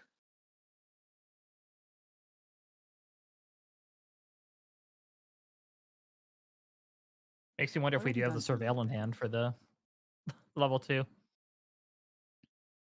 Oh yeah, that's definitely a line. Could we even do like Reclaim into Surveil maybe? Oh my god. Okay.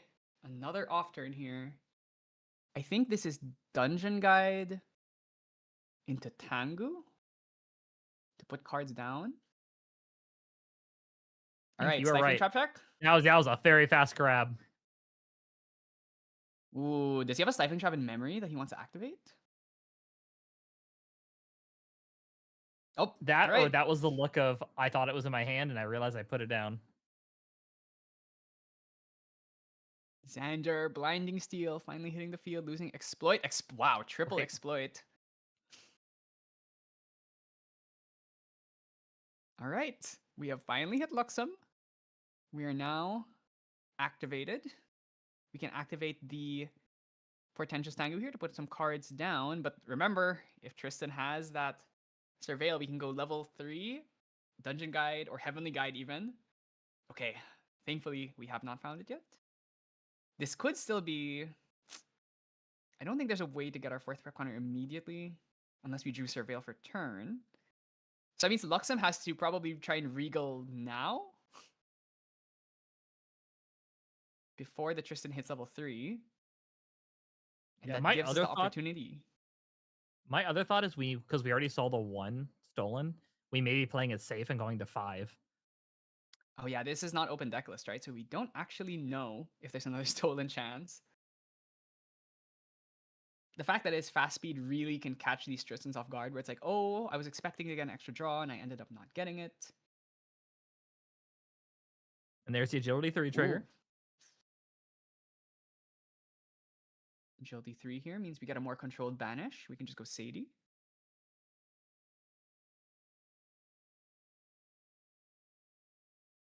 Boots trigger puts us up to 4. And when we return Sadie in hand, that would put us up to 5, so we don't get hit by Stolen Chance unless it's double Stolen Chance.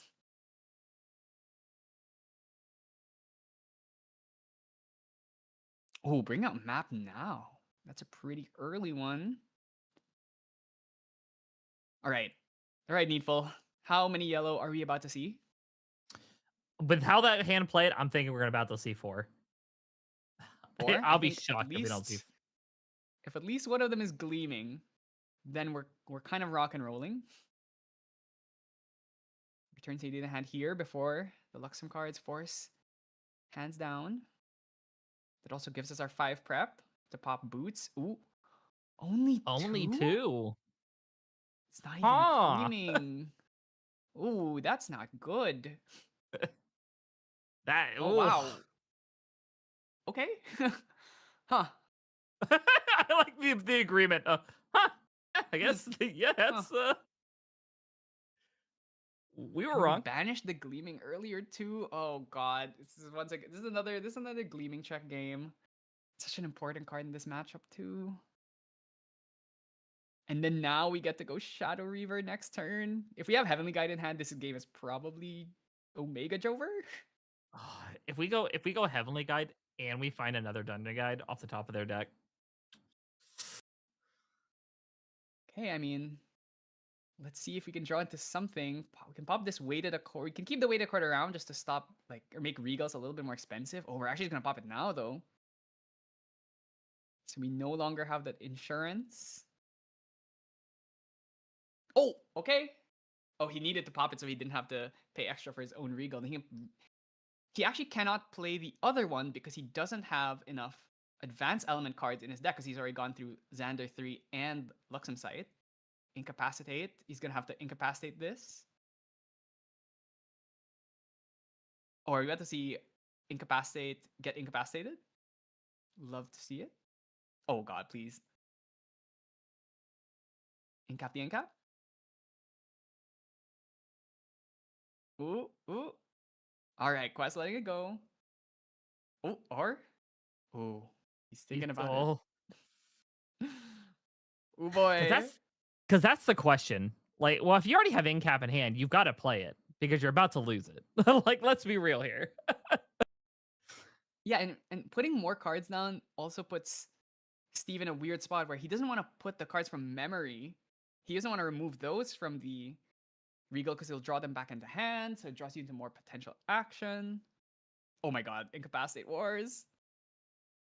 Oh boy, Regal, Incapacitate, Incapacitate, Incapacitate. I mean, that's a chain if I've ever seen one. Okay, I mean, this is Uncontrolled Banish, so there is a chance that we just end up losing our Dungeon Guide or Heavenly Guide. But I think we just have to level up now.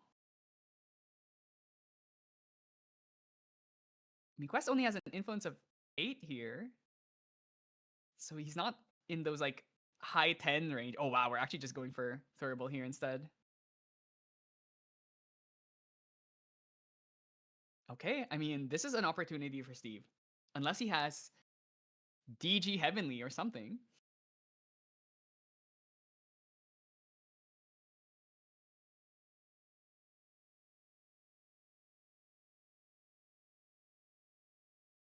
Could just Sadie pass again? Even just Thurible? Oh god. Okay. I was really scared for a second there. That was about the DG Heavenly guys. I did too. I was like, oh no, not like this. Yeah, not a lot of cards in hand. So after the Luxem reveal, Quest is going to have like pretty much no cards left in hand. He's probably gonna have to go Sadie, pop Thurible.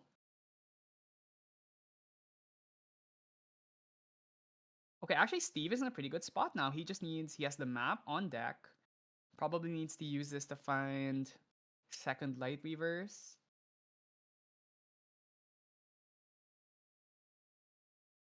Sadie return into Thurible.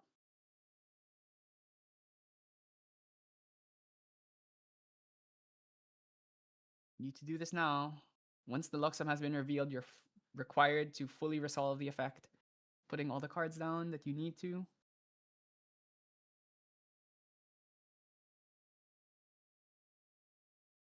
CD's return to hand. Gotta pop the Thurible right now. Otherwise, we're not gonna get a chance to activate it. Never mind. We're actually what? Wow! Whoa! He kept the Luxem cards in hand. Wow, What is that is happening? What that is really happening? interesting. Okay, I mean, he didn't even have to reveal then. Like, he just showed that his hand was just a hot nothing. Revealing is an optional effect. Quest out here never. Oh my god, you punished. see that? His top 4 cards in hand. Top 5 cards. Look at that. It was gleaming like Excalibur and then like 2 other light cards. I was like, if he was just able to dig 2-3 cards deeper, he could have found it already. But now he has to just go shuffle his deck. And now who knows where those are gonna be. Oh boy. Okay, this is. I'm not sure what he chose to get. It's either he gets Lightweaver or you get Uncover. Okay, or you get Gleaming maybe? This could be. I feel like it's probably Gleaming. Oh, Incapacitate could be big here. Wasn't forced to put 8 cards down.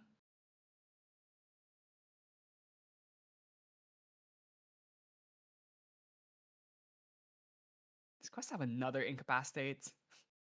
If he drew 3, This would be I'm nuts gonna if it eat happened. my shoe.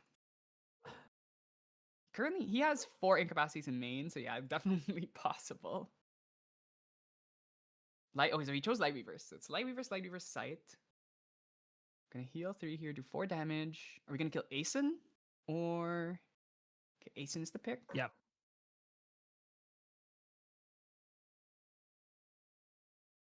Alright, I mean, Sparks might fly right here. Alright, NEETfull, do you think we're gonna see that Heavenly Guide? If the Heavenly Guide comes down, I'm gonna call it on the spot. If it's a Heavenly, I think just at this point, there's just too much value for Tristan. I think he just at this point, like you've stopped everything else, and we have seen everything get pitched. Okay, that's 2 win cards. It's not a Dungeon Guide, it's not a Heavenly Guide. We also can pop the Thurible here to dig even deeper through the deck. If he hasn't seen the Heavenly Guide at this point, I mean, we've seen at least maybe half of this deck already. Gonna banish these cards. Doesn't really have any value, but it's just backup charger. Can't go wrong with that.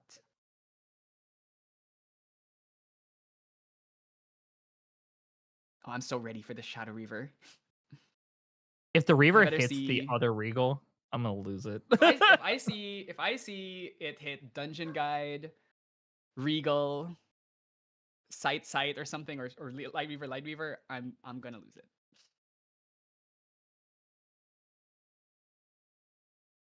What, Heavenly Guide? One time Heavenly Guide? Suddenly, Quest has so much influence as well. We still have the boots to pop too. Looks like the 3 is going down. The question is, which is guide it? is it? Which guide? And then it's Sadie. It would be. He's taking a long time to think about it. Oh my god, it's Heavenly Guide DJ. I already know it. It's gotta be. It's gotta be. Oh! Now he needs Not to steal. like If he steals this. Steve's Dungeon Guide, then it's like, oh, I see. All right, Reaver comes down. Show now, it to me. If Quest wanted, oh my god, Gleaming Glee! No, the Gleaming. What was the last card too? Incapacitate. That's insane as well. So those Gleamings aren't actually useful for you, but the fact that you deny Steve the Gleamings is crazy. So what is that? Incap, Now- gleaming. What's that last card? That's that a Gentle Topsy? Respite. As a Gentle Respite? Okay.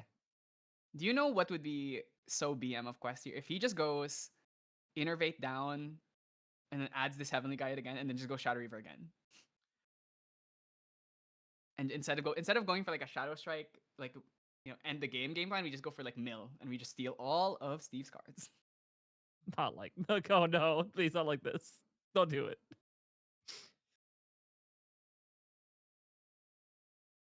Okay, 2 cards down. It's Innervate. Is it reclaim? Is it reclaim? Oh god, Regal! Alright. Incap check. Now remember, Steve just Quest just stole the incap An incap. from oh god. I mean, actually we saw the hand already. We knew the hand was kind of bad, but we just got to throw all the Luxem here. I don't even think you hit any of these others. I mean, like, he has 2 Dungeon Guides running in his hand. Yeah, Yep. everything else is just not useful because I mean, even Topsy is not really going to do much for you here. Oh god, this is awful. At least you got a Alright, all sight. the- Yeah, you got a sight. I mean, all the yellow goes down the toilet where it belongs. So that's 2 Gleamings, 2 Lightweavers, 2 Sights, 3 Sights actually. No, 2 Sights, 2 Sights gone. So 1 Uncover. And we've already used our map, which means we can't go for Tabula Map anymore. So yeah, this is looking pretty over. And we're not even we're not even on Dancer yet. I'm telling you, if he innervate back down to 2 and then go for Reaver again, it'd be pretty funny. And then that one seals the last 2 Lightweavers, and then you extend your hand. Okay, so we're just gonna sit on Reaver for another turn. If he has a reclaim, we could go reclaim Heavenly Guide, play it again. We know there is no Excalibur in this hand, so pretty good time to do it. Oh boy, Topsy Sight. That's not gonna do anything here. Quest like you output a card down.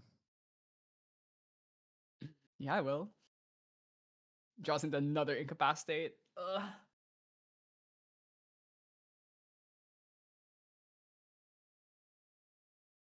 Gonna go.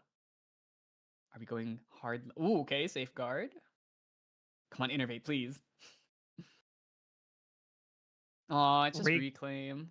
It's reclaim though. Maybe the innervate's already down. Incapacitate this? He might Incapacitate this. The worst part about it is Oh my god. you could pop Boots and Providence and then use Providence the Incapacitate. and just play the unlap their incap. That's so Oh wrong. my god, this is so nasty. So this Heavenly Guide has saved us 4 cards worth of value, essentially. Gained us 2 cards of value And as gained well. us 2. Okay. Shadow Dancer draw 2 here. 2 shadows. We only have 1 sight. We can't out heal. No Excalibur to pop the dagger as well. We also now have that reclaim engrave that we can pop for a Shadow's Assassin's Ripper in the next turn. So everything is up quest right now, and I don't see a way for Steve to come back from this one. And do you remember what Steve's hand is? It's return.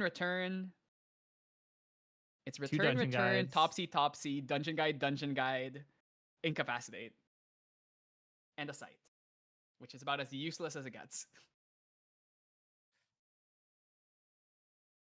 So there is currently only 3 minutes left. I actually think Quest can definitely just end this game right now. I mean, he knows the contents of the hand. He could actually just go for it here if he wants to. And in 3 minutes and 2 turns, I don't think even a Luxem, even with a God draw, I don't think you can end this game. Oh, with 2 of your Gleaming Cuts gone, definitely. The likelihood of, especially with your Prism. Actually, yeah. Did we just Gleaming Cut? Like as Tristan, did we just attack Gleaming Cut? Reveal like some random card. Maybe just like that. Why not?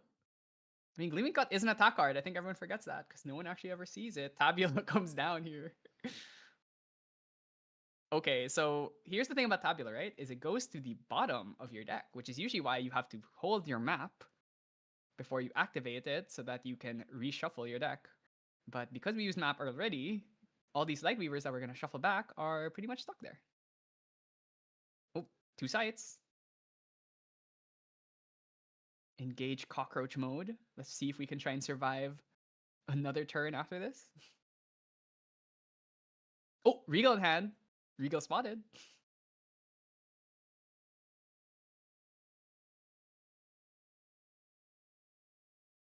Exile, Sight. Not the Luxem cards you need. Oh, here it comes. Now is Quest going to use Steve's Incapacitate against him once again? Oh, no, no, he's doesn't gonna need use it. his own Doesn't Incapacitate. need it. All right. You can see from Steve's hand gesture, he's just like, oh, really? Oh, Hubris, the downfall of man since the dawn of time. I can feel the pain through the webcam. And remember, there is still an Incapacitate in that. Okay, so even if he incapacitates this, oh god, are we gonna see the exact same thing happen again? I think we're gonna see a live replay of 3 turns ago. It's already one card. No, because of the boots. Yeah. Don't do it. Don't do it. Please. Don't do it. Don't do it. He's already dead. Don't do it. No. He's like, oh, can I activate your Incapacitate, please? I was like, okay, fine. It's crazy to think that we saw Regal Incapacitate twice in the same game.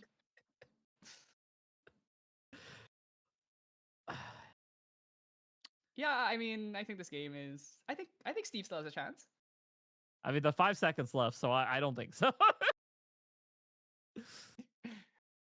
I mean, this Yep, is and currently that- 1, 2, 3, 4, 5, 6, 7, 8. 8 damage on board. We still haven't used Serene, so can we just Shadow Strike this? Let's just expedite the process.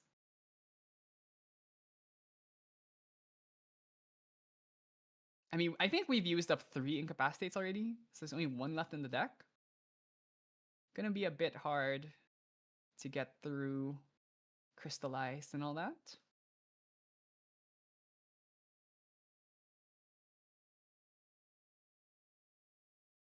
Okay. Gleaming? Can we attack with the Gleaming Cut, please? Or did we get a concession? Okay, there we go. So game's over. So Yeah. yeah, that's time Woo! up. And okay, I mean, what did you think about this matchup, huh? It that went exactly how you described it. On top of it was a combination of not only did Quest see every single card that they wanted to see throughout that game, but Luxem just could not find what they wanted at all during that game. And it felt like every time they would try to do something to recover it back, it just somehow came back to bite them. And it was just like, all right, yep, cool. I guess the deck just doesn't want to play for me in the last round. Shrug, guess. We did not we did not resolve a single Gleaming Cut in that game. We saw 4 Gleaming Cuts, 2 of them got banished, and 2 of them got stolen. And if that's not a good description of what this matchup is like, it's yeah, No, that's the Luxem experience for you. not even. Oh And my even God. we had the one of tech piece as well, where we had the one lost, and we banished that as well. And it's like, I physically can feel the pain like through the webcam. It hurts so bad to watch it happen.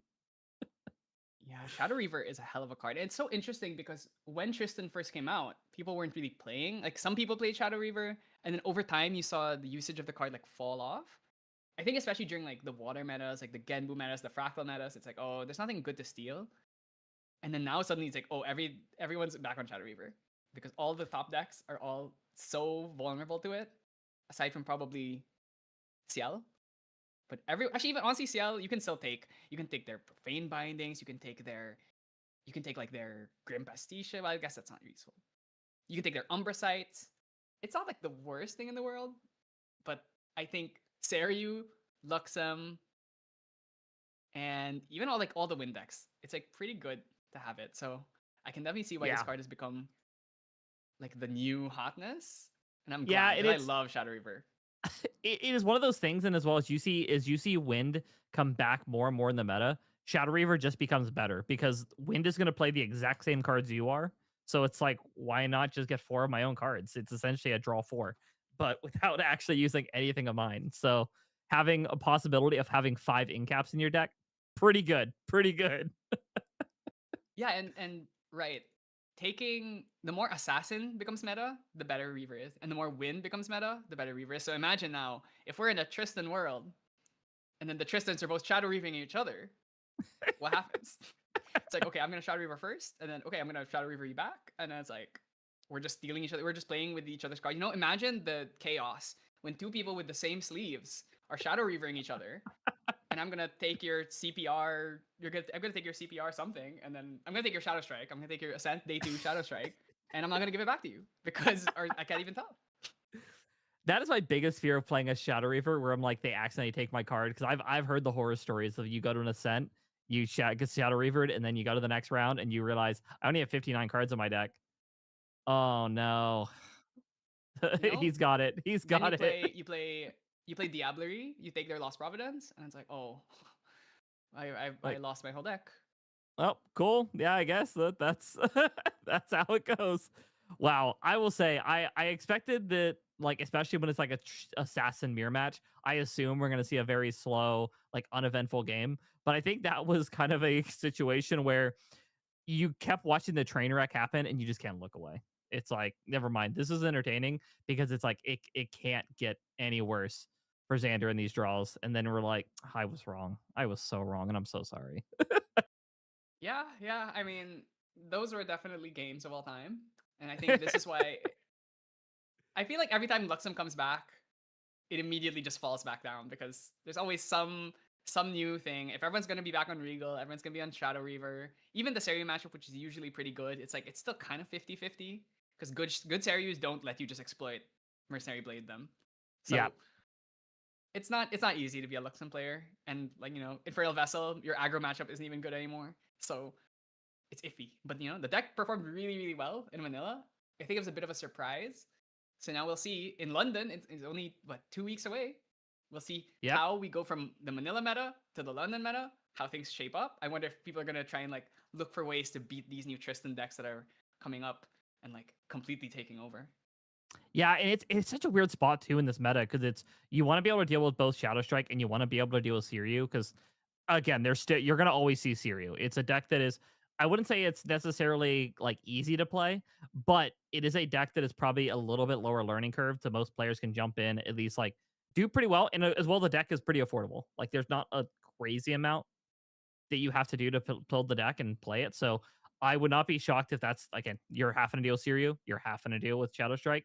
Now the question is, what deck deals with both of them? That's the hardest part, is to figure out which one do you feel confident enough that you can take down both Shadow Strike Tristan and Siryu without just feel like you're going to get bricked into a game. So I'm excited to see what happens. I'm going to be watching while I'm running a regional here in Texas. So I am very excited to kind of see what's going to happen out of that. But hey, as well, on top of, before we kind of start wrapping things up, we do have at least one announcement coming up this weekend. If you've not already heard, we do have a Red Stitch mat event that is going to be running this Saturday. If essentially what I was going to work is join the event, and if you get first place in the event, you are going to get a 1-of-1 Red Stitched playmat that is actually going to be completely unique, 1-of-1. So if you want to have a chance to go and win that, go check out the details over on the TCG Discord. Go ahead and get signed up, because listen, even if you don't want that mat, I'm pretty sure a 1-of-1 mat, somebody's going to want it. So Yeah, it's a pyramid cloth mat. Really gorgeous. If you've never seen them, I know they do a lot of things for like Yu-Gi-Oh and stuff. So I haven't seen them in person, but every time I see them, like, these look really nice. And it's a 1-on-1, so it's like, if this is the only one that's gonna exist, you might as well try your best to get it. And other than that, you know, of course, we have our every week on Thursdays, we have our weekly events, especially for Yeti. And then on the 17th of January, so next Saturday, we have EU on a regional, so they're gonna be streamed on this channel as well.